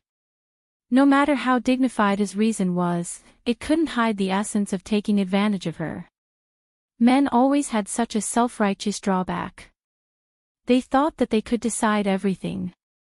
A selfish man was more arbitrary than a selfish woman. Seeing Jing Qin reminded him of himself 3 years ago. He wholeheartedly wanted to marry the 10th princess, but he didn't consider whether she was willing or not. In the end, he ended up in an irreversible situation. As a man, Shui Rui didn't think that he had the right to blame Jing Qin. But as Yu Shu's man, he couldn't tolerate Jing Qin's covetous heart. Or is Brother Jing really naive to think that as long as Shu agrees to marry and have children with you, everything will be fine? Although Jing Qin was used to Yu Shu's cold words, he still felt that Shui Rui's bluntness was a little harsh. The things that he had always wanted to deceive himself and others became clearer. That day at the bottom of the imperial tombs, he had his doubts, but he still chose to believe De Dian's words. De Dian had told him who the person who broke his life was. Apart from kindness and righteousness, in his heart, the person he liked was Xiaoyu. He was happy to have such a chance to be with her again. She doesn't owe me anything. I'm the one who let her down. You didn't let me down. I've said that we're even. Yushu's voice was flat. She had long passed the stage of anger and unwillingness.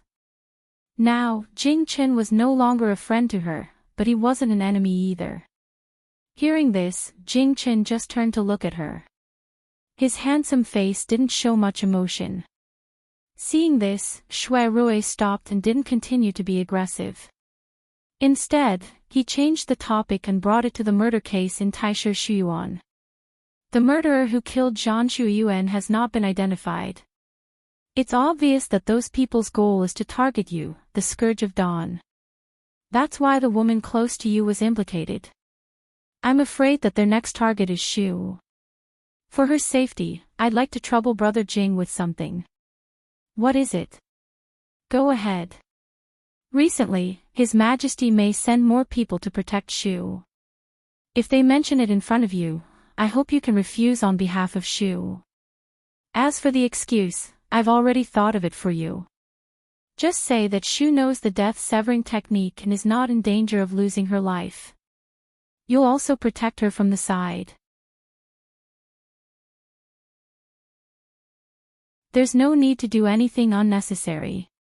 Originally, this wasn't what Shui Rui wanted to ask Jing Chen to cooperate with. Once Zhan Shuyuan died, he was afraid that the emperor would disregard Yushu's life and arrange the marriage between Jing Chen and her ahead of time, using her to lose her life first. That was why he originally wanted to remind Jing Chen not to agree to their marriage and delay it. But now, the situation had taken a turn for the better. Yushu's performance at the Aquatic and Continent Conference had caused Emperor Zhao Qing to reevaluate her weight. A title bestowed by the emperor spoke volumes. They wouldn't be in a hurry to send Yushu to her death. On the contrary, they would send more people to protect her. I don't understand. Jing Chen frowned. Why did you refuse? Yushu also didn't understand why Shui Rui was doing this. Wasn't it a good thing to have more people to protect her life? But she didn't question it. She believed that Shui Rui must have his reasons for making such a request. Shui Rui quickly gave this reason. Historically, the Emperor of Duan Kingdom has a group of secretive personal guards that follow and protect the Emperor. They are not dispatched by the military, and there are only a few dozen of them. But in terms of martial arts, there are many people who can compete with Brother Jing. They are also very good at hiding, and they are loyal. So since the founding of Duan Kingdom, although there have been many assassinations, there has never been a successful assassination. If my guess is correct, the Emperor will send more people to protect Shu in secret this time. He will definitely choose people from these personal guards. As Shui Rui spoke, he glanced at Yushu and said, if you don't want people to watch you when you eat, sleep, or go to the toilet and report your every move to the Emperor, it's best to refuse. Yushu had too many secrets. If any one of them was leaked, it would be enough for her to lose her head. These personal guards were not protective talismans for her, but talismans that would lead to her death. Yushu's expression changed. She unconsciously changed her posture and looked at Jing Chen. Her expression clearly showed resistance. Jing Chen lowered his head and thought for a moment. He said, okay, I will pay attention. Regardless of whether the Emperor and the Great Advisor mention it to me, once I find that there are masters around her monitoring, I will come out to stop them. It better be so. Shui Rui said this and turned to Yushu and said, don't you have something to tell Brother Jing? Yushu didn't expect that it would be her turn so soon. She took a deep breath and looked at Jing Chen, who had been deceived for more than a decade. She couldn't help but feel pity in her heart. She unconsciously lowered her voice.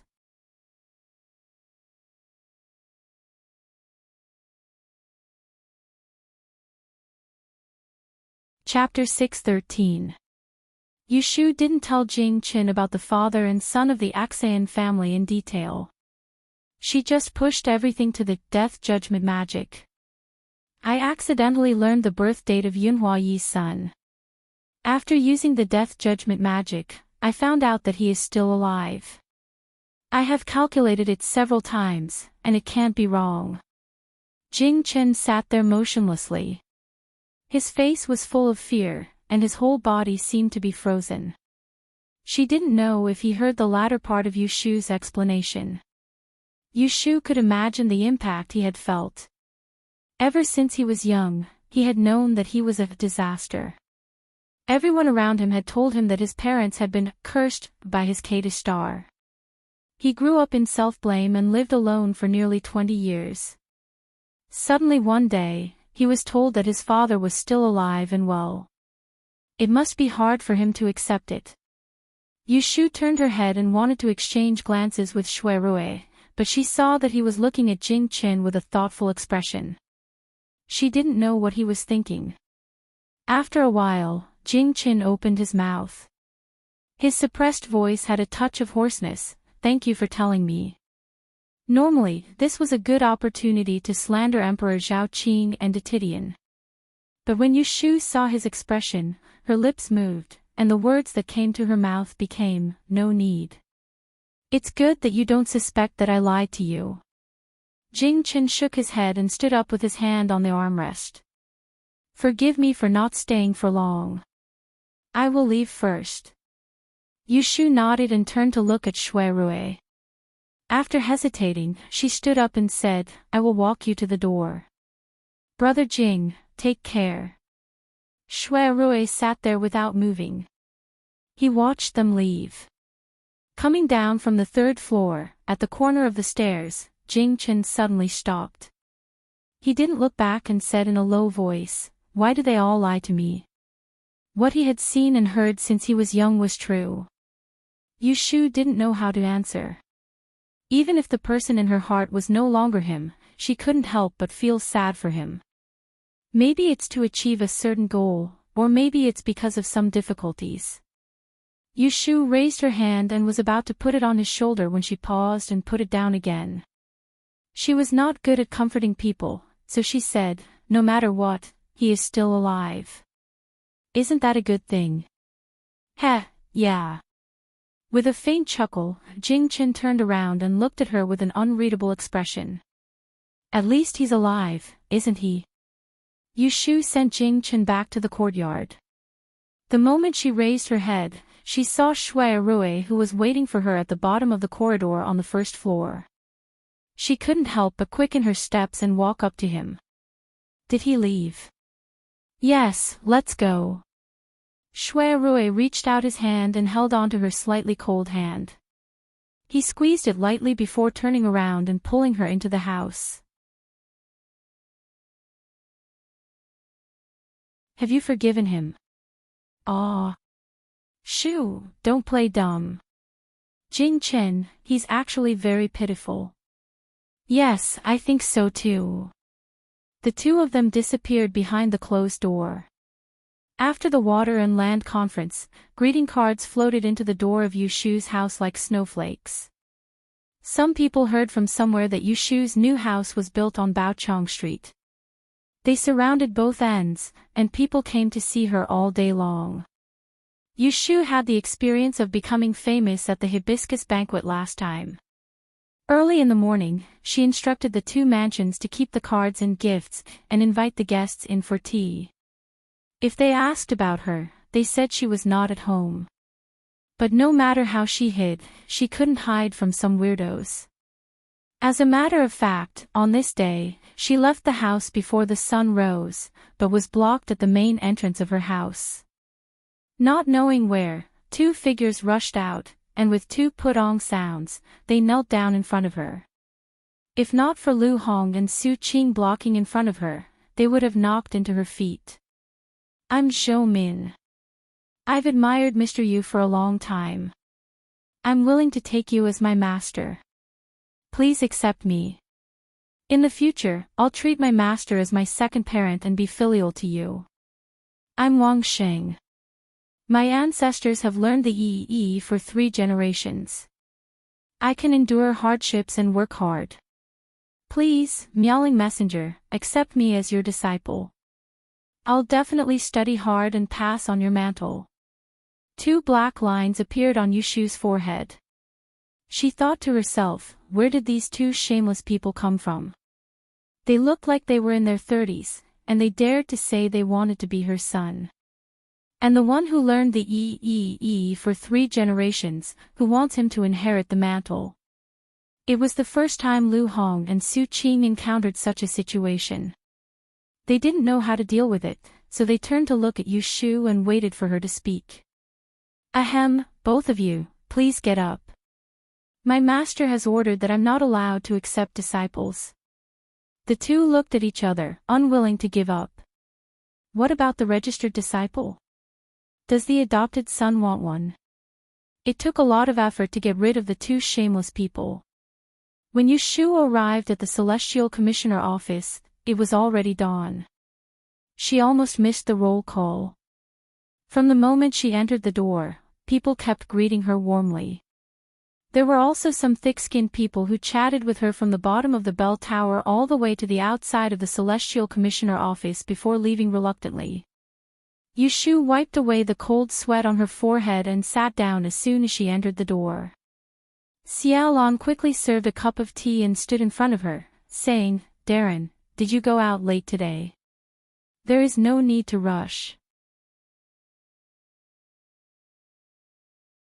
Next time, if you come late and don't have the time to order, this lowly official will go and greet my classmates from the secretariat.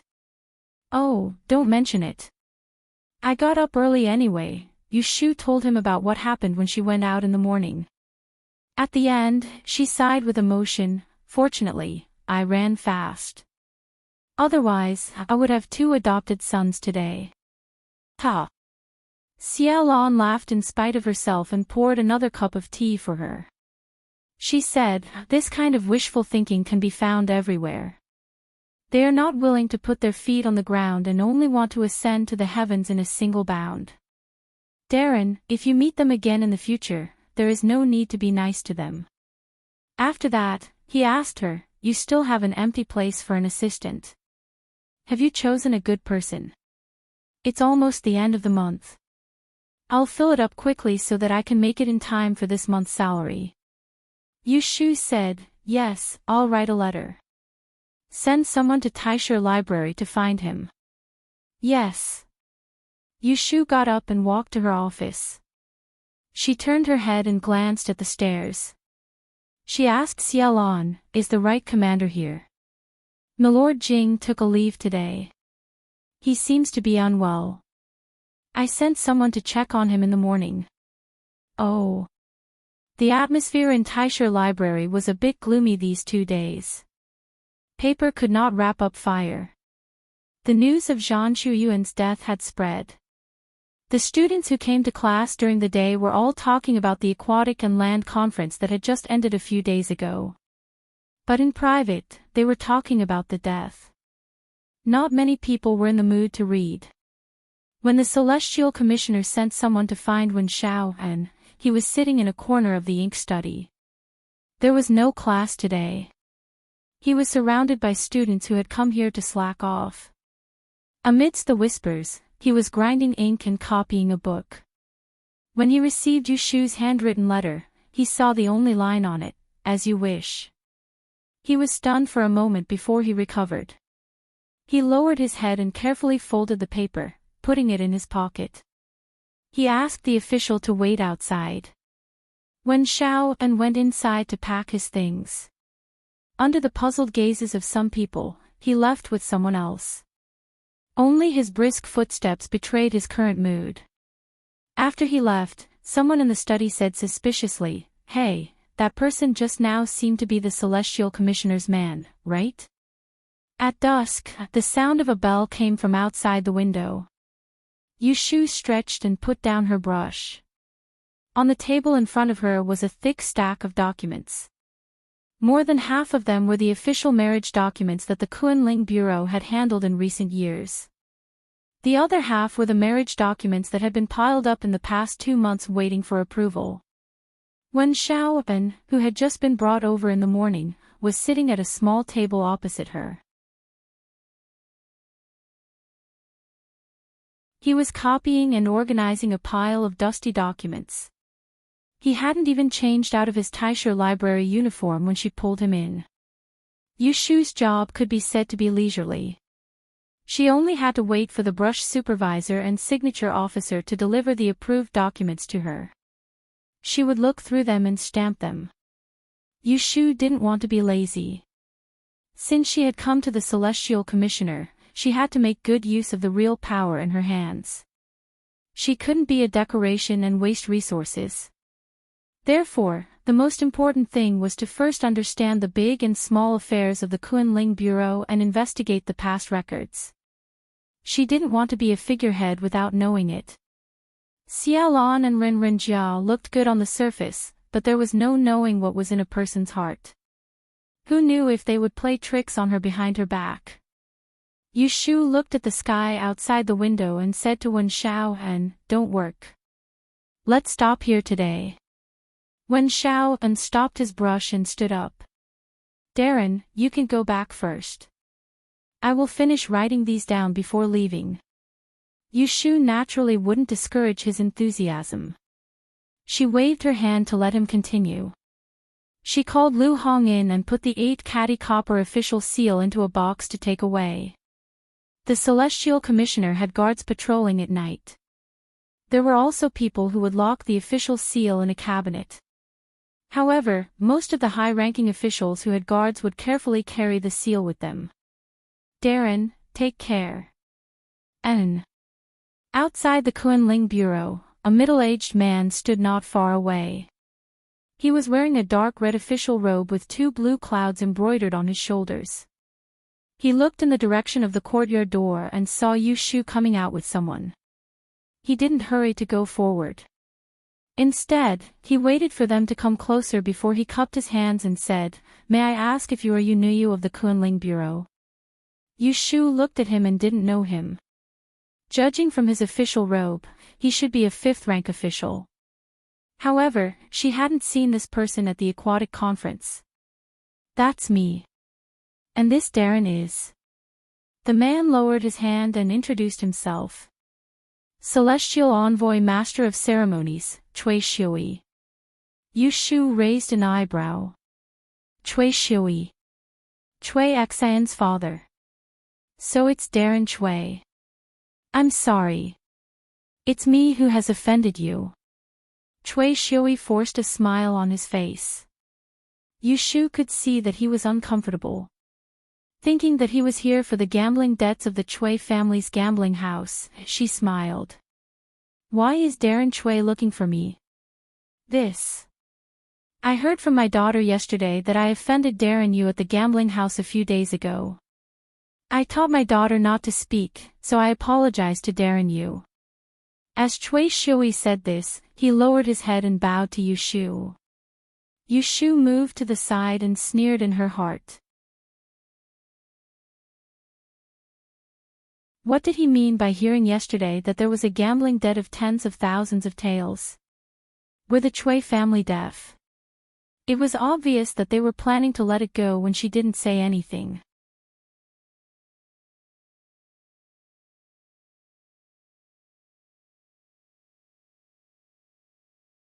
Chapter 6:14. It wasn't much different from the analysis that Shui Rui had given her earlier. Cui Shui didn't look for her today for the sake of denying it, and he'd instead come to apologize and plead for leniency. 60,000 taels of silver was not a small sum. The first branch of the Cui family had to rely on the second branch, so they could not take out this sum of money to make up for it. That day at the gambling house, Cui Xian had impulsively stopped Yushu and Jiang Mia from leaving. It was not because she wanted to renege on the bet, but because she knew her second uncle's character. Even if this debt was placed on the head of the first branch, the public would not forgive it. Aristocratic families wanted face, but it was Cui Shui who held the position of Celestial Commissioner, not Cui Min. The first branch would lose face, but the second branch would have to compensate. "Official Yu, please don't misunderstand. The Cui family will definitely repay this debt. It's just that the amount is too large, so we won't be able to collect it in a short time. Could official you please wait for a few more days and allow my family to take a breather? Cui Shui looked like an honest person and did not complain in front of Yu Shu. He almost bluntly told her that the money was not enough and she had to pay it back slowly. After listening to Shui Rui's advice, Yu Shu did not intend to make things difficult for him. While Cui Shui was feeling uneasy, her expression softened and she said, "It's said that the aristocratic families of the 12 prefectures are rich and powerful, but I think every family has its own difficulties. Never mind, official Cui and I are both officials in the prison. Since you have spoken, I will not make things difficult for you. When you have enough money, you can pay it back." She paused and then said, "Although your daughter gave me an IOU for 60,000 taels of silver, I took some away from the gambling house that day. Official Cui just needs to pay me 40,000 taels at that time." Since she wanted to do a favor, she could not be too stingy. "What, you're asking her why she did not simply forget this gambling debt? What a joke, that little girl Cui Axian dared to plot against her at the Hibiscus Gentleman's Banquet. If she did not take this opportunity to teach her a lesson, she would think that you, was someone who could be easily offended." Cui Shui breathed a sigh of relief and raised a hand to thank her. "I will bring my daughter to visit another day to apologize." When they returned to Wangji Tower for dinner that night, Yu Shu told Shui Rui about this matter. The latter smiled and said, "Cui Shui is indeed sensible. Otherwise, such an honest person would not be able to squeeze into the Celestial Commissioner's office." Yu Shu felt that there was a hidden meaning in his words, so she looked a little puzzled.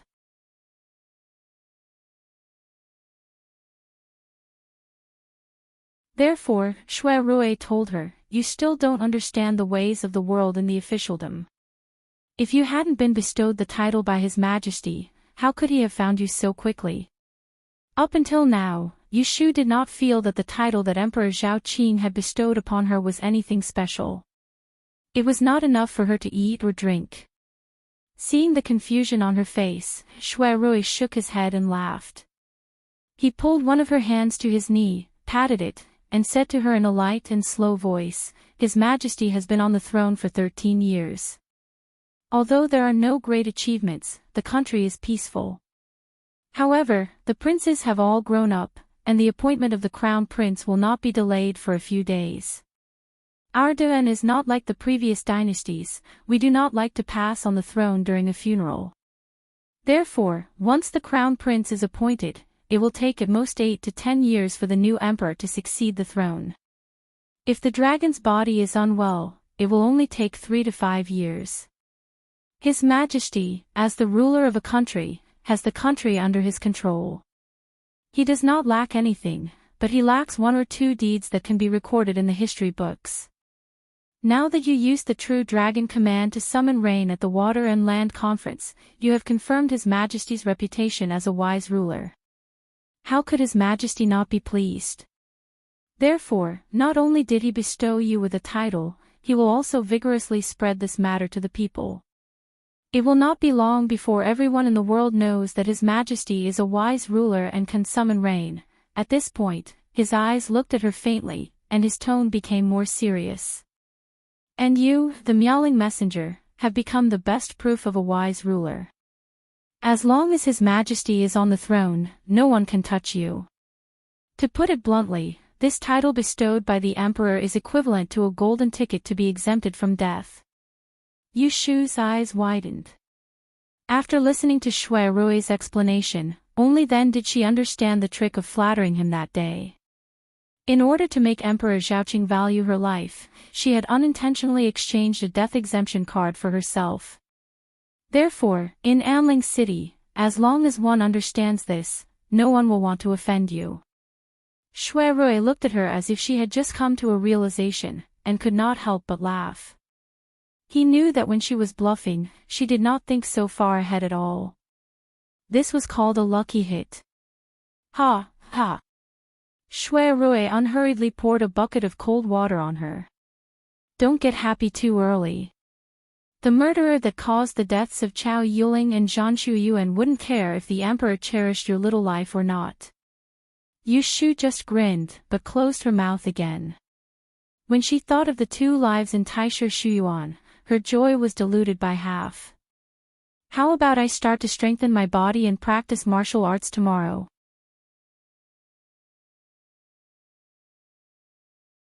If I really meet a bad person, I will have the power to fight back. Yu Shu seriously suggested. Jing Chen's martial arts are first class, but he was also killed on the way to the capital. Do you think you can be better than him if you start to practice martial arts now? Shui Rui laughed at her whimsical idea. Forget it, it is better to do some fortune-telling to be safe. Seeing her hesitation, Shui Rui did not continue to attack her. His expression relaxed, he rubbed her soft fingers and whispered. I am here, what are you afraid of? No matter how cunning and vicious the murderer behind the scenes was, he would find them sooner or later and give her peace of mind. 3 days after the Land and Water Conference, the Japanese who were thrown into the prison for interrogation finally found out the truth under the joint interrogation of the Supreme Court, the Ministry of Justice, and the Swan Temple. Not only was the trick of Nbakue's resurrection fake, but the rain that Ida Maki summoned was also a trick. As for why the Japanese wanted to trick the Diaoyu Island from the hands of the Duan dynasty, there was also an answer. Guo Huaiyan stood in front of Emperor Zhao Qing and reported respectfully, the Diaoyu Island is close to Ryukyu country, and there are flat beaches along the island that are convenient for ships to dock. The Japanese General Ashikaga is ambitious and built a large ship with water cannons, intending to attack Ryukyu. According to the records of the Swan Temple, Ryukyu used to belong to the Japanese in the previous dynasty, so they came up with a trick and disguised themselves as 2 yin-yang masters to borrow land from the Duan dynasty. The left and right ministers were listening quietly at the side. Emperor Zhao Qing sat behind the dragon table, his face gloomy, and his eyes flickered. But to rule a small place, a mere warrior dares to have such ambition. Does he really think that I am old and muddle-headed? Shui Lingnan and Yin Tianho lowered their heads. Hearing the emperor's words, they did not know if he was talking about the Japanese general or someone else. Come, summon the Duke of Xianjing, Yao Ying, the Defender General of the State Feng Yuan, the Assistant Minister of the Ministry of War, and the others to the Hall of Announcing Government for discussion. Emperor Zhao Qing obviously did not intend to take this lying down. He immediately summoned a group of ministers to the palace to discuss how to deal with the Japanese. At the same time, Yu Shu, who was sent to the gate by Shui Rui, saw the steward sent by Lu Ten as soon as she entered the house.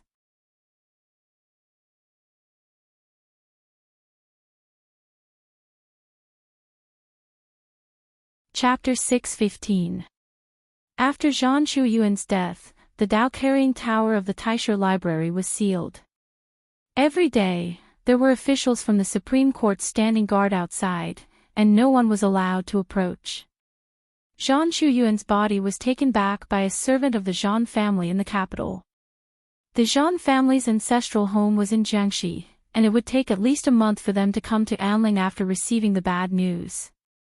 According to the coroner's autopsy, Zhang Shuyuan died in the early morning of the 15th of July. The murder weapon was a rope, and near the well where her body was thrown, Jing Chen's scholar's lot had fallen.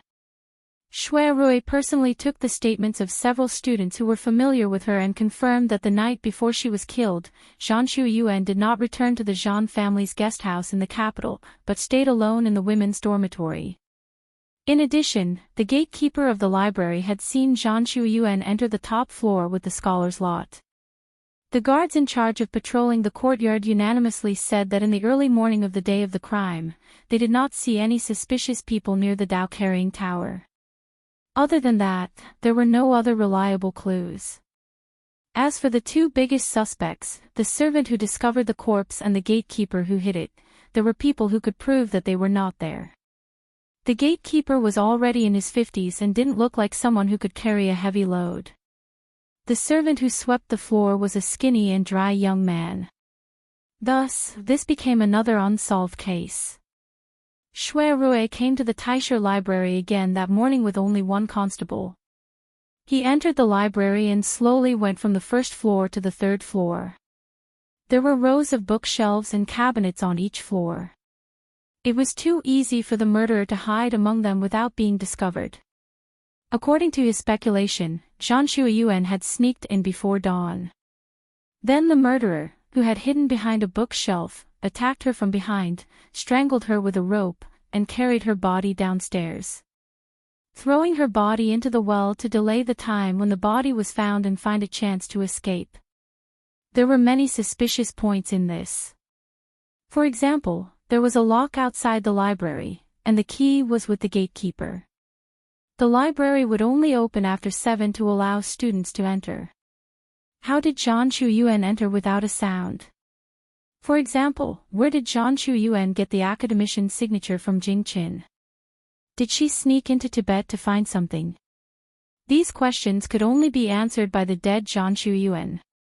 However, Shui Rui knew. It was the same as how Chao Yuling was killed. Zhang Shuiyuan was also lured to the crime scene by the murderer or his accomplice, and then kill them. In these two cases, the murderer was frighteningly cautious, and there were no witnesses.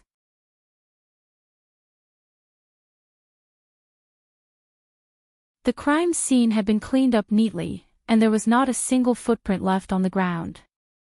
He could not find out what Zhang Shuiyuan was looking for before he died. Therefore, Shui Rui was sure that the academician's stick that fell by the well was not left behind by the murderer when he was moving the body. Instead, it was a clue that the murderer deliberately left behind, and it pointed to Jing Qin.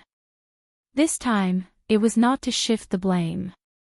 The murderer's intention was to tell those who knew that he was killing because of the great calamity. Once the emperor heard of such a secretive method, it was impossible for him not to be anxious. The biggest possibility was that he would arrange the marriage between Jing Qin and Yu Shu as soon as possible. In this way, Yu Shu would be completely exposed. Cautious, smart, and confident. Shui Rui tried to figure out the characteristics of the murderer, and a vague image appeared in his mind. His eyes kept flashing, and he was actually a little excited. It was said that meeting one's match is a happy thing in life. For him, meeting a smart and cunning murderer was also rare. "Sir, did you find anything else?" the constable asked expectantly. Because of this case, the few of them had not been able to sleep well for several days. Shui Rui stood by the window on the third floor and looked down. He just happened to see the well. He turned his head and said to his subordinate, "This place has been checked inside and out. There is no other suspicious place. Tomorrow, remove the ban. There is no need to send people to guard it." Yes. Shui Rui turned back and swept his eyes across the mountains of books in front of him. His eyes turned black, and he thought to himself, "You hide well, wait for me to catch you." Yu Shu went to the newly built Jing Wangfu and saw Lu Tan there. She originally thought that Lu Tan found an excuse to rope in her, the meowing messenger. Who knew that he really wanted her to look at the mansion? From the beginning to the end, it was all about geomancy, and there was no other topic. Yu Shu did not come in vain. Jing Wangfu's geomancy was definitely good. The Ministry of Works provided manpower, and the Celestial Commissioner sent 2 grade masters who were proficient in geomancy to participate in the design of the mansion's geomancy. It was a standard mansion, not bad at all. During this trip, she looked at the big and small courtyards. With Lu Tan's explanation, it was effortless for her to secretly learn a thing or two. Of course, Lu Tan only took her to see the layout of the outer courtyard. He wouldn't let her enter the inner courtyard. "Lianfang, what do you think of the construction of Ben Wang's Jing Wangfu?" "Wang Yi asked me to come here, but I am embarrassed. In terms of arithmetic, there are not many in Anling City who can compare to me. But in terms of geomancy, I am not even good enough to carry the shoes of the masters." Yushu shook her head self-deprecatingly. Ever since that incident on Chinese Valentine's Day, she didn't pretend to be so distant and polite in front of Lu Tan. After all, he was her best friend's future husband. As long as Lu Tan didn't try to recruit her as a younger brother, there was no harm in being polite. Lu Tan smiled slightly, but your ability to call the wind and summon the rain, no one in the world can do that. You can't say it like that, there's still my Shifu. Your Shifu is probably an immortal, how can he be compared to mortals? Yushu didn't have the patience to flatter anyone and said, Wang Yi has been recuperating on Mount Longhu, how many old immortals have you seen? I've often heard people say that the old spiritual masters of that sect, some have lived for hundreds of years. Lu Tan shook his head, how can there be hundreds of years? The oldest elder of the sect only passed his 99th birthday last year. Yushu really wanted to ask him about what happened on Mount Longhu, but she was afraid that Lu Tan would sense something, so she changed the topic. The two chatted for a while, and a servant came over to whisper something. Lu Tan's expression changed, and he turned to Yushu and said apologetically, I originally wanted to invite cousin to have lunch with you and taste the live fish sent from the south this morning, but there is an urgent matter, so Ben Wang has to go out. Yushu tactfully said, Wang Yi, if you have something to do, you can go. I'll go back now. Zhuo Degu is investigating a case, so he probably won't have time to eat and drink with us. She took her leave. Lu Tan wanted to personally see her off, but Yushu refused and was sent out by the steward. As soon as she left, Lu Tan frowned and turned to ask the servant, tell me what happened just now again. The servant lowered his head and said, someone saw the 11th prince in a Chu compound on Qinyuan Street last night. Lu Tan's expression was uncertain. In the case of the headless imperial envoy, Louis had lost to Ning Wang's craftiness and had been driven out of the capital by Emperor Zhao Qing in a fit of anger. It had only been a few days, and he had come back in defiance of the imperial edict. As for Ning Wang, he was probably still, obediently, facing the wall in Ning Wang Fu. Master. Send someone to invite Sir Situ over from the compound. Yes. Then send someone to Qinyuan Street to keep watch and confirm. You're tuning in to the LoveLore Library YouTube channel. We're so grateful for your support and don't forget to subscribe to join us on this incredible journey through captivating stories. Your generosity through donations truly makes a world of difference, as it's the primary source of revenue that allows me to expand and enhance this channel for you. Thank you from the bottom of my heart for being a part of this adventure.